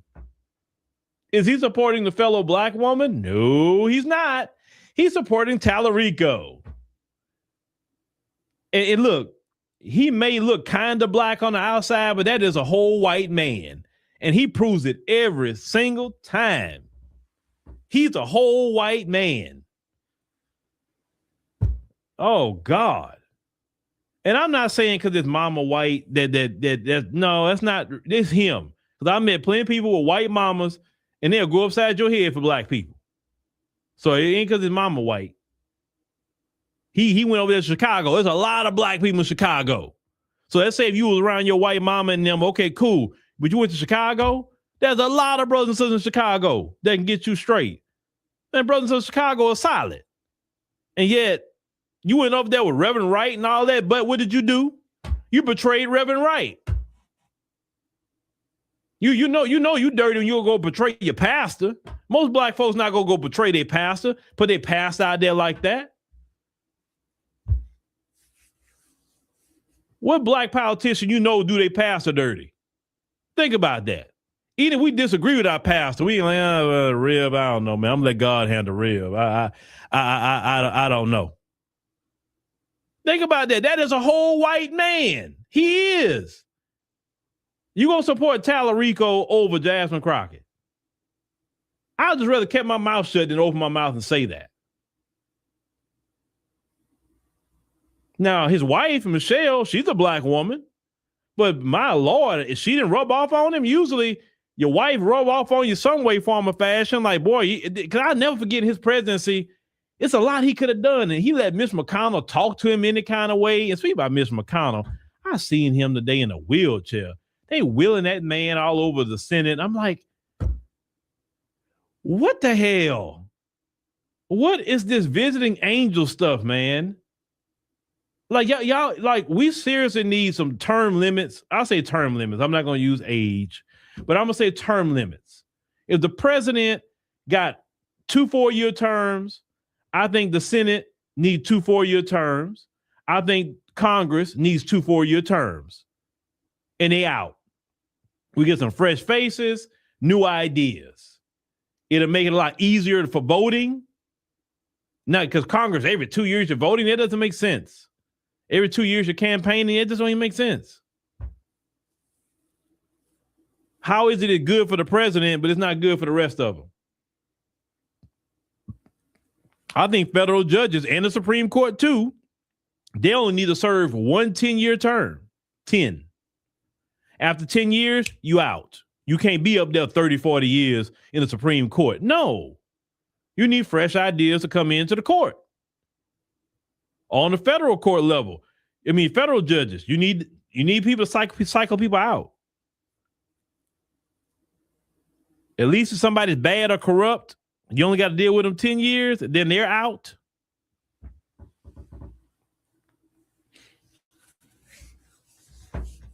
Yeah, then Obama, he always trying to come here and trying to. I never forget Obama trying to come chastise black men and black people, bro. That's why black people didn't accept. Listen, we don't mind being told something from somebody we respect. Give example. Let's say if Samuel Jackson had came to talk to a group of black men. They'll listen to Samuel Jackson. Maybe Delroy Lindo. They probably listen to him too. If Denzel Washington said something to a group of black men, we accept what Denzel has to say, right? If Dave Chappelle, maybe Eddie Murphy, if a Minister Farrakhan or somebody that black people respect, and they come talk to us, okay, like, all right, man, we gonna listen to it a lot more. But Barack Obama, nobody respects him. Like I said, that's a whole white man in the mind because he chose to be white. That's a choice. He chose to be white. He chose that. Yes, I'm saying it. He chose whiteness because it was no excuse. He had a lot of black folks around him in Chicago to learn to be a FBA. Let me say it like that. He chose not to be. And I can't even say he Kenyan because I know Kenyans. I've been to Kenya. I work with Kenyans. He's not even acting like a Kenyan. So that's why I'm not even mentioning a Kenyan. You can't even put that on his Kenyan side or his Kenyan daddy. No, he's not trying to mimic even a Kenyan. If he was trying to mimic a Kenyan, I'll be okay with him. But he's not even mimicking a Kenyan.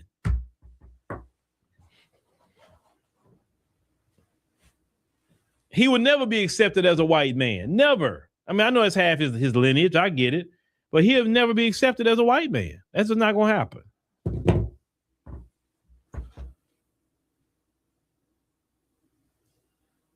But, let me tell y'all something about these elections.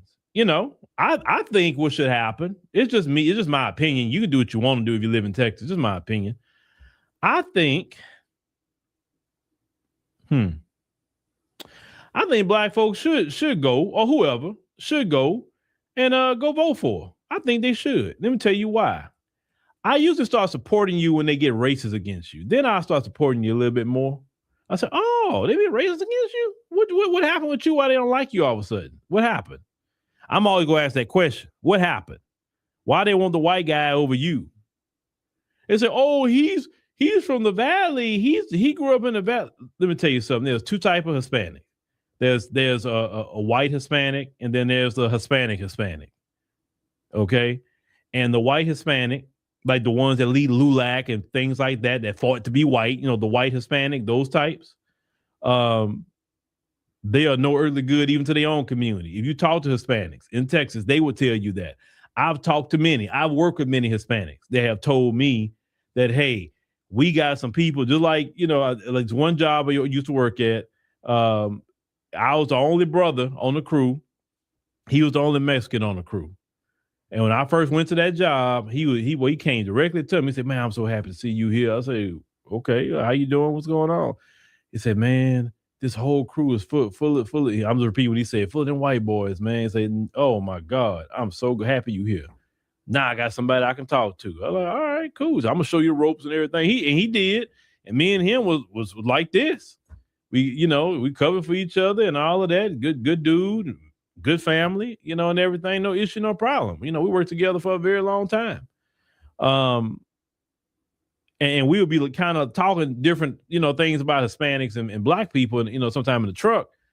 And, one time I think I was frustrated about something about, how we sell each other out. And he was like, Mexicans are worse. I said, what you mean? He said, man, you may have a successful taco truck right there. He said, a Mexican will go drive and put the next taco truck right next to your spot, trying to steal your customers instead of going somewhere else and getting his own customers. He said, man, don't even get me talking about the cartel in Mexico. He said, he said, kill up each other. He said, man, I can give you everything about Mexicans, please. He said, ain't nobody better than nobody else. He said, I think we worse than what black people do. I like, okay. You know, but when you talk to different people, they'll tell you. You talk to Asians, they'll tell you. You talk to Arabs, everybody got stories about how their own groups sell each other out. So once I learned that over years, I realized that's a human thing. It's not just an exclusive thing to black folk, right? So you got your Uncle Ruckus in every community. There always gonna be some Uncle Ruckus. But in Texas, that's what you got. And that's why the vote is so split like that. You have half of them really believe in their mind they white, but see, ICE is showing them right now they're not white. See, ICE is giving that wake-up call. It's ICE. And that's why I'm so curious to see how they're going to vote in these elections, because ICE is ICE doing their thing. You said Ted Cruz, who said AKA Mrs. Doubtfire. Okay, he says a great example. Yeah. Ted Cruz, and the way he moves like a white Hispanic. That's how he moves. You don't see him like down for his people or nothing like that. You know, they try to lose their accent. You know, his name is Rafael. Not Ted, Rafael. That is a Hispanic way of saying it. That's his name. He and the dude Cuban. You know what I'm saying? But you also had two different types of Cuban too. You had the white Cubans who they allowed to go to Miami like that, and who was against Fidel Castro and all of them because he was trying to set up equality in Cuba. And then, of course, you had the black Cubans. They never let the black Cubans come over here in mass. Every time you saw the Cubans floating in the water, it wasn't the black ones. You wouldn't have thought no black people was in Cuba. There's a gang of black people in Cuba. Go look at the videos on YouTube. Black folks everywhere in Cuba, but they never let them come. Maybe they'll let a few here and there come, sprinkle in, but it's always the white Cubans they want to come over here, not the black. Yeah, you say like Charlie Sheen. Yeah, they get over here, change their names, but they can get away with it because they don't look like a Hispanic. They don't have the dark skin and the dark hair, and they don't have the features of Hispanic people. I mean, Hispanic people, the ones that are really darker and things like that, a lot of times they got full lips, no different than we got, and broad noses, and some of them got hair no different than mine, some of them, but they ain't walking around here looking like you said, Charlie Sheen or Tallarico, though. Who wants to be Trump's favorite pet? Who wants to be? Who y'all talking about Trump? Oh, you talking about Cruz? Yeah, if you're talking about Ted Cruz, he disrespected Ted Cruz. I think did he disrespect his wife or something? Like, bro, you can't be cool with no dude that disrespect your wife. Marco Rubio, he called him Little Marco. Like, bro, I can't work for no dude that call me Lil anything. Like, where's your dignity and self-respect, bro? Like, I don't want to be in your administration. You can't disrespect me and I go work for you. That's just not going to work. Because me and you gonna have a problem. So I can't work for you. But these people will sell their self-respect out for a position. For a position.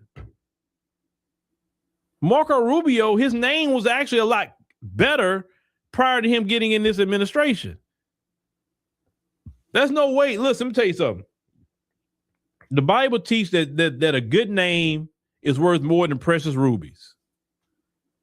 Always protect your name, because your name is not only going to precede you on earth, but even when you leave this earth, your name is going to be here. And when people speak of your name, if you kept a good name, people say, oh yeah, he was a good man. She was a good woman. He did this. She did that. I respect him. I respect her. Sometimes affiliating yourself with certain people can ruin your name. Not that you even did anything, but people think, well, why would he affiliate with this guy?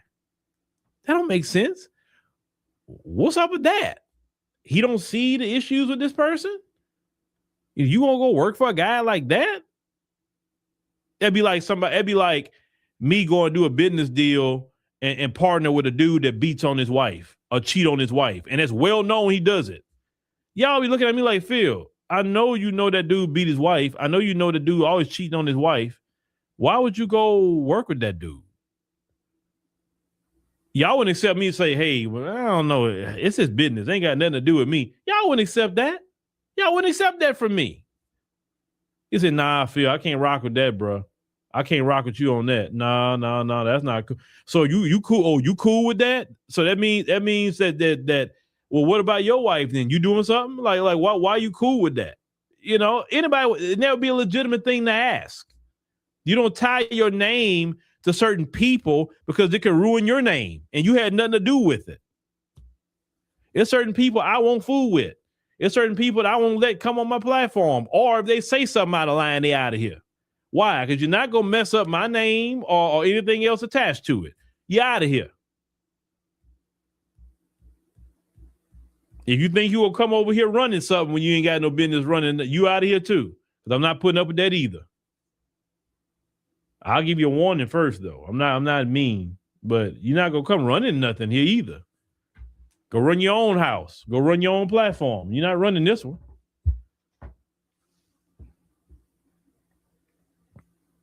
You say the Estevez brothers and their daddy, yeah. It said Martin Sheen too. Yeah, they all come over here and change their name and want to deal with white. They want to blend into whiteness. That's what they want to do, ladies and gentlemen. That's exactly what they want to do.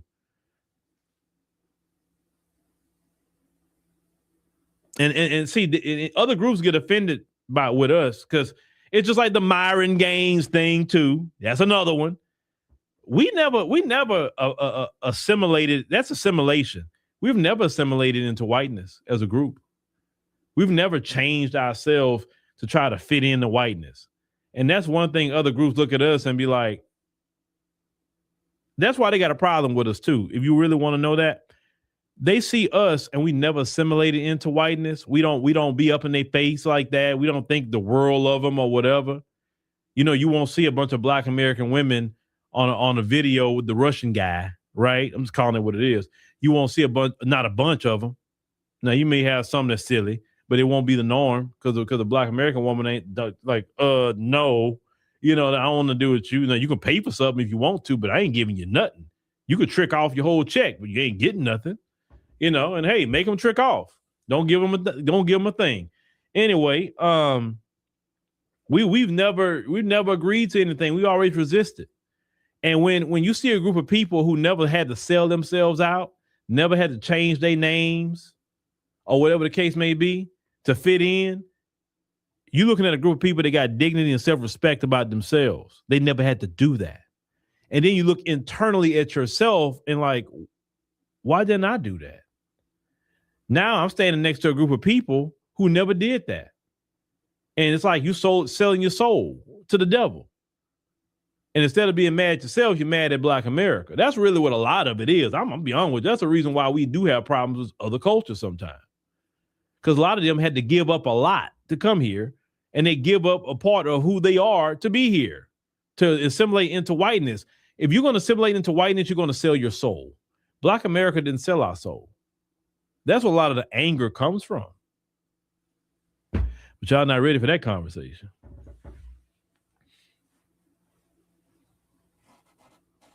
That's a totally different conversation. But well, with that being said, if Jasmine Croccett was Rebecca, then it wouldn't be an issue. It wouldn't be a problem. It wouldn't be a conversation. Wouldn't be. I know this because I know the folks. I know how they move. Everything for them is through the lens of whiteness. And the reason why I can say that is because it's just a culture. It's the culture. That's what it is. It is the culture. Now, do you have some individuals who don't believe in that? Sure you do. But when we talk about a culture, we're not talking about those individuals who are not that way. We talk about the majority who are that way. They look at the lens of whiteness. And that lady that made that video, she'd be the first one to say, I've never said the N-word in my life. I have Black neighbors and Black friends. But see, she couldn't have said that to me because I'd have pressed her. And it's like, well, okay, you voted for Tallarico. Could you explain to me what qualification he has over her but you say you like her. Like, how can you like somebody but vote against them? Why I think he could win. How you okay? If he runs against Ken Paxton here in Texas, you think he could beat Ken Paxton? He couldn't even handle Jasmine Crockett in a debate. Ken Paxton would run over him too. You know what I'm saying? Who else? John Cornyn. He would run over him too. He's too soft spoken. These guys don't care about that. Whether it's on the Republican side, they need somebody that's going to bark at them a little bit. That's all they understand. These guys are ignorant. And sometimes you got to get ignorant with people. And sometimes.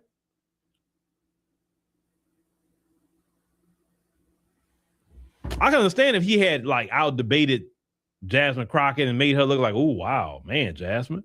You know, he didn't do that. He didn't do it. I watched it. You can go watch it on YouTube. He did not do that. You say McQueen say we loving ourselves and they can't stand that. I mean, no, they're never like that. They're never like that. But you know, because of all this stuff with the racism, I hope she do get him in the primary. And think about the racist thing. And the racist thing he said, I totally forgot about that. Well, he said that he didn't get into the race to run against a strong black woman. He wanted to run against a mediocre black man. I don't care if you gave a compliment to Jasmine Crockett. If you say a mediocre black man, that means you think black people are mediocre. That was a racist comment in itself. Like the dude showed like, and I guess them folks like, oh, okay, all right, shoot, he down. Okay, cool. Let me go vote for him.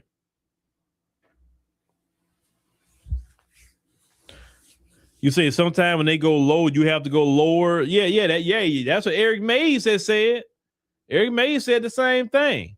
He gonna go lower. And we are the best at going lower. We are the best. We are the best, ladies and gentlemen. We are the best. Yeah, all that when they go low, we go high, man. They don't understand that. They do not understand that. Maybe if you go low, I go high in the community. But when it comes to these other groups, especially the folks, you go low. Oh, yeah, we got to take it to hell, baby, with you, because that's all you understand. But all right, ladies and gentlemen, he said during the 60s, say we learned that we could be happy and nappy. Say we said that a lot on Black and I'm Proud. We learned it was okay to be who we were. No apologies needed. Yeah. You ain't got to apologize for being black. You be black and be proud of that. And if if people don't like it, who cares? Who cares if you don't like I'm black? Before I wrap it up, I sleep very good at night. And you mad I'm black? I'm so cool. I eat good too. I eat good. I sleep good. You know, everybody got the issues and problems, but for the most part, I'm happy. You know, and you feel all the way you want to feel about black folk and me.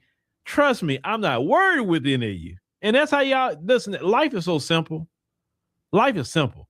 I'm not worried about people that don't like me, bro. I'm not worried about you. I don't even think about you. I don't even know you. So how can I even think about you? I don't even know you. Well, these people don't like us because we black. I don't care. I don't even know them either. They're not at my house. They're not at your house. So don't worry about people that's not in your house. Now, people that's in your house, then you need to worry about it. But if they're not in your house, don't worry about it. I don't care. Okay, he don't like me because I'm black. She don't like me because I'm black. Okay. They got people in our own community that don't like us for different reasons. I don't care about them either. Well, this black American person don't like me because of this. Okay. Well, this person in diaspora don't like me. Okay. I don't care. But then the person in diaspora that do like me. They got black people in America that do like me. That's the only people I care about. I only care about the people that like me. And I want y'all to focus on that. Only care about the people that like you.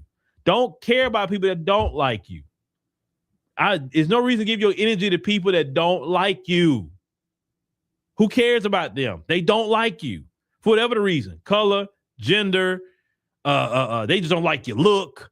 They don't like your opinion. Who cares? Who cares? I'm black today. I'll be black tomorrow. And I'll be black when the Lord ready for me too. I ain't worrying with none of you.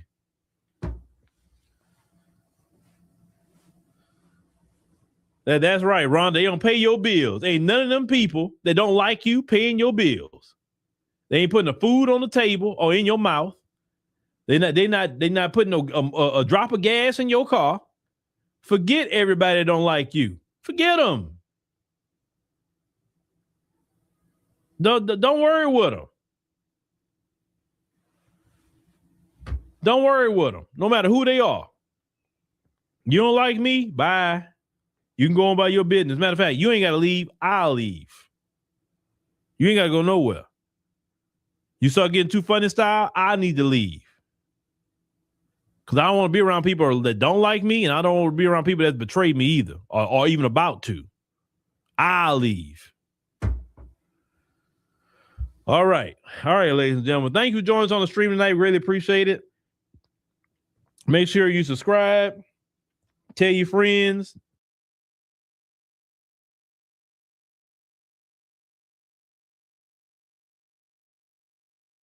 Now, remember on the African Diaspora News channel, make sure you subscribe to African Diaspora News channel, because some people only subscribe here, and African Diaspora News channel is our main platform, along with other platforms like AfroWire AI. That is our AI-powered news network. Make sure you check us out there. Just as much as we have this podcast, Emancipation Media is another platform that we have. So check everything out, and also Soraya the Songstress. That's our music platform. But the other night, we covered about Ilhan Omar interrupting at the State of the Union. And a lot of people felt a certain kind of way about that. Well, if you know anything about James Carville, you know he has been around for a very long time. He's been a Democrat strategist. He was pretty mad at Ilhan Omar for, what she did. And he is wanting her to move around now. Let's go ahead and check that out. Why don't you just get out the Democratic Party? Honestly, start your own movement. All right, let's do the simple math. And probably 69%, I don't know, we could call Jim Gerstein or Jeff Garrett. Roughly 69% of the people going to vote in November. Maybe more. Let's do 70 for just round math. Are going to be white. Of that, 48%, maybe a little more, are going to be male. So that's roughly, let's just call it 33 1/3% of the entire election. Well, let's just run against them because that's so goddamn smart. All right. So now we're going to have a campaign by the progressive left against white men who vote about a third of everybody that votes in an election. Why don't you, lady, start your own party? And then when it's over, if you want to caucus with the Democrats, fine. We agree with a lot of things that you do, but we don't believe we ought to be running against white men. In fact, we don't think we ought to be running against any gender, any ethnic group, any race, any religion, or anything else. Goddamn, these people are just helpless. They cannot be helped. There's nothing you can do to help them. They don't want to be helped. And if they had any guts, they'd start their own goddamn political party and get out of ours. Well, James, just go ahead on and let that anti-Black racist culture out, because that's exactly I heard every bit of what he was saying toward the end. Because at first it started off on Ilhan Omar, then he went to we can't help these people. Well, wait. I thought Ilhan Omar was the subject matter. It went from her to starting their own party to we can't help these people. They need to get their own party. No. That was a straight up dog whistle. And Ilhan Omar, because maybe somebody sent this to you. You see, they look at you no different than they look at us. They probably don't, I think they don't like you a little more because you're too mouthy. Okay, you way too mouthy for them. Because see, if you like the Congressional Black Caucus, ma'am, they'll be cool with you. They will have no problem. Do you ever hear James Carville saying anything negative about the Congressional Black Caucus members? No, because they stay in line. They don't get out of line. You understand what I'm saying? So not only does he want her out the Democrat Party, he want her to start her own party, say, man, you can caucus with us. But other than that, no. But my main thing is toward the end when he said, oh, you can't help these people. And all that, like, first of all, sir, none of us want your help. I can't speak on what Somalis got going on, but I can speak on Black America. We don't want your help. We want nothing from you. Matter of fact, we want you and your party to leave us the hell alone. That's what we want. I can't speak for Ilhan and with her gang, but I can speak over here. We don't want nothing to do with you. We don't want your help. We don't want you saying nothing to us. Leave us alone. Only thing you can do us at this point, or do for us, is bring us our cash payment reparations. That's the only thing you can do at this point. If you're not going to do cash payment reparations, right? Anti-Black hate crime bill, minimum, then leave us alone too, and we good. Because your party is the one to come around wanting the Black vote. It's your party, sir. I told y'all that Democrat Party, that white liberal, and Malcolm X told you way before I told you. He told you that the white liberal is worse than the white conservative. He told you. He told you that the white conservative, he basically upfront how he feel, and I can respect the white conservative for that. Because at least I know if I engage the white conservative, I know exactly what I'm getting and what I'm dealing with. So we can actually have a respectful conversation because of that. I'm not joining with him. I'm not joining his party, but I can at least have a conversation. But that white liberal, like James Carville, he's worse. He feel like that white conservative, but you know, a lot of times they try to pretty it up. Now he's up in age, so he don't want to hold back no more. That's why his racism spewed out in that manner. Once again, James, nobody wants your help. You can't. Matter of fact, why don't you go help white people? Go help them. White people in the rural areas, white people in the cities, go help white people. Because they need your help. They really need your help. We don't need your help. We fine. When they had the government shutdown, did you see a bunch of us in the food bank line? No. It was your people, sir. Go help your people. Clearly, your people need the most help. We will be all right. See, Black folk for a long time have been having to make it with nobody's help. And all that lying that y'all were doing, including your party, sir, Democrats. Oh, Black people on these food stamps and Black people this and all Black people, until that government shut down and the whole world got to see who was on the food stamps. Because see, that view of y'all in food bank lines, that went all over the world. That's one of the reasons why y'all, they can say what they want to say, but that's one of the reasons why that government shutdown happened, had to wrap up, let me say. Because those images of a bunch of white people, basically poor, can't feed themselves. What were people saying in other countries? I thought America was rich. Why is all them people can't feed themselves? They got quote unquote poor countries and people don't starve. Americans can't make it? What is this? A lot of people was asking questions. And it was the folks that was the poster children of that image. It wasn't us. But they lied to themselves for years that everything was us. We're the poor ones. We're the, Black people so horrible. Oh, about Black people. No, it's not us. It was y'all. It was y'all. So here's the thing. The Somalis, we know, are getting their wake-up call. They're getting it. Ilhan is doing exactly what the Somalis want her to do, though. She's outspoken. She talks the way she talks, and that's part of her culture too, though. That's what people don't understand. When I told you people bring their culture with them everywhere they go, that's truly what they do is bring their culture. In her culture, that fighting like that's part of the culture. I know you've seen Black Hawk Down. That's part of their culture.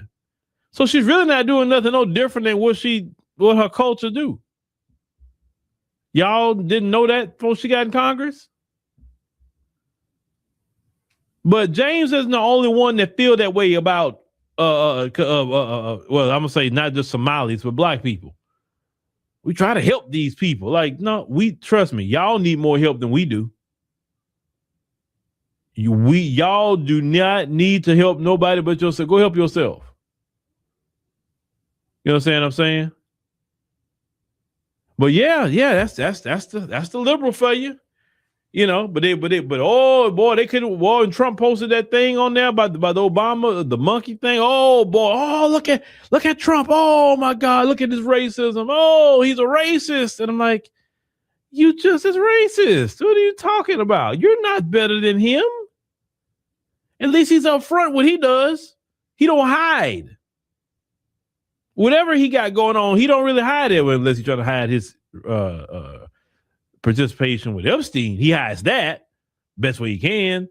But everything else, he don't really hide that. But y'all hide it. You be doing the same thing, just you don't not upfront with it. You're a coward. At least the conservative, I respect him because at least he's upfront with it. He's honest.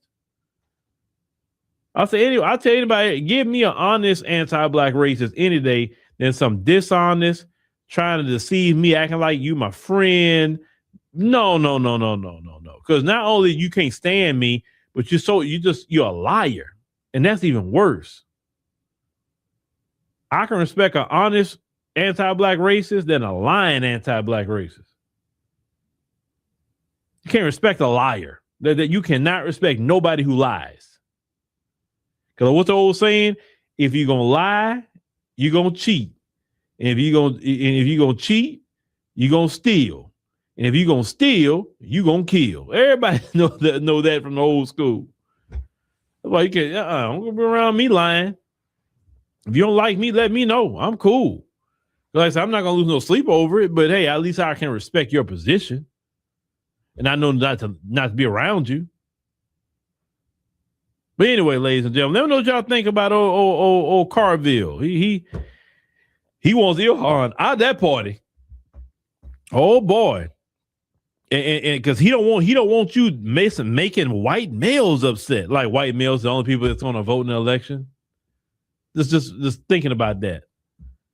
You seriously think that only white males are gonna vote? There's gonna be people of all communities vote. America isn't just white males, sir. It's made up of black people, the different groups in the diaspora. It's made up of Hispanics. It's made up of Asians. It's made up of all kind of other groups. It's just not a solely white country anymore. And the more and more, because y'all not having kids like that, the more and more you go along, the decisions in this country are going to be made by everyone else but you and your group. Because they having way more kids than you. So all that stuff about, don't say nothing to the white men because they gonna be you messing up. You know, you're speaking against a lot of part of the country. You're like, no. If she gonna say something, she can say it. That's fine. Who are y'all that she can't say nothing to? Black folks got to hear from everybody, but nobody can't say nothing to y'all. Who cares? Y'all not gonna vote for her anyway. Her Somali communities wasn't gonna put her back in office. I'm just keeping it 100 with you. She's insulated in the community that she's not really worried about getting voted out. But yeah, this guy got some nerve. Don't say nothing about white men because really? Don't say nothing about nobody then. How about that? But anyway, yeah. James Carville is just showing you his horns. That's all it is to it.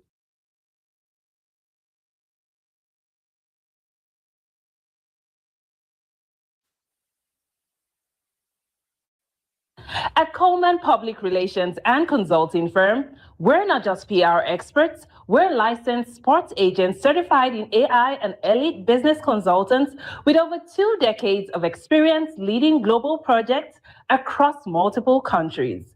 Visit cprfirm.com, that's colemanprfirm.com, and millionairex.ai. Then download the Millionaire X app, your AI-powered guide to getting out of debt, investing smarter, and building generational wealth. Coleman Public Relations and Consulting Firm. It's a family business. It's different. It's the Unity Reunion Parade, Cookout, Line Dance Party, Backyard, Barbecue, Fish Fry, Vegan Soul, Black Business, Food Truck, Networking, Outdoor, Concert, Music, Festival, Celebration of the Year. It is an amazing experience. You have people from all over the country. This is my second year attending, and they over-delivered. So if you haven't come before, you need to come. And you know what? I'm just out here vibing. Get tickets now at OhioBlackExpo.com. Finding the right real estate professional can be challenging. I'm broker Melissa Wilson. I'm knowledgeable in all aspects of the real estate process. So whether you're looking to buy new or an existing home or have a commercial need, I'm here to help. We're here in Rio de Janeiro, and I guarantee you this will be an unforgettable experience as you get to taste the food, the culture, have experiences with the historical aspect of Brazil. That's right, one of the major parts of the African diaspora. And guess what? We want you to join us here in Brazil. The views are amazing, the food is spectacular, and the experience is unforgettable. And the only thing that's missing is you. Join us.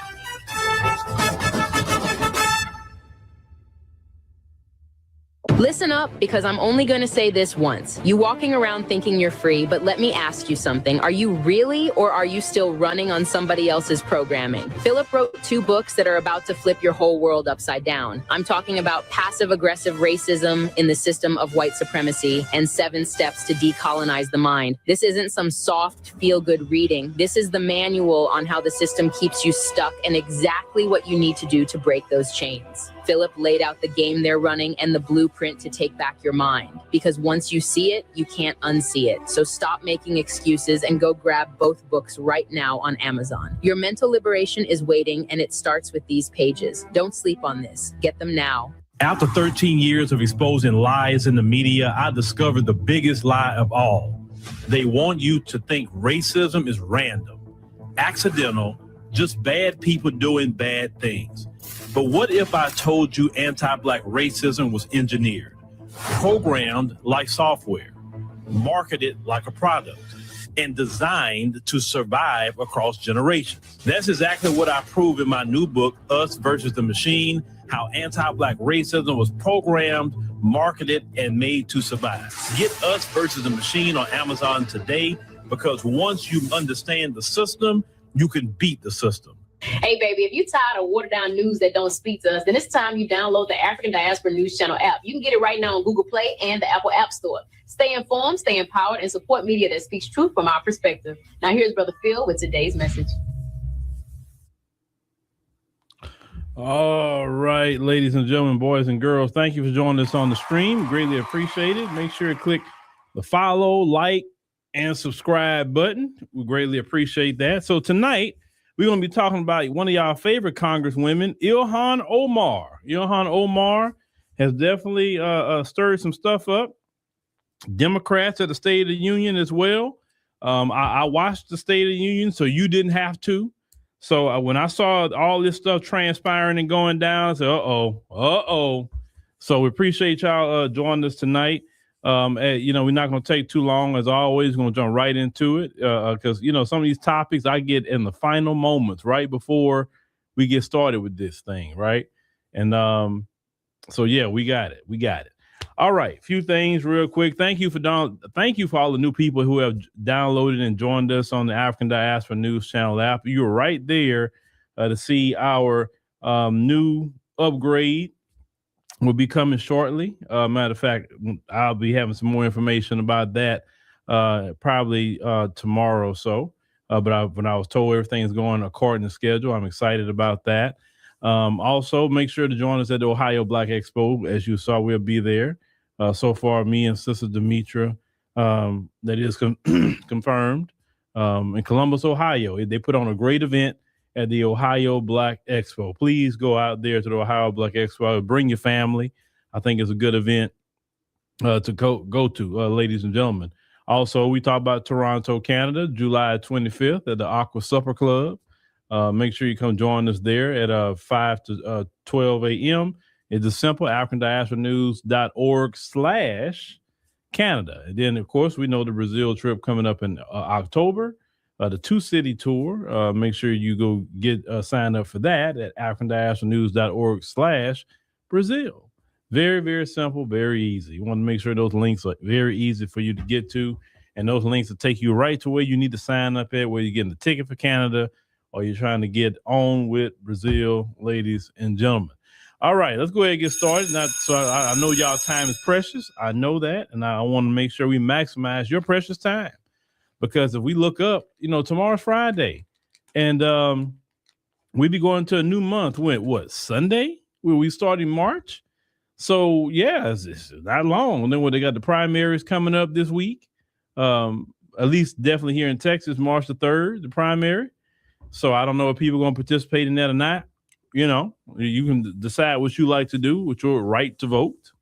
All right. So Trump just had his State of the Union address and talking about, what they normally do. Every president does this, but Trump is always going to be some drama with Trump, and that's okay. That's okay. I think Trump is very interesting for ratings. There's no telling what he's going to say. Sometimes he's right. A lot of times he's wrong. Sometimes you're like, Trump, what are you saying, bro? You just like, you're talking, but you're not really saying a whole lot. So I want you to see this video. I think it's like 3 minutes, some odd minute. It's a whole 2 hour plus video. If you want to see the State of the Union, you can go watch the whole full 2 hours. But this is the point that everybody's really talking about right here. So let me go and cue up your girl. Cue up your girl, Ilhan Omar. I'm inviting every legislature to join with my administration in reaffirming a fundamental principle. If you agree with this statement, then stand up and show your support. The first duty of the American government is to protect American citizens, not illegal aliens.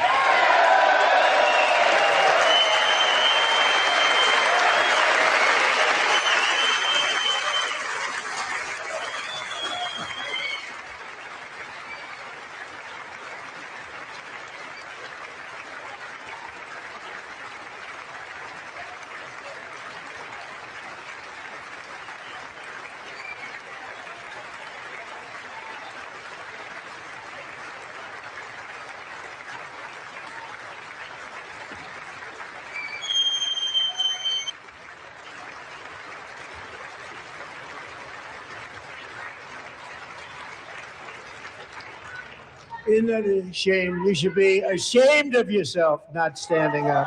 You should be ashamed of yourself. That is why I'm also asking you to end deadly sanctuary cities that protect the criminals and enact serious penalties for public officials who block the removal of criminal aliens. In many cases, drug lords, murderers all over our country, they're blocking the removal of these people out of our country, and you should be ashamed of yourself.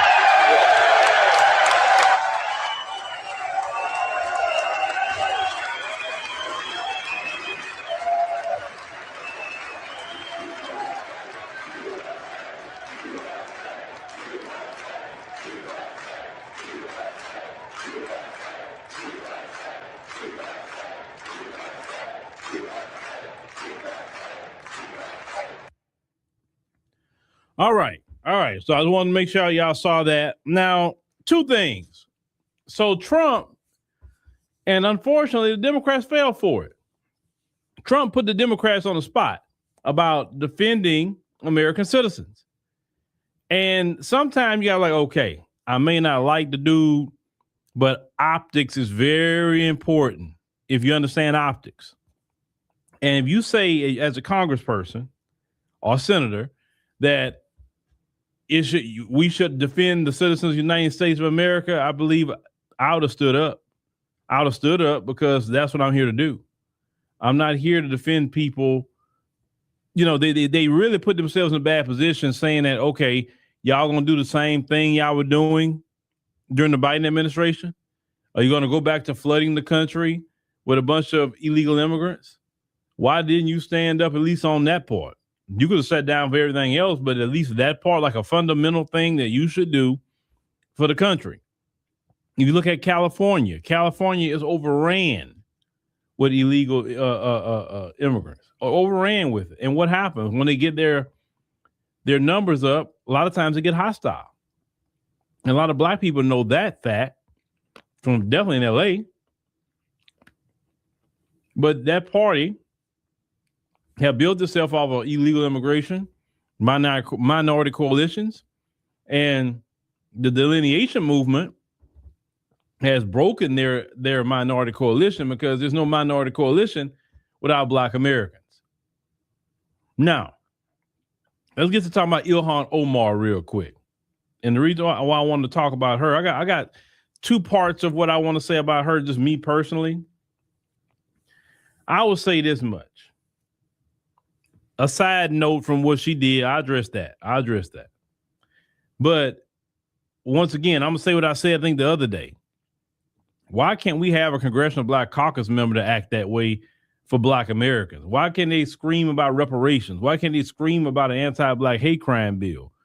You know, the only person that be halfway trying to scream is Representative Al Green, and it's not really nothing that is going to benefit us. Okay, if you impeach him, whatever, that doesn't really benefit Black Americans.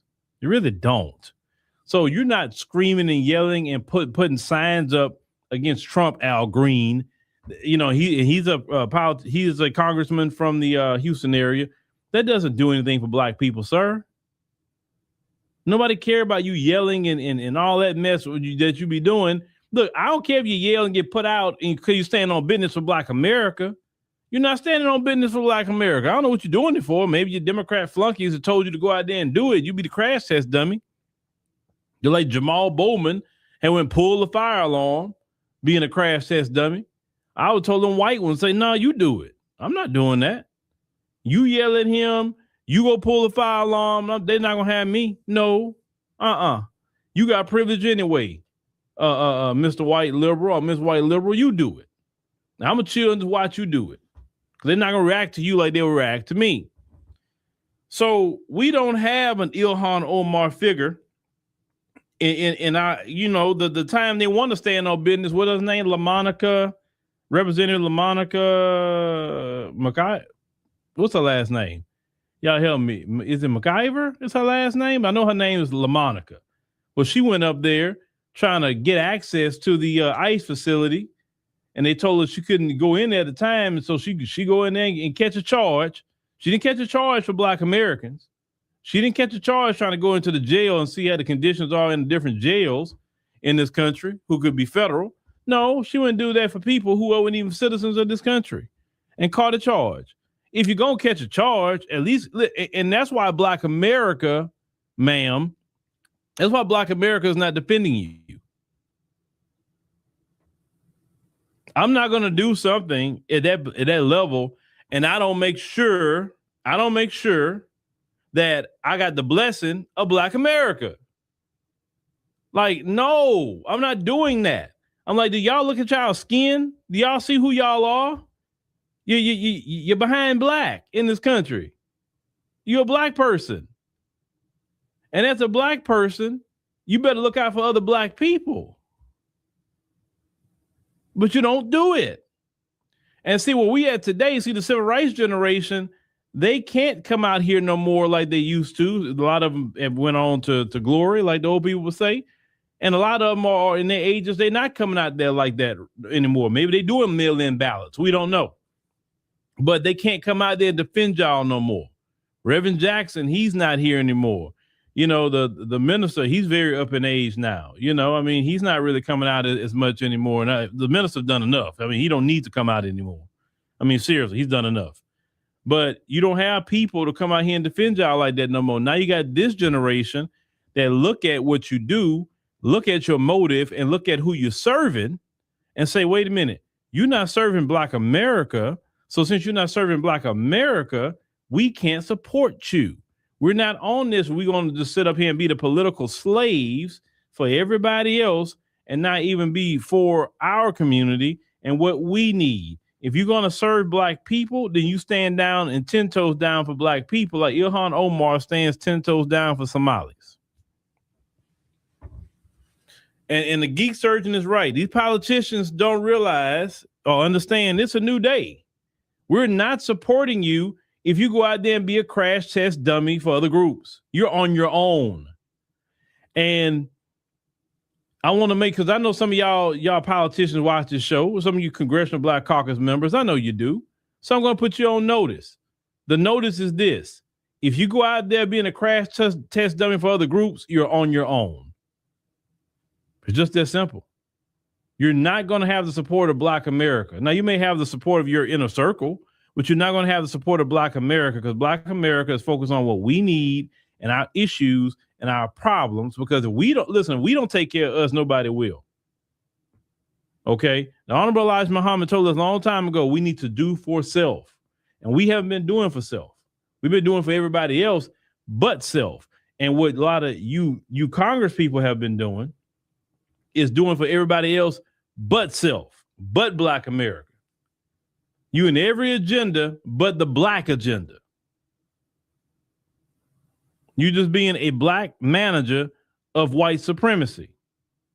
If you can't sit there and point to what you did for Black people, but you could point to all the votes you did to the further money and military and all these different things for the benefit of the groups, then you just being a Black manager in white supremacy.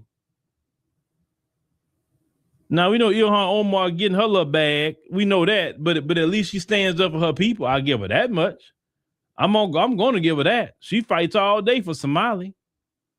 She is hardcore Somali. Why can't we have none of y'all be hardcore Black? Y'all scared I'm going to keep saying that. You're scared to say Black. Unless the white liberals say, okay, it's okay for you to say Black this time, but don't be making it a habit now. Then you don't want to fight for Black Americans. You want to fight for everybody else but Black Americans. Or the closest to Black you'll get is maybe a Black immigrant. And you're not really doing a whole lot for them either. In the grand scheme of things, you want them to what? Stay on immigrant programs, get immigrant loans and grants. You want them to stay here.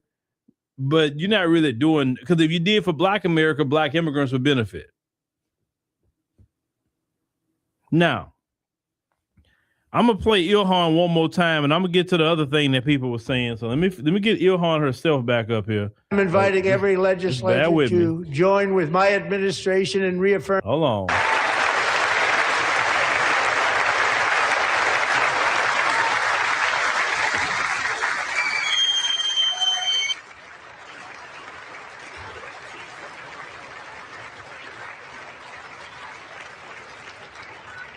Isn't that a shame? You should be ashamed of yourself not standing up. You should be ashamed of yourself. That is why I'm also asking you to end deadly sanctuary cities that protect the criminals and enact serious penalties for public officials who block the removal of criminal aliens. In many cases. Okay, that's addressed what Ilhan Omar said. She said that President Trump has taken the life of Americans. Well, let's look at the circumstances of how that happened, ma'am. Let's talk about Renee Good. Renee Good wasn't the target of an ICE enforcement operation. She wasn't. Renee Good and her lady, or whatever, decided to put their nose in ICE's business at the time, right? They were telling her to leave. They were telling her to get away. They were telling her whatever they was telling her. She decided not to do that. Now, when Black Americans lives were taken by the police, white Americans, including white liberals, were saying that if we just comply with the police, then, these type of things would not happen. This is what we were told many, many times. We were told, Ilhan, if you don't know, we should, the law enforcement is afraid for their life and they have to make it home to their families at the end of their shift. So they got to protect themselves, right? A Black person or a Black woman, if he was in the same position, would have been told, well, the car is a weapon. And so he had to defend himself. He didn't know what she was going to do. If she was a Black woman, all she had to do was get out the car and just do what he say do, and she would have made it home. But she chose not to obey the police, and that's why she's not here anymore. This is exactly what would have been said to Black people, ma'am. But you screaming at Trump, calling him, saying that he unaliving people. Well, technically he didn't, but the people that work for him, I guess. Now let's get to the other guy. That's your constituents that you're talking about. He was involving himself in an ICE operation that had nothing to do with him. They weren't targeting him. They weren't looking for him. Now, should the man lost his life? No. But how many times black people have lost their life in the same manner? On the ground, even handcuffed, some black people have lost their life with the police. The white liberals, including the white conservative, have done nothing about it.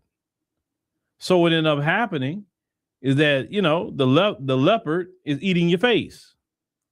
That's really what it is. And all of this could have been prevented if the white liberals would have been more on board with getting rid of qualified immunity. Why aren't you talking about that, Ilhan? That would have been more of a conversation so it don't ever happen again, right? You're not talking about ending qualified immunity, but if that's the case, you had to take the talking points of Black America, but you're black, and Ilhan, you said you're a black woman. You're black when it's convenient. And convenient blackness is not going to work. I'm not picking on her, but I'm just letting everybody know convenient blackness is not going to work. If you black, it's like me. I can't be black by convenience. I'm black by lineage. I'm black by, that's the skin I'm in. Everybody know 24/7, 365, I'm black. I'm blickety black and I'm black, y'all. Period. That's what I am. I cannot escape it. I can't jump into blackness when I want to and jump out. There's no double dutch in blackness. If you're going to come here, you're going to say, yep, I'm black just like y'all. Yep, my ethnic group, maybe a tribe, maybe this tribe, you know, maybe I may be the Igbo, I may be the Hausa, you know, I may be the Fulani, whatever, but hey, I'm black. Yeah, my nationality is Nigerian, but I'm black. I rock with y'all. That's how you approach it. Not like, oh, I ain't you, because okay, if you ain't us, then you're gonna stay over there. It's not gonna be no jumping in and out of blackness like double dutch. It's not gonna be no wishy-washy blackness. You know, you want to be black when the times are tough. And then when the time is not tough or whatever, let's say Trump get out of office, let's say you get somebody you like, maybe a Democrat, okay? Then you're going to go back to what? The foreign flags? That would not be wise to do. I'm seeing a lot of new converts into black. I'm seeing that too. Oh, I'm watching. A lot of new converts. People who a couple of years ago would have been telling us, I'm not black, I'm this.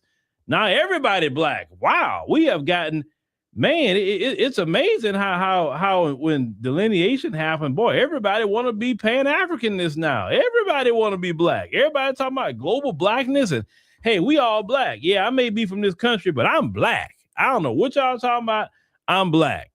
I think the video that tripped me out, I think I did that video a while back where you had a Dominican woman here in the States, strong accent too. She's like, I don't know what these ICE people talking about. I'm black. And I'm proud to be black. And when I heard that, I said, whoa, okay. If the Dominicans are saying they black, then you know something's up. Because they were the first one that beat their chest with that and say, I am not black. I'm Dominican. You understand what I'm saying? Everybody got some Pan-Africanism now. Wow, all it took was the delineation movement to get everybody on board with some Pan-Africanism. But when Black Americans was pushing it hard, nobody wanted to be on no Pan-Africanism. Isn't that interesting? So a little ICE visits and delineation has caused everybody want to be Pan-African. Nobody waving them foreign flags anymore and all of that. That's interesting. I'm just a casual observer. That's it. I'm a casual observer. Now, Ilhan Omar. Let me see, how far did I? Drug lords, murderers all over our country, they're blocking the removal of these people out of our country, and you should be ashamed of yourself.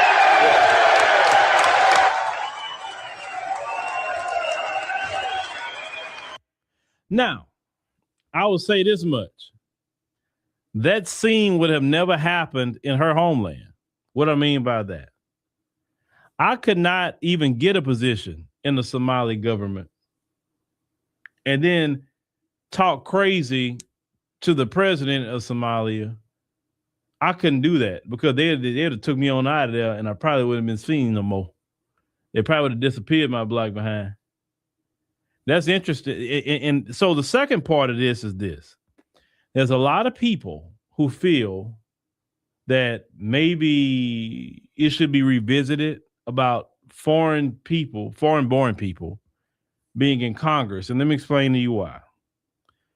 The president of the United States, you cannot be a president of the United States unless you are born here. You have to be born of the soil, right? You cannot be foreign born to be president of the United States. So if we accept that as a okay, that's what it is, then how come the Senate and the Congress isn't the same thing, that you had to be born in the United States to be a senator or congressperson? Now, a lot of people didn't like it, not because they agreed with Trump. That's not really why they didn't like it. I'm talking about even black people felt this way. They were saying that, wait a minute, hold on. You just got here and you talking crazy. As if anybody should say something to Trump, it should be black Americans. But who are you? Why are you yelling? Because before all this, everybody was Somali. Nobody wanted to say they black until the ICE raids and delineation. Now you didn't find your blackness now. And then even when she's up there talking, she's not talking about, hey, all us black people. She only say black when it's convenient. And a lot of black people see that. And they wonder, and people like her wonder why these different, even the legacy civil rights organizations really didn't support them like that. Why? Because you kept yourself separate. Look, it's bad when the Urban League and NAACP and all them other ones not out there with you. That says a lot. You separated yourself so much that they wouldn't even go out there with you. But I don't know. I'm going to ask you a question. Do you believe people who are foreign born should be allowed to be a U.S. congressperson or a U.S. senator? Do you believe that? Yes or no? I mean, I'd like to know what some of you believe on that. I can present the arguments people have been saying, but what's your take on that? Do you believe that a person who's foreign born should be able to get up to the level of U.S. senator and U.S. congressperson? Do you believe that? You say Ilhan think the 14th Amendment is protecting her. She's naturalized. She can lose her citizenship. Yeah, she has to be careful.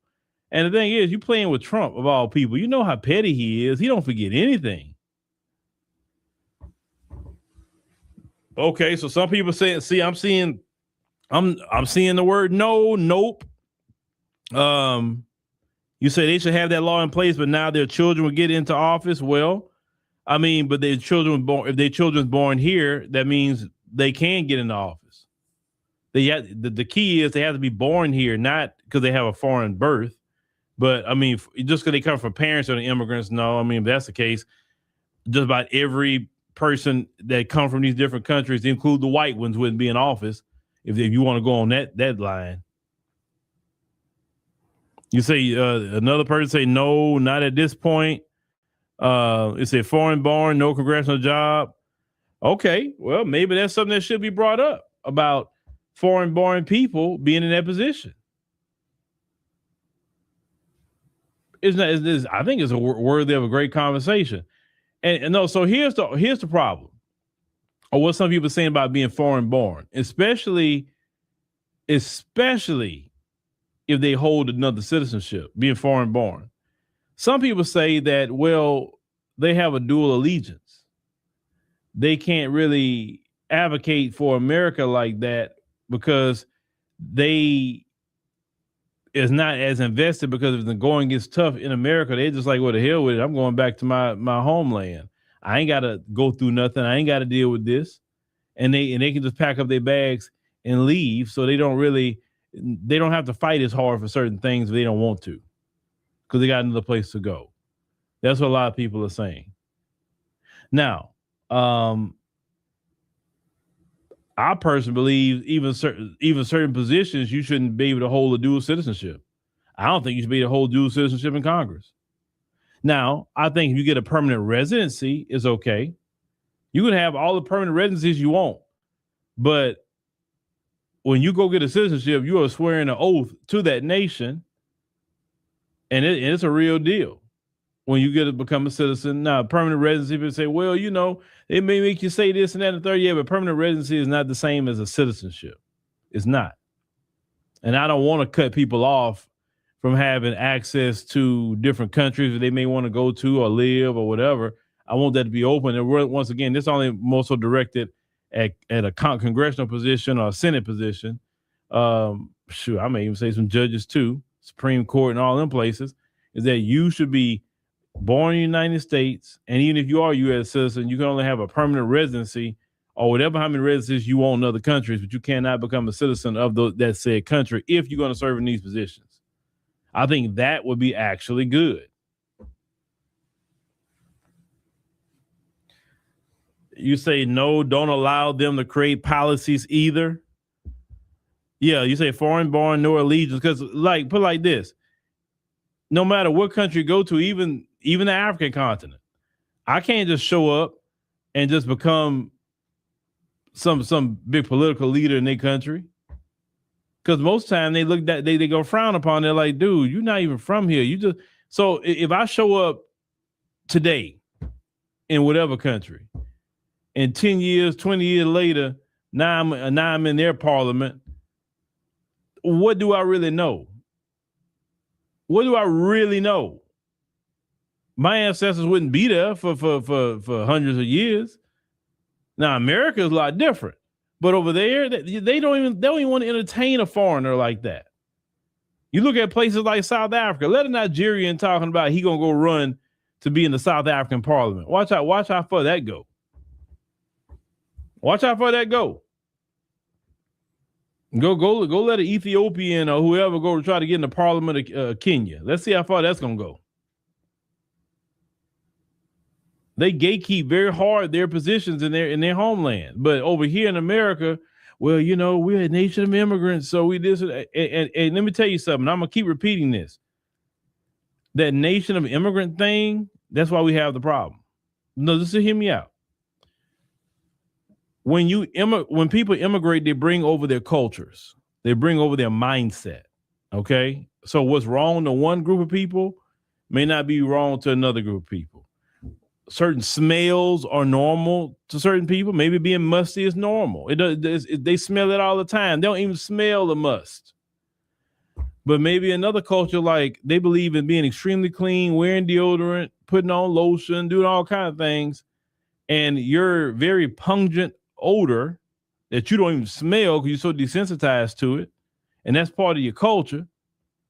Now you're going around another culture of people who believe in being clean and going to smell you coming. It's so many different things that clash with all these different cultures. You bring different languages and everything that comes along with that. One group of people or a few groups of people speak a different language. Another group don't. They may feel offended by it because they're like, why are you talking in a different language in front of me? Clearly, you must be saying something about me because you're hiding what you're saying. So it creates a whole lot of things. Then America don't want to really establish a dominant culture, a dominant everything, and say, okay, this is the culture. This is what we dominate. Everybody can come here, but this is the culture of what we're going to have here, right? So the culture is Merry Christmas. That's what it is. If the culture is English is the language of the land, then that's what it is. You got to take some hard steps and say we're not putting things in 1,000 different languages unless you're in the hospital or something like that. You know that you really need to see that. But on all the signs, we're gonna just do it English. Like we go to another country, they put it in their languages. You understand? So you have so many different competing cultures and ideologies. Ilhan Omar is Somali. They have their own culture, their own ideology. And maybe in her culture, it's okay to scream and yell and act like she's acting, you know, at a meeting like that. That may be okay in her culture. But in this one, it's like, okay, have some decorum. Yeah, I know how he is. Trust me, we all know Trump and how he is. But you're supposed to have some sort of decorum. It's on national TV, you know, act accordingly. But to her, it may not be a big thing. Now, Rashida Tlaib, you know, she's a Muslim woman as well. She just don't wear the hijab. but they both were screaming. What are you going to get accomplished by screaming and yelling at Trump? You really don't get much accomplished. Ilhan Omar is so worried about stuff that has nothing to even do with her. If anything, you should be fighting to clear the name of your community. That's what you should be fighting for. Not worrying about what Trump got going on. If I felt that strong about Trump to the point that I'm going to scream, I wouldn't even come. Real talk, I wouldn't even come. Why go somewhere and you don't like the person? I just wouldn't show up. Trust me, my absence would be talked about a lot more than me sitting there. I'm like, nah, I'm not going. I'm good. I watch it on TV though, just so I can hear what he had to say, but I'm not going. It's fine because I'm in good conscience. I can't deal with it, so I'm gonna just go and just gonna chill in my house. I watch it, so I know exactly what he's being said, but I'm not gonna be in that room. That would have been actually more of a powerful statement. You don't show up, then you actually show up screaming and yelling, because then you didn't even have a microphone, so it's hard to kind of hear you. And then everybody focusing on her and what she had to say.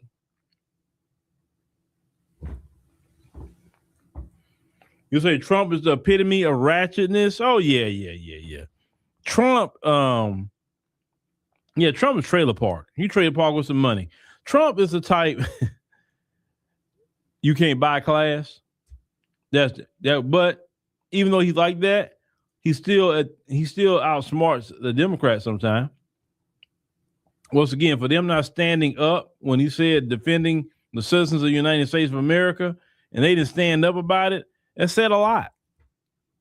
That said a lot. Well, who are you going to defend then? If you're not going to defend the citizens, who are you defending? It could have been me. I'll double down and ask them, like, who are y'all defending then? If you can't defend the citizens of this country, who are you defending? That's what I want to know. And maybe we need to investigate every last one of you, because who are you defending? Are you defending a foreign adversary? Now, who are you defending?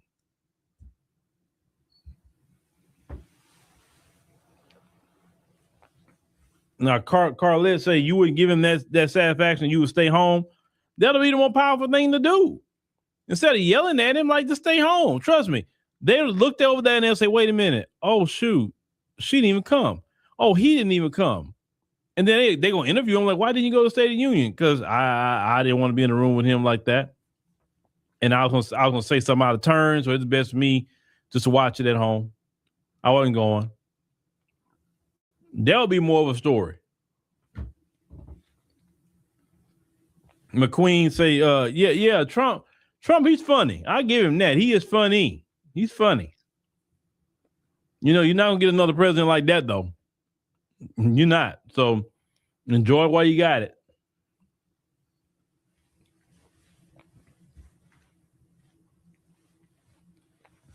Now, Valerie said something interesting. She said the irony is the very thing they say they are attempting to get away from is the very thing that they bring with them, only to create the very condition they've escaped.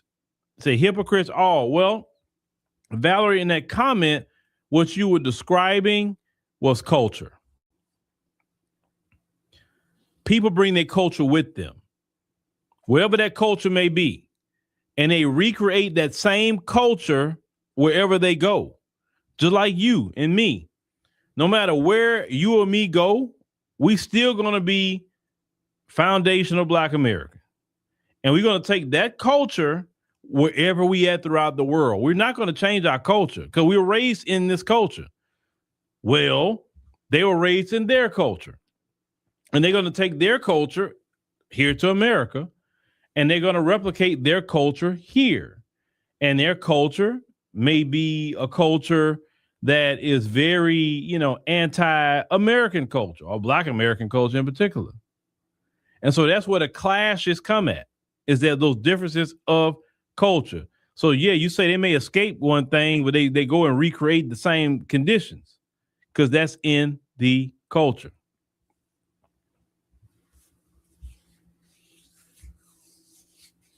You got to understand culture. If you don't understand nothing else, I want you to read the definition of culture, learn what culture is.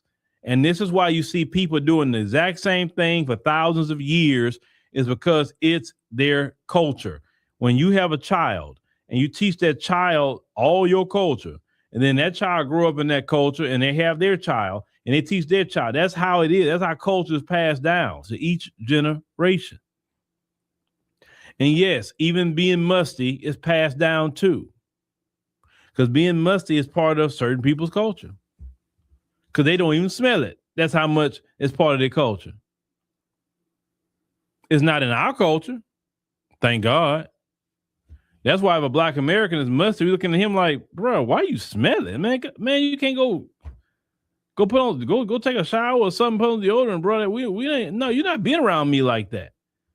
In our culture, even being ashy, we gonna call you out. And we're like, they were like, man, he is ashy. Look at his ankles and knees. You know, it's like, it's just, you got some lotion in your purse or something?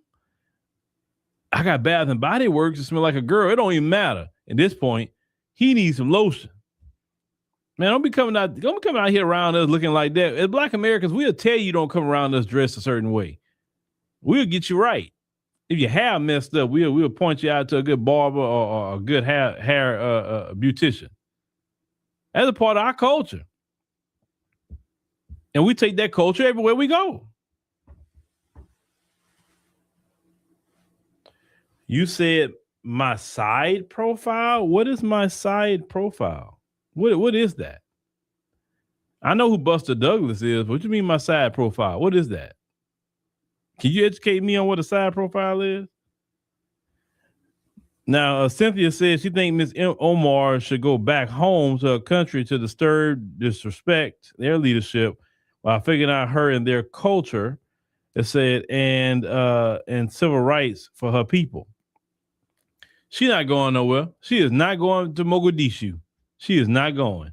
Only way she gonna go to Mogadishu unless Trump take away her citizenship and deport her. She's not going nowhere. Trust me, she's not going. If she goes, she may go visit, go hang out, but she coming right back to the good old United States of America. Even though she do all that fussing and complaining, she going her behind right back to Minnesota. I promise you that. She do not want to be over there. She don't be there.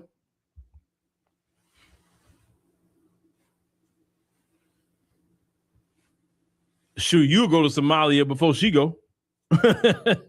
And that's the truth. She ain't trying to be there. Because if she wanted to be there, she'd be there already. She got a bag. She can actually not run anymore and go chill, live a good life in Somalia. But she's not going over there. And the thing is, on the African continent, man, people are so cool. You know, they want to break bread with black Americans, and you know, they want to be helpful and kind and all of that. It's like the dynamic's not even the same. But they don't want to go back. They do not want no parts of Somalia. You say her cousin, you say her country, I'm sorry, don't want her. Now Cynthia say our beautiful black culture rocks. I mean, well, you know, our culture is global. You literally will see a black American woman aesthetic in the African continent. I'm talking black American.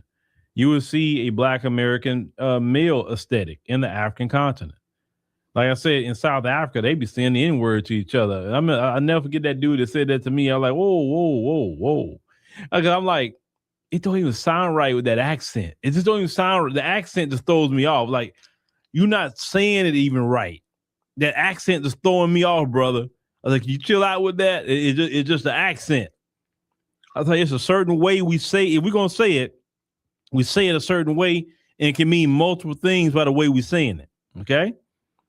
So I'm like, why you want to say that word? All the words black Americans have to say, you want to say the N-word. I'm sorry, y'all. And in South Africa, they do that a lot. They call each other the N-word a lot in South Africa. I'm like, y'all killing me with that accent. It just don't sound right. I'm telling you, it sounds too proper, basically. With our accent, it just sounds too proper. It don't sound right. You know, we all have our academic voice. We know how to do that, code switching. And you notice that we don't use that word when we're using our academic voice? Have you noticed that? We don't do that. We got to use the language of our neighborhoods. if we're gonna go there.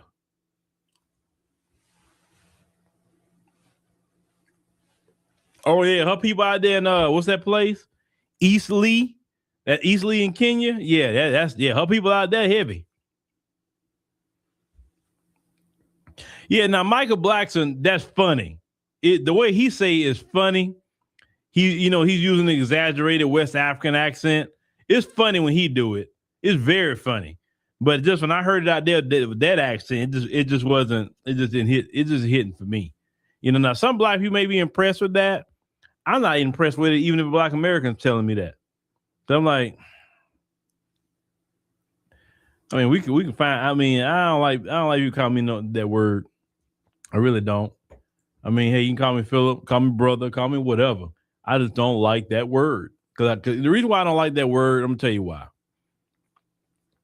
That word was some of the last words our people heard when them people took their life. When we was on the plantation, we was hearing that word a lot. Okay, a daily basis, and we couldn't do nothing about it. And just so we called a certain word don't mean we got to perpetuate it. That's why, for instance, we don't use that word in our commentary. You see on Afro Wire with Sherika and them and Layla and all of that, we don't use that word. If you listen to Soraya's music, you definitely not gonna hear her use that word. So we just do not employ that word through anything that we're doing. I think that word to me is just, I don't like that word. And if you use it, I'm not gonna get mad at you if you use it, but I don't like it. So I just kind of I stay away from it. But if I ever use it, it's around people I know in describing a certain type of person at the time. But you probably won't ever hear me say it on camera, and probably won't hear me say it even around too many people. I'm just being honest with you. Have I said it in my lifetime? Sure. Yes, I used to be a person that was an avid user of the N-word with black people. I never said it in front of white folk. Now y'all new Negroes, y'all say it in front of white folks, Hispanics, Asians, y'all say it in front of all of them, then get mad when they say it. You can't say it in front of them and then they say it and you get mad about it. I come from that era. We don't use that word in front of them because in our era, that gives them a green light to say it. But this new age, y'all say it all in front of the white people. But y'all say it in front of white people, then they say it back to you want to fight them. I think that's the dumbest thing I ever saw. There was this one video, I'll never forget that. This black kid is getting into it with this white kid, calling the white kid the N-word. We never called the white people that word. Never. But calling a white kid, and the white kid say something, now you want to fight and you want to get all enraged because he said what you said back? That doesn't make sense.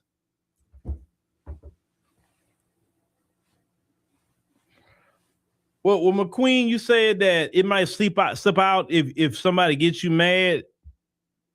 It don't say if you get me upset, it don't slip out.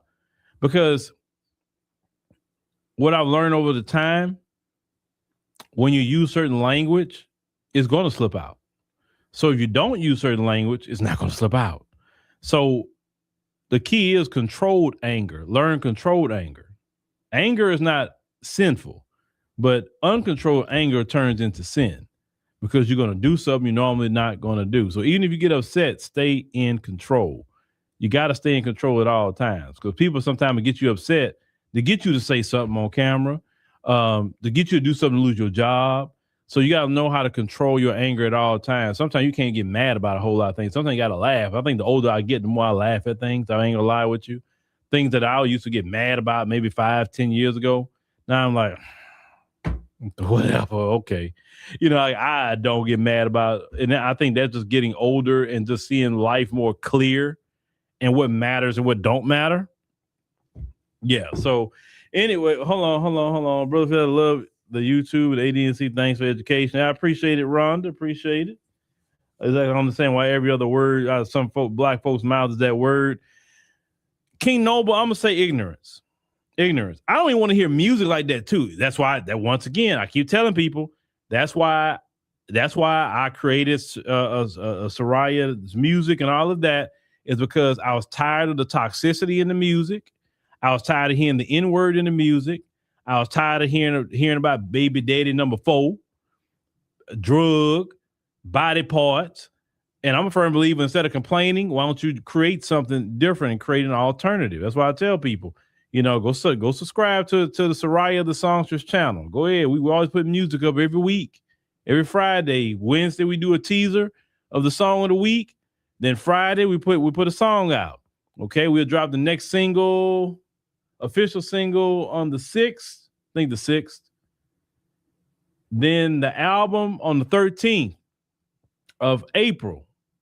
Okay, but every week we dropping something, and then after that we'll still continue dropping music on YouTube and different platforms and all the streaming platforms too, at least once a month for a new single with Soraya. So yeah, and we can create whatever we want to create, y'all.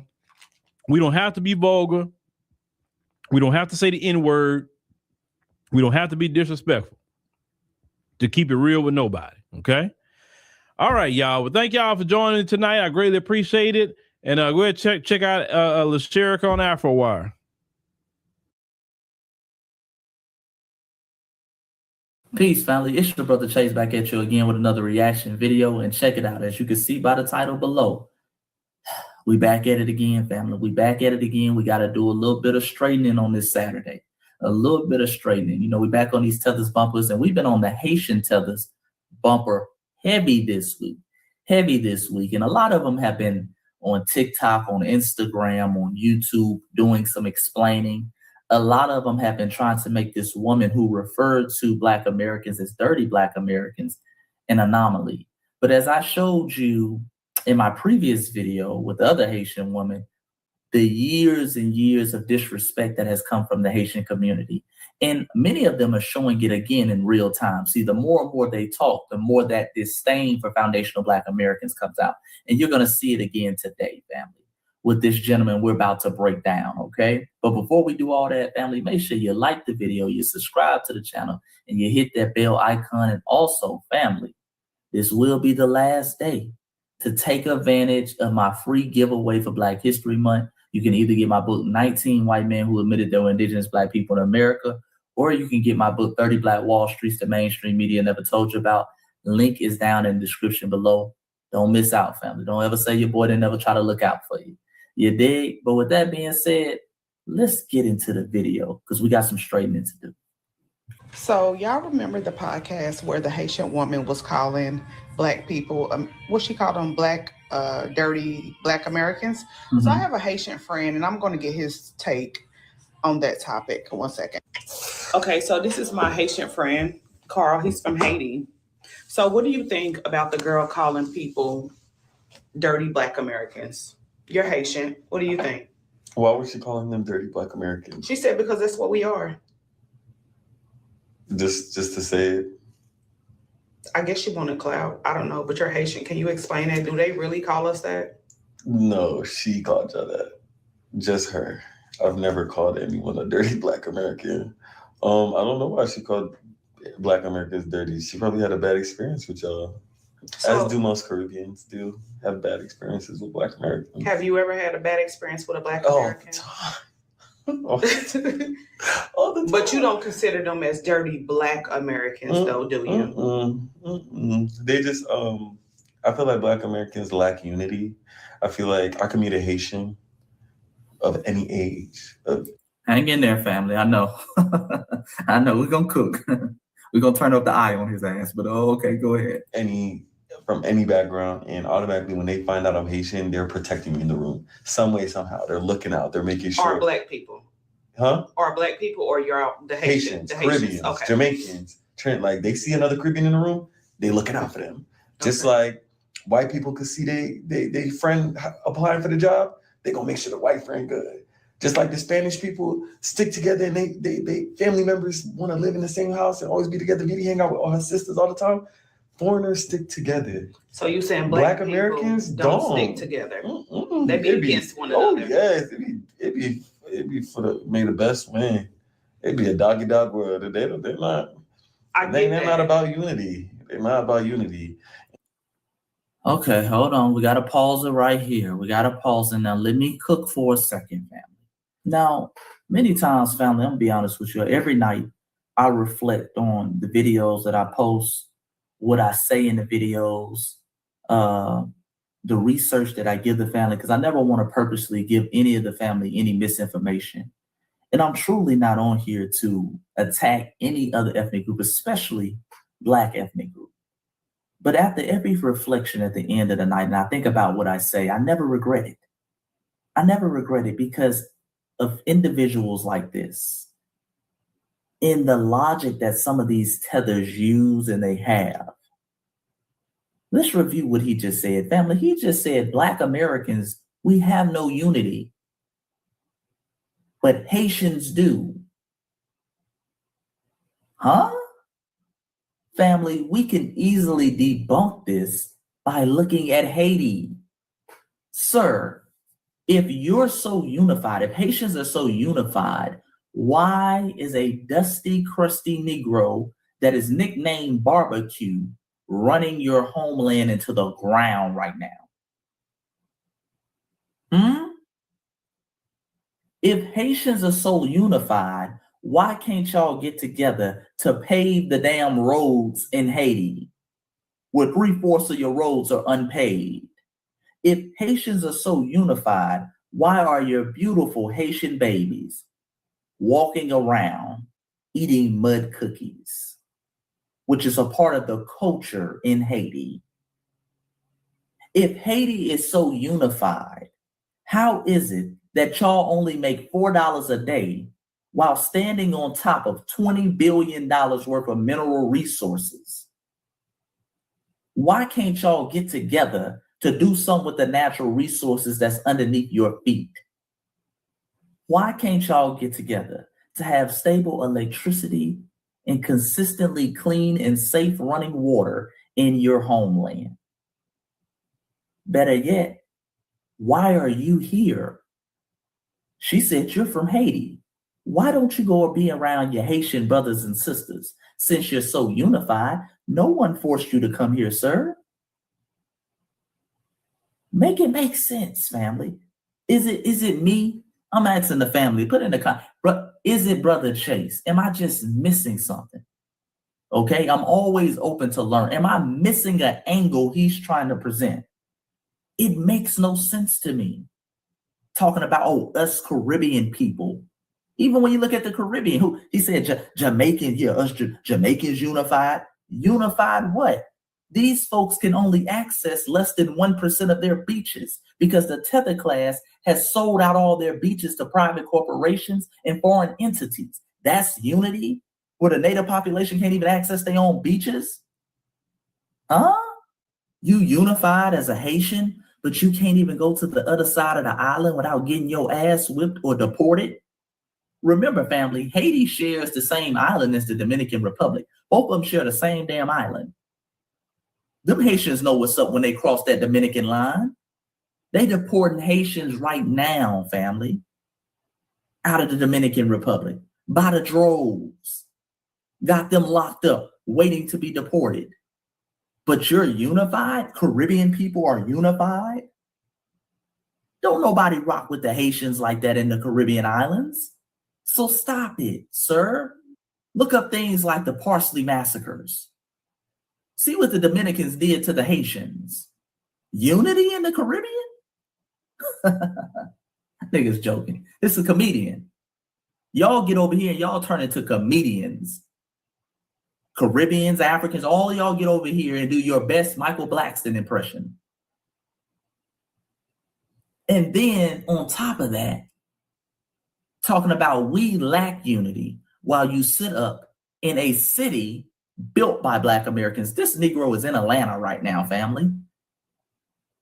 He's in Atlanta, a city built by foundational Black Americans, benefiting off the fruits of our unity that granted him civil rights so he can walk around freely and say whatever he needs to say without fear of being lynched. Okay? That granted him birthright citizenship, because she said he's from Haiti. I don't really hear no Haitian accent. I feel like his parents are from Haiti and he was born here. So now he had birthright citizenship, something that was made possible due to the unification of foundational Black Americans during and after slavery. Queen mothers like Sojourner Truth pushing for that. saying, hey, anybody who was born here is now a U.S. citizen. You benefit off the fruits of our unity, sir. And you know that. That's why you're here cosplaying as a foundational Black American. But let's continue, family. And for that, as a Black American, as a Caribbean experiencing that.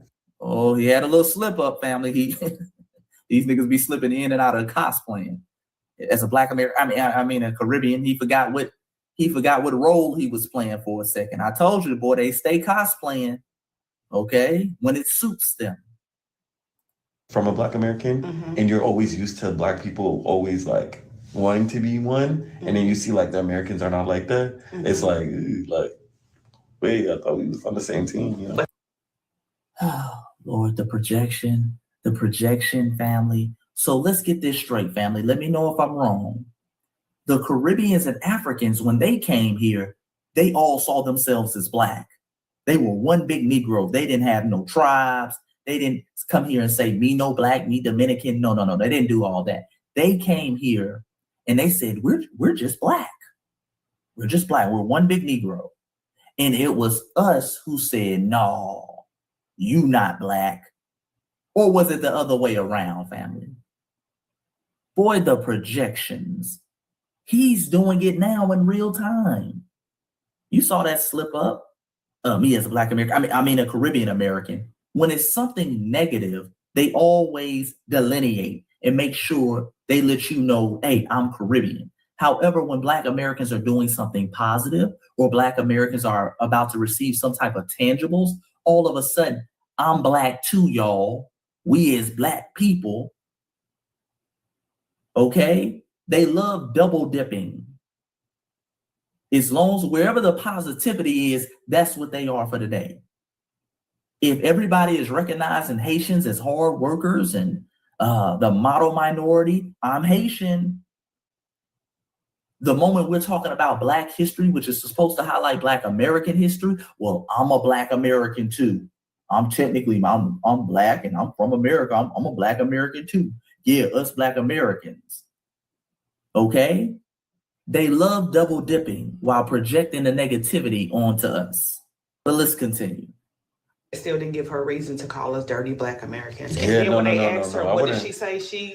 She said it loud and clear. I mean, because y'all are dirty Black Americans. Yeah, she probably did it for clout. I don't know why, but she probably had a bad experience. But most Caribbeans have like really bad experiences with Americans just because of like the difference of upbringing. It's not right, but she definitely had a bad experience. Oh boy, he's trying to give her a soft shoe excuse, ain't he, family? And notice they always go to this mythological bad experience they had with foundational Black Americans. And they either do two things. Number one, they never say what the experience is. Like this Negro, even the Haitian woman who referred to Black Americans as dirty, when they asked her like, damn, what was your experience with Black Americans? She never said anything specific. I just had bad experiences. Okay, just like he doing now. It's so random and vague. And then when they finally give you an experience, it's something like in fifth grade, I got picked on by some Black Americans, something childish. When we were playing kickball in front of the school, a Black American said, I'm Black as tar. Okay, nigga, you still mad about that from fifth grade? It's always something childish and petty. Understand, family, we never committed any acts of genocide against the Haitians like the Dominicans did in the Parsley Massacre. Hell, even now, when you look at Haitians being deported, they're mad at us. We have nothing to do with their deportation. We don't have anything to do with their deportation. We're not the ones deporting them. You don't see Black ICE agents kicking in their door, deporting them. That's the white folks. But they're mad at us. It's always this bad experience they want to bring up with us. Oh, God. Oh, it was so bad. I have such a bad experience with Black Americans. What is it? What is it? And the irony of it is this, family. Most of the Haitians you see in the country now, they came after the 1990s. Okay, and it was a massive waves of Haitians who came over in the 1990s. One of their presidents, I forgot the president's name, but it's a lot of political unrest over there. So a lot of them were seeking asylum. Bill Clinton and his administration didn't want to let the Haitians over. In fact, they were blocking a lot of the asylums from Haitian individuals. They were returning them back to Haiti. It was a foundational Black American brother by the name of Randall Robinson. Look up what I'm saying. Okay, by the name of Randall Robinson, who went on a 27-day hunger strike. Okay, and he gained the support of the Congressional Black Caucus and a lot of other foundational Black American leaders. And that caught the attention of Bill Clinton. And he later said, okay, we'll let Haitians come over. He gave them political asylum. That was a foundational Black American putting his life on the line. That brother almost died during that hunger strike, trying to bring attention. And that's why you see this massive influx of Haitians coming in the 90s, literally because of that foundational Black American individual who put his life on the line so they can come over here. But they always have this bad experience with us. It's always this beef with us. We're always the bad ones. Don't let them run that game on you. But I've had bad experiences too, but I don't call y'all dirty. Right. I call y'all trifling. Boom. You know what? Okay, guys. All right, and that's the end of the video. So he doesn't refer to us as dirty. So the woman calling us dirty, she was wrong. We're trifling. We're trifling, family. But remember, a lot of these Haitians running around, it's just one. It's only one Haitian that talk bad about y'all. I told you, for many of these folks, when they come over, a significant amount, especially the tether class, this is part of their culture to have this anti-Black American stance, okay? And it's fueled by jealousy, hatred, and envy. But before I leave, family, let me address the woman in this video. Because as my grandma would say, that heifer was cackling a little bit too hard. She's, oh, Lord. Oh, they trifling. Yeah, they is. Oh, Lord. Okay, all 32 of your damn teeth showing.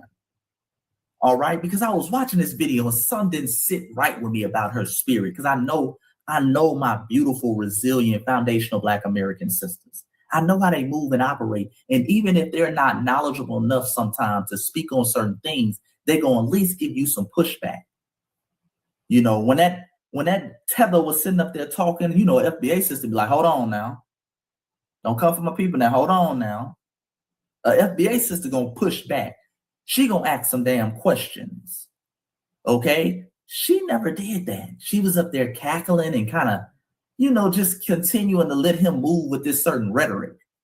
And I said, family, let me look at her page, because she's trying to go off and she's trying to pass off in this video like she's a Black American. She keeps saying, us Black Americans, us Black Americans. And sure enough, family, you scroll down this woman page and she's got this video. If I'm still pretty, baby, I'm my mama's daughter. We got good genes. This shit forever and a day with us. And for my people who can't see it, it says on the video, it's the Belizean in me. Okay, this woman is Belizean. This woman is Belizean, family. This is a Belizean tether.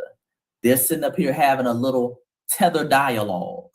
Okay, babbling back and forth about foundational Black Americans. Because I'm looking, I'm like, this woman didn't provide no type of pushback to none of these illogical talking points he has, talking about they're unified while he's sitting over here in the United States of America and he ain't in Haiti. Okay, calling us trifling. It's so funny. Ooh, that was the funniest thing ever. And that's why we do two things, family. That's why we delineate. So tethers like this, who try to double dip, jump in and out of being a Black American, but then they're Haitian, they're a Black American, then they're Belizean. Okay, they try to double dip the chip, all that stops. Okay, these folks are not us and they cannot represent us. These were two tethers cackling together while one talks down on foundational Black Americans and the other one quietly agrees. Okay, delineation is so important, family. It's so important. And number two, this is why I tell y'all, let ICE do their damn job. Let ICE do their damn job. I got to do it like Omar Johnson. I got to say it 3 times. Let ICE do their damn job. It's your brother Chase. Like the video, subscribe to the channel, hype up the video, and leave a comment. Tell me what you think. Give me some constructive criticism. Am I tripping? You see what I'm saying? Am I tripping? Am I going too hard on these tethers? Or should I ratchet up the intensity? And last but not least, it's the last day to get your free copy of the 19 White Men Who Admitted They Were Indigenous Black People in America, or the 30 Black Wall Streets the mainstream media never told you about. So make sure you go get that in the description. And until next time, foundational Black Americans, well, despite what any of these tellers try to say or convince other people of, you are a phenomenal people. A phenomenal people. Peace and Black power. I'm out.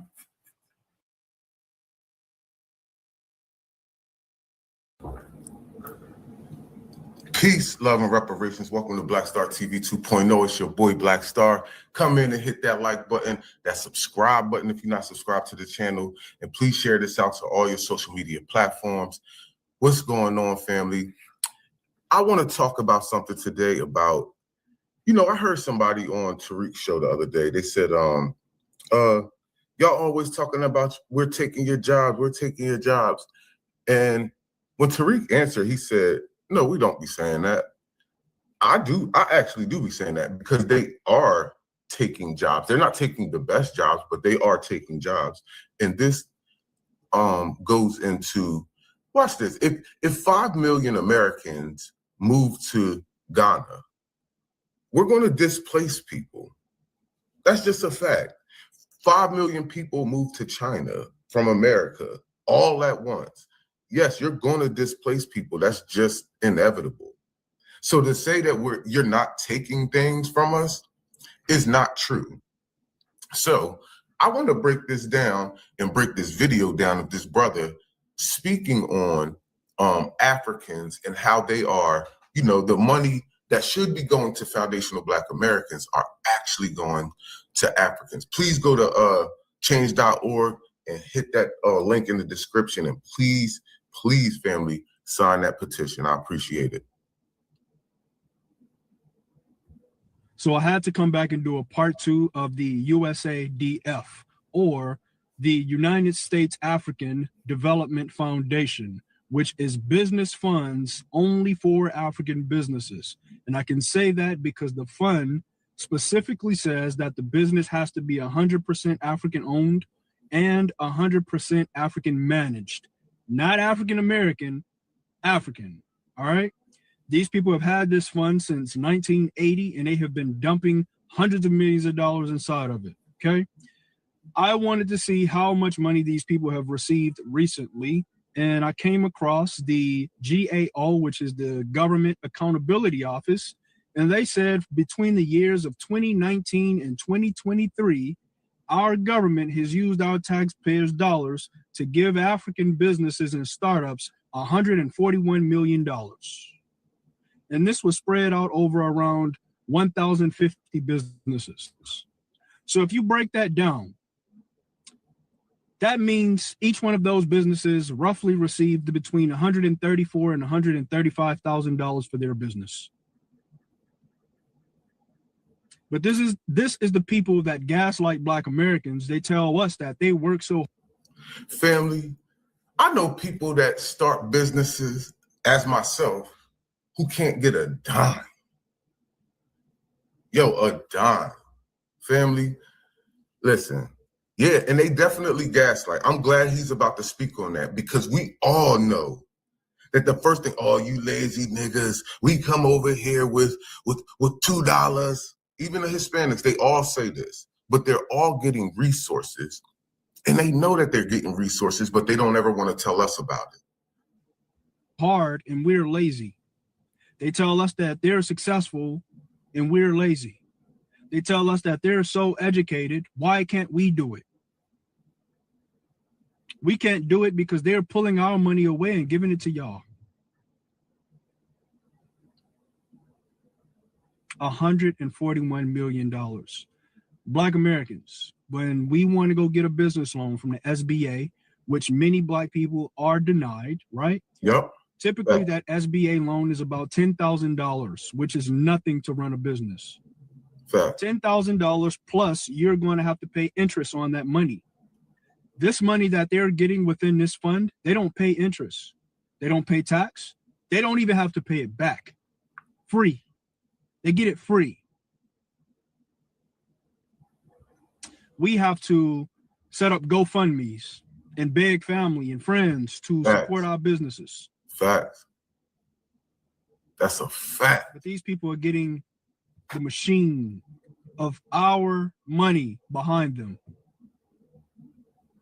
Yo, and I'm gonna tell y'all, family, this isn't only Africans. This is not only Africans. This is Hispanics. This is Asians. This, you name it. Haitians, Jamaicans, all these people. How do you think they're coming over here getting all these restaurants and storefronts? Come on, they got brick and mortars, family. These people don't just got little mom and pop shops that they, you know, they selling plates out the crib. That's what Black Americans are doing. Majority of us. Now, some of us got stores. We're gonna sit here and say all of us is out here broke, and you know what I mean? But I'm gonna tell you one thing. I asked a friend of mine. Me and a friend of mine was on the phone yesterday. I said, hey, bro, Google a Black food spot. So he Googled it, and I said, read it down. It started saying Jamaican this, Jamaican that, soul food this. But really, when you go into soul food, and when he tapped on that, and you start looking at the menu, it's really Caribbean food with some of our stuff, with baked mac and cheese and fried chicken and stuff like that. But you still got a bunch of Caribbean stuff with it. So you already know that that's not a foundational Black American store, right? When you see something like Big Bertha's and it's fried chicken, mac and cheese, yams, and you know that's foundational Black American. But you barely find that. Like I said, bro, I do DoorDash. You're never going to a Black American's food spot to pick up food. You're not. Anybody who does do DoorDash or Uber Eats know goddamn well, anytime you picking up that food, you're not going to their spots. And these businesses that they getting this money for is probably not even food businesses either. Yo, man, this is craziness. And I'm talking about craziness, bro. You know how many business I started up? I can't ever get funding for anything, no matter what. This is crazy, man. So this is the difference between our success and theirs. We need to tap into that money. We need to stop that money flow. I told you once before, you guys hate Trump, but Trump is the president that tried to stop that money from going over there. Because he said we have a people right in this country that's at a deficit. That is why he told them if they're going to continue to receive that money, they're going to have to come up off those resources, and they're going to have to make trade and business agreements with the United States. If not, we're taking the money. Yep. And when he did that, you guys called him racist. When you did that, Congress, Democrats and Republicans, they stopped him from stopping the money. Just over the last 2 years, they've received 45 million. And I'm telling people, this is why, please, family, please go to that the change.org and please sign the petition. And I'm trying to tell you, all of this is to drown us out, make us consumers, give them all the business loans while they just talk about us with jobs. And these people literally just keep flooding more of their people over here, and all they do is cater to their people. They don't cater to us. There's no allies. We don't have friends in this country. We only have each other, and we are all we got. And I mean that shit. We are all we got. Family, I need 200 signatures. We have 104. Family, I need you guys to sign this. Again, because we're trying to get this type of stuff. But we're trying to aggregate it to where we can get it just for foundational Black Americans, specifically. That way you can't usurp us and try to give it to other people. We have to change the dynamic in this society, in this government. We have to change the dynamic. Other than that, they're going to drown us out and continue to just push our resources to all these other people and then act like they're doing things for all of us. $1 billion. So you add that on top the 141 that they've gotten since 2019. So yep. Keep gaslighting back Black Americans. We're gonna keep finding this stuff out, and we're going to. I ain't even gonna say all that. We're going to find this out, and this stuff is going to come to an end. If we want a real leveled playing field, we're going to make it happen for real. Yep. So you guys have been tugging at the hornet's nest. You've been tugging. And now we done got upset, and now we out here to sting y'all up. I'll see you guys on the next one. Let me know what you think in the comments, please. Yeah, man, listen.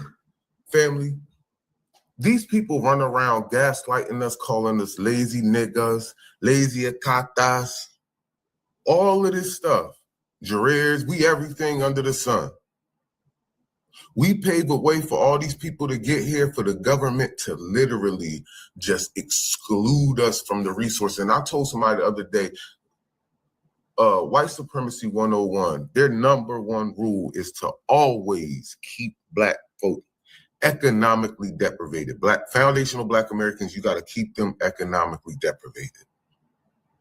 Facts. And again, if you really even think about that, they gave that money from that little span from 2019 to 2023 or 2025, whatever years he said. He gave it to 1,000 and something African businesses. There should have been more than that. But there should have been more. I'm just saying in general, right? And that just goes to show you, look how much they're doing for the Africans, and they low-key kind of playing them out when they doing that. But yo, everybody is playing us out. The Africans, the Hispanics, the Indians, the Asians, the whites, you name it. Everybody excludes us from resources. And then sit here and call us lazy. We live in a capitalistic society, bro. You're in competition with other businesses. That's just the reality of it. And Dr. Claude Anderson told us, bro, if you don't have a business, man, you're more likely to not gain no real generational wealth. That's just a fact. You're never going to gain generational wealth from having a job. So family, we really have to get on our bike. We have to get in these streets. And what I'm saying in these streets, I mean in the streets, like in these offices, in these town hall meetings, and we have to put a stop to a lot of this stuff and redirect these resources our way. We deserve it. We've been here forever. We are citizens. These are our tax dollars that belong to us. Please go to the link in the description, family, and please sign that petition. We're just trying to get to 200 signatures. We at 104. We all we got, family. We all we got.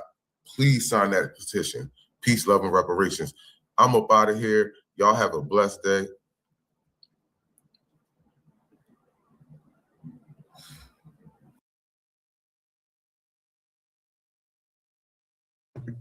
Shalom, family. Good to see you all here. Hope you're doing well. I just want to say this as a reminder. If you're ordering the pomade, please use the code at checkout, pomade25.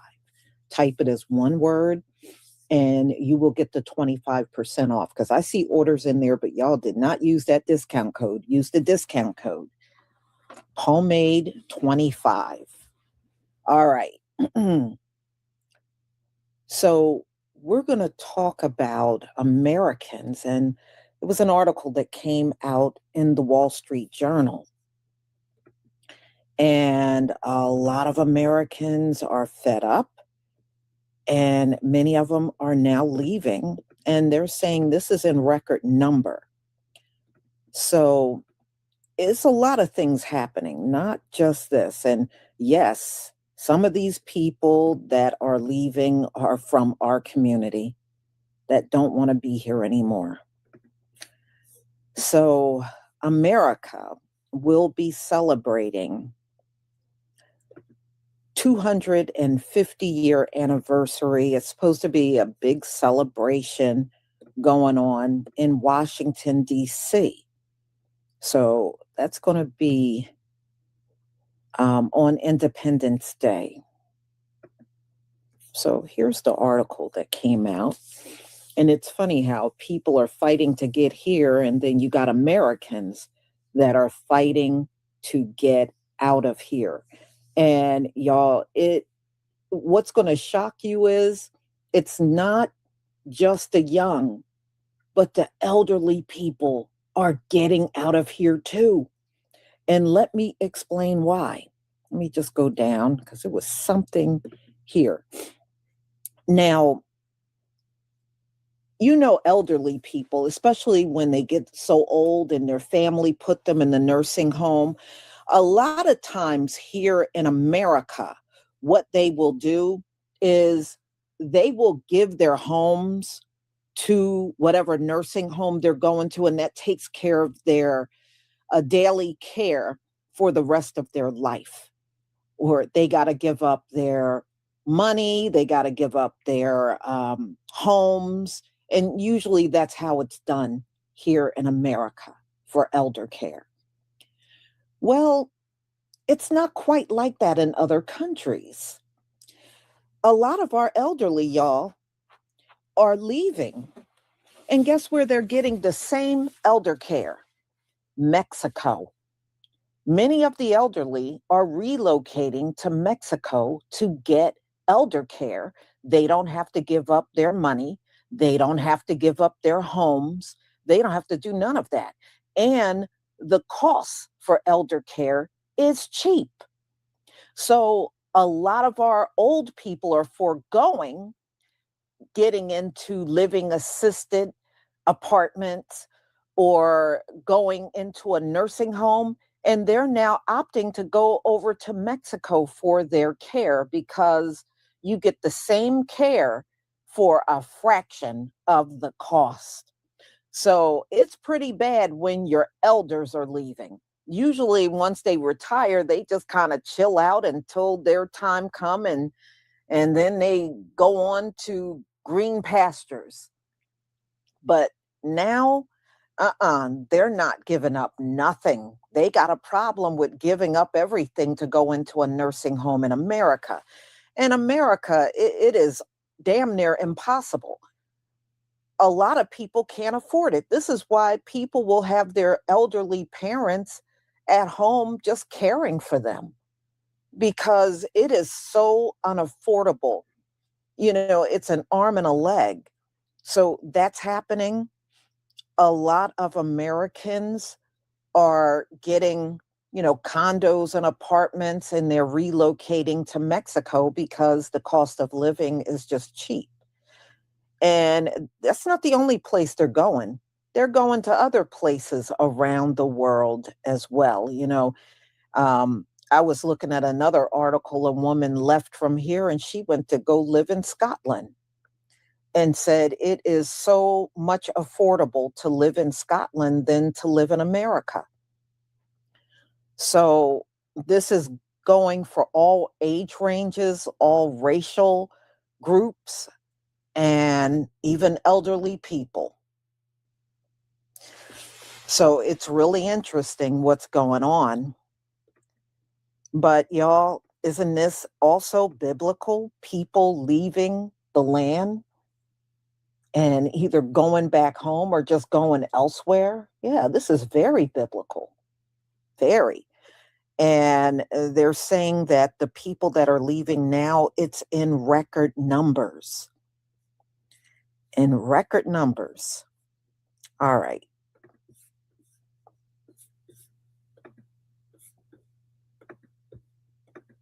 All right, so we're going to get into the videos. Y'all, please give me a 1 if you can see my screen.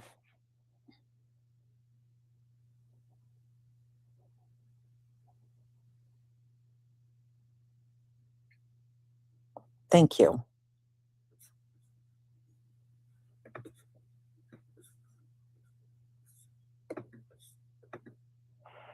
Thaddeus Peterson, thank you so much for the super chat. Jeremiah 51 verse 6, flee Babylon, plus many Americans are tired of this hamster wheel and prison society. Egypt, Deuteronomy 28 verse 68. Yes, you're absolutely right. Yeah, many are. And, we are tired of this place for many different reasons. And I think many of us had enough of Gentile rulership. Their rulership is never going to get better. The only thing they can do is try to keep us at the bottom, fight and keep their laws and law enforcement and everything to keep us it's never going to change. I don't care. We could be under them for the next 1,000 years and it's going to be the same BS. And I think a lot of people are ready to move on from their grip of this earth. Everybody is tired of it, for real. All right, y'all, let's get started.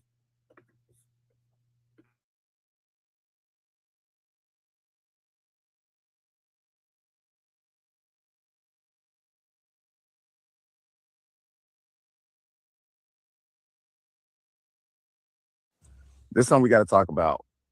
United States citizens are leaving the U.S. and going to other countries, whether it's Ghana, whether it's Thailand, whether it's Tokyo. You're starting to see it more and more. This is not a drill. This is happening. And for whatever reason, people are pretty much giving up on the American dream for whatever reason. And what I've personally seen from the videos is everybody's happy. And at the end of the day, that's what you want to be. You want to be happy. You don't want to be somewhere where you're miserable, you're struggling, and it's just killing your vibe. But we really I think this is something we got to start talking about. People will come to America because America is what they would say the American dream. And I think the American dream is now turned into the American nightmare.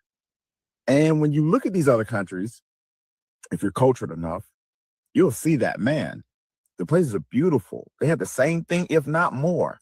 The prices split in half, probably less than split in half. And you get a lot more. But it's just weird. We have these politicians in place right now who are just really turning this shit into a third world country. Like when you have U.S. citizens that decide to say, you know what, fuck this place, I'm out. And just uproot their entire life and go to another country that they have no clue about, and they're taking the biggest risk. But when you look at them a year, 2 years later, they're extremely happy. You got a serious problem here on the U.S. soil. That's a real problem. Just something to think about.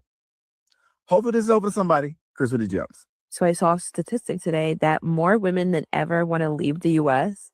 And I find it funny that the second generation of women that can literally do whatever they wants to leave the whole country.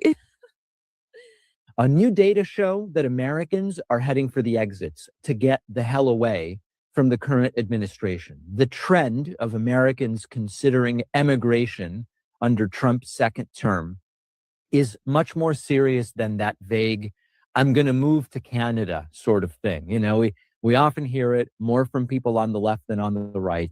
If X person wins, I'm moving to Canada. If George W. Bush gets reelected in 2004, I'm moving to Canada. That was a common one. This is not that. Expat consultants and firms that specialize in dual citizenship are busier than ever. And they are fielding a huge number of calls from Americans who are just looking at, how could I leave the country? Now, this includes skilled professionals. This includes scientists. This includes people who are just looking to do something different elsewhere. If you look at Germany's Max Planck Society, they have seen a huge increase in applications from American researchers. And there are other countries that are saying Trump has generated a new talent pool by virtue of what they are doing with DOGE and with federal governments. We're seeing marginalized groups, LGBTQ people, people of color, actively looking for ways to leave the country over concerns about authoritarianism and discrimination and potentially even violence. Ireland reported a 50% increase in Americans applying for Irish passports, and many of those are citing the Trump administration as the motivating factor. So nobody is talking about it, huh? It's all right. I'll go ahead and talk about it. Y'all be busy. Well, there is no other way of putting it. There is a mass exodus of Americans leaving the United States of bullshit.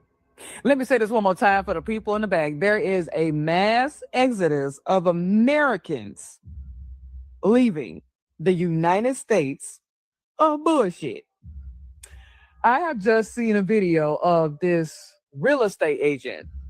Now, she helps people move abroad over there in Costa Rica, where she over there located. Now, she has said that she has had a lot of people coming up to her, specifically a psychiatrist, and she said that her psychiatrist said, and I quote, that she has lost hope. Her clients have lost hope. This is a psychiatrist saying this shit. So, and she even said that, you know, prices are exorbitant and everything like that. Food is not normal anymore. And yeah, I told y'all that it was a mass exodus of historians leaving. You don't think Americans was gonna pursue? Well, to be honest with y'all, there's a mass exodus of Black people too, leaving the country. Matter of fact, there is a whole neighborhood that is being built in Ghana waiting for us to go over there. You think for a second I'm not going to jump on that shit? Because guess what? With this mass exodus of Americans that's happening and shit like that, leaving the fucking United States of bullshit, guess what? I'm one of them. Come next year, oh honey, I'm out. I've been lost fucking hope in this fucking country.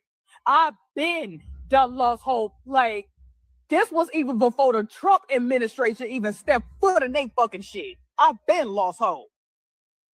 So with that being said, oh yeah, there's a mass exodus of Americans leaving the United States. And I dare, triple dog dare any of y'all motherfuckers talk about something. Go ahead and leave and go be so American, so go be un-American somewhere else. So you mean to tell me living in debt is American? You mean to tell me living in inflation is American? You mean to tell me us having to pay up the goddamn ass for medical bills, knowing good and goddamn well everybody else around us got free fucking health care? We gotta pay up the ass. That's fucking American.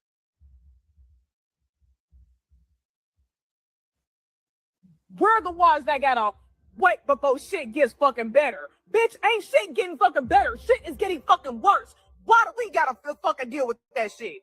Why do Americans gotta deal with it? But anybody else around us, oh, they good as fuck. What? And you wonder why a lot of people are fucking leaving.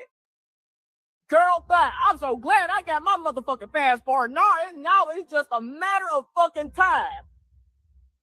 Oh, where the fuck I want to move to. And trust me, I got a couple of places in mind where the fuck I'm moving in. Y'all just stay the fuck to and where the fuck I'm moving to. Okay, period. So Americans, rich and poor, are packing their bags and leaving the United States of America.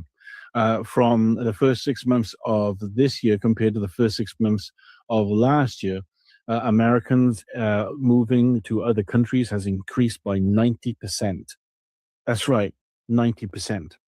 And so that's almost double where it was last year. And so, folks, people are seeing the craziness and the chaos and the instability and the violence, and they're just leaving. They're just leaving. Folks, let me know why you think this is happening in the comments. And I love you guys to give me a follow. Thank you. Americans are abandoning the United States in record numbers, and this isn't temporary vacation travel, it's permanent relocation that's doubling year after year. New data reveals a shocking exodus of normal families, retirees, and young professionals who've simply had enough. They're not millionaires or dreamers, but ordinary citizens seeking basic dignity and safety that America can no longer provide. The reasons echo what we all feel daily: skyrocketing living costs that make groceries luxury items, never-ending political chaos that consumes everything, and genuine fear about safety in everyday spaces like shopping centers. Popular European destinations like Greece, Spain, France, and Portugal are witnessing cafes filled with former Americans who've completely given up on the American dream. These are protest moves. They're survival decisions made by people who still want to experience life without constant financial struggle and anxiety. The most surprising aspect is who's leaving. Not just the wealthy who can afford multiple homes, but teachers, healthcare workers, and remote employees who calculated they can live better elsewhere. Their common thread isn't politics, it's the fundamental desire for a dignified existence that no longer seems possible in today's America. Americans are leaving. They're leaving this country in record numbers. But the amount of Americans that want to leave, that's got to be a new record in itself. 63% of Gen Z want to leave the United States. Their main reason being there is no economic future here. Okay, 68% of people in this country say that they are surviving rather than living. 52% of millennials also want to leave the United States, while Gen X and boomers want to stay put. Only 25 and 26% of them, respectively, have any interest in leaving the United States. And while, yes, there is a huge gap of people who want to leave and people who can leave and people who end up actually leaving, this is worrying, right? Who's going to be left in the country if all the young people want to go somewhere else? Where do these people want to go, you might ask? Well, the top 5 countries that they want to move to are Canada, the UK, Australia, France, and Italy. There is a tidal wave of people that want to leave this country. And I can't say that I blame them. Life here is hard. I'm not saying it's a bed of roses anywhere else, but here it just feels impossible. We're moving abroad next year and we can't be more excited. If you're interested in what that looks like, stick around. The amount of people just leaving the United States is absolutely insane.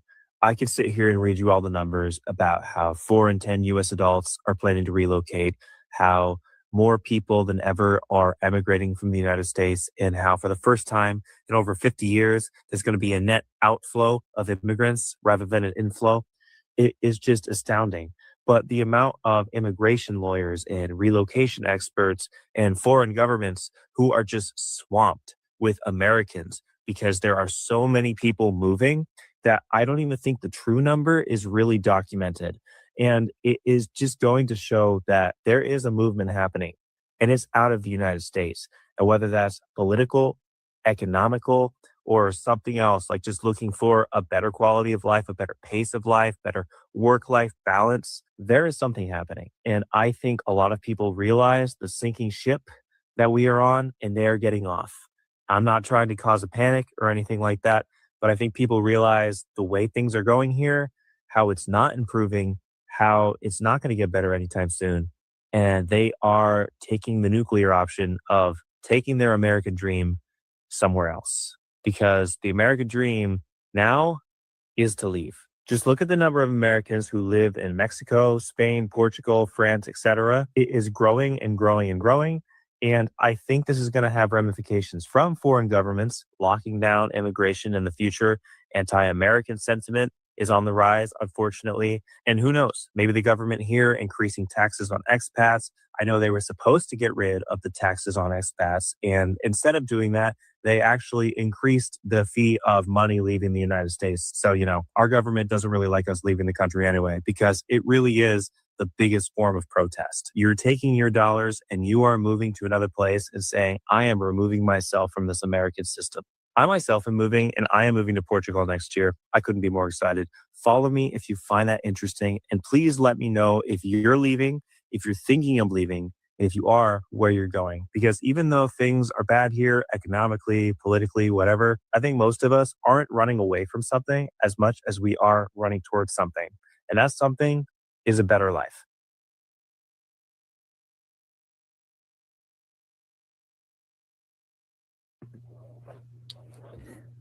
Yeah, well, it's a better life and affordability right now.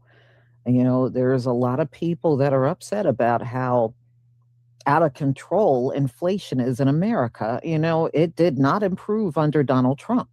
If you remember, he said day one, prices would go down. As soon as he takes office, day one, it would go down. It did not happen. In fact, it went up since he took office. So nothing has been done about the inflation. Jobless rate has gotten worse. As I had told y'all before, there's more people unemployed than there are jobs to go around. And, this inflation is not going anywhere, y'all. We are about to approach spring. And usually spring and summer, that's when everything goes up, travel season, that started kicking up again, and nothing gets cheaper, it gets more expensive. So, yeah, I would imagine this is probably going to step up even more before we get to the end of the year. So, y'all, this is it. Thank you. Thank you so much for being here. And look, I got one more that I may be doing today. As you know, Dr. Umar Johnson called himself forming a new group, DAFA. So we'll talk about that a little later. I just got to find the time to schedule it, and we'll do it a little later on today. He wants the word African in there. And, there's a lot of people that feel we are not African. Definitely on a cultural level, definitely not. So we'll look into that and do a deep dive a little later. So y'all have a wonderful, wonderful day. And hold on. Gentle Spirit 8862, thank you for the super chat. Shalom, Sister Lisa, thank you for your continued works, even throughout your recovery. May you be 1,000 times. Thank you. And may you be Baruch 1,000 times over. Thank you. I deeply appreciate it. And thank you for your contribution. Thank you so much. I do deeply appreciate it. And the recovery is going fine. I still can't feel my arm, but it's going well. So I will see you later, family. Shalom. But I want to get the language right tonight. Salute family and welcome back to another video. This is Black Truth United. And before I get started with the subject matter of today's video, I want to make sure that I address the announcement that I had to make on the community tab regarding a series of unfortunate events that have occurred that are going to make it much more difficult for me to put out more videos. Now, due to the serious subject matter of this video and the fact that I didn't see anyone with a larger platform outside of Brother Black Alphas who addressed this situation the way it needed to be addressed, I made an exception to the rule and decided to produce a video to get the language right regarding old messy Jesse, and also to check someone who we all know very well in the new black media who was way off on his take. But we'll get to that later. Now, I don't know when the next video will be coming out. It could be 2 weeks from now, a month from now. But I do sincerely want to thank everyone on this channel for being supportive over the years, by word and deed. It really does mean a lot. So certified salute to all of you. Now, with that being said, it's time to get into this important video for the whole of FBA society. And we're going to be getting the language right with the so-called legacy of Jesse Jackson, a known sellout, a known traitor to the community. I'm not going to be mincing words on this. You have quite a few clowns who are really showing their true colors by not calling out Jesse Jackson for what he was during pretty much the entirety of his public life. Some of you know that the nickname for Jesse Jackson is Messy Jesse, an appropriate name for a known traitor. And this video is going to be a case study. It's going to outline not only the quote-unquote legacy of Jesse Jackson, but you're going to know why it's important to remember traitors. But before I do that, I want to check the temperature in the room and get your feedback regarding the following image. I want to do a perception test, which I don't normally do. I'm going to show you an image and I want you to point out what's wrong with it. Yes, this is coming from Star Wars, but hopefully everyone at least knows a little bit about the series, but maybe this will help. Up at the top, this is the revised version, making it very clear who that individual is to the left. Tell me what's wrong with this image. For those who don't know, this is at the very end of the entire Star Wars series when Luke indirectly defeats the Sith Lord. And these projections of Yoda, Obi-Wan, and Anakin, aka Darth Vader, appeared before Luke, essentially giving him the head nod. Now, you should know, after receiving that description, even if you only know a little bit about the Star Wars series, that Anakin does not belong there. We're talking about a person who unalived children, a sick demonic being. Yeah, we're supposed to say because he did one good act as far as throwing his master, the Sith, to his death, that now he belongs in the ranks of a Yoda or an Obi-Wan. This is what quote-unquote justice is from a white supremacist perspective, that someone can do all types of evil throughout their life. Even if you want to negate the assassination of children and just go with the older movies, we're talking about a cruel individual who would unalive anyone, including his own men, and was looking to crush any and all opposition to his massa, the Sith Lord. And this is essentially what we're dealing with the Jesse Jackson. He was essentially the Darth Vader of the Black community. And I'll be damned if I sit around and let him be remembered in the company of our great and honorable elders. I mean, just think about this. Let's imagine we had a mural and we had some of our top FBA icons. I'm talking about Malcolm X, Harriet Tubman, Medgar Evers, Fred Hampton. And then right in the middle, you saw someone and you were saying, man, who is that next to Fred Hampton? Yeah, who's to the right of Sister Ida B. Wells? Who is that? Well, he was someone who was around Fred Hampton. You know, he worked with Fred Hampton. He was a contemporary. He helped with some of the programs, getting people medical care and whatnot. You know, he was there. A lot of people weren't there, and he was there. And you look into the records, and it's William O'Neill, the known informant, standing in the same company of the man he helped to get unalived. Or Dothard Perry, who burned down the Watts building. He admitted this on camera. Dothard Perry, he did some good things now.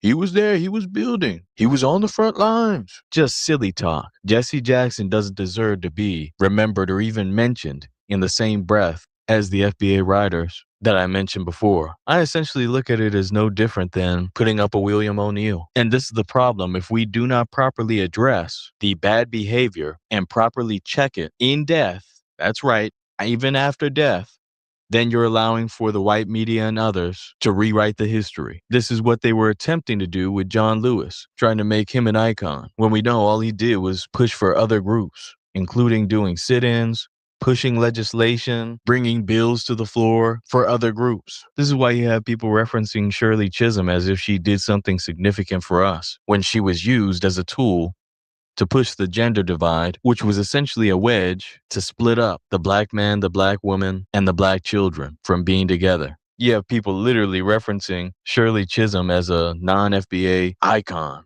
who we need to get behind. No, we don't need to get behind her at all.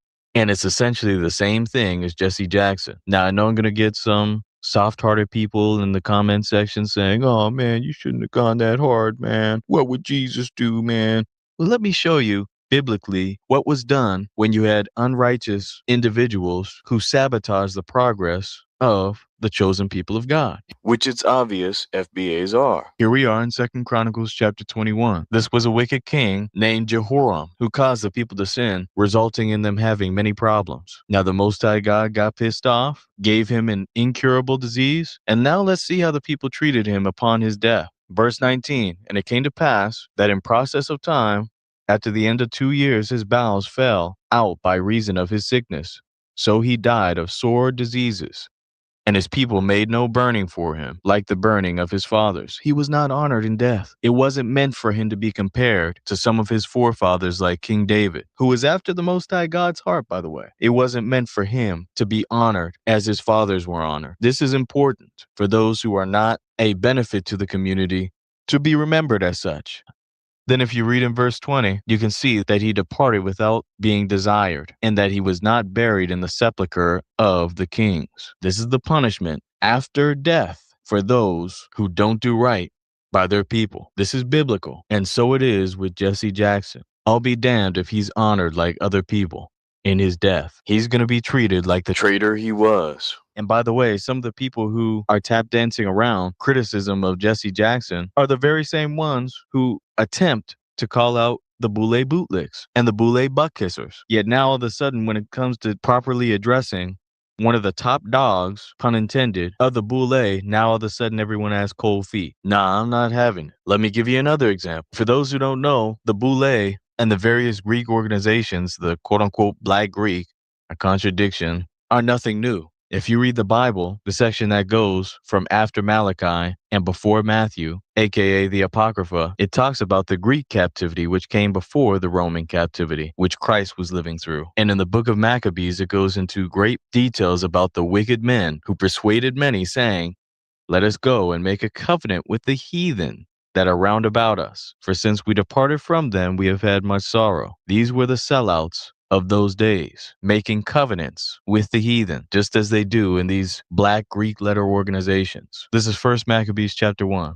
So this device pleased them well. Then certain of the people were so forward therein that they went to the king of the land, the Grecian king, over them, who gave them license to do after the ordinances of the heathen. Whereupon they built a place of exercise at Jerusalem according to the customs of the heathen. Verse 15. This is key. Pay attention. And made themselves uncircumcised, and forsook the holy covenant, and joined themselves to the heathen, and were sold to do mischief. That's what Jesse Jackson was sold to do, mischief. And that mischief won't be forgotten. Now let me give you 2 Maccabees, which for those who don't know, runs parallel to 1 Maccabees. It just gives more details about the story of 1 Maccabees.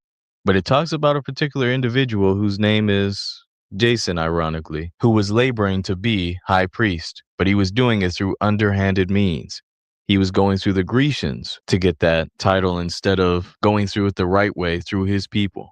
So he worked underhandedly, even going so far as to offer money in order to sell his people out and to get the people of God to join the heathen in their customs and practices. Then eventually Jason received so much backlash from the people who were standing against the customs of the Grecians that Jason took it upon himself to lead an army into the city, attacking his own people without mercy. And then if you read in verse 7, it says, "Howbeit, for all this, he obtained not the principality, but at the last received shame for the reward of his treason, and fled again into the country of the Ammonites." He didn't even get the title, the glory that he desired. He received shame as he should have. And he perished in a strange land and was left unburied with no one to mourn him, and did not rest in the sepulchre of his fathers, a common theme throughout the Bible. And you'll see parallels between his story and Jesse Jackson's story coming up pretty soon. But I wanted to cover that just to biblically back what I'm going to be covering in this video. It is important.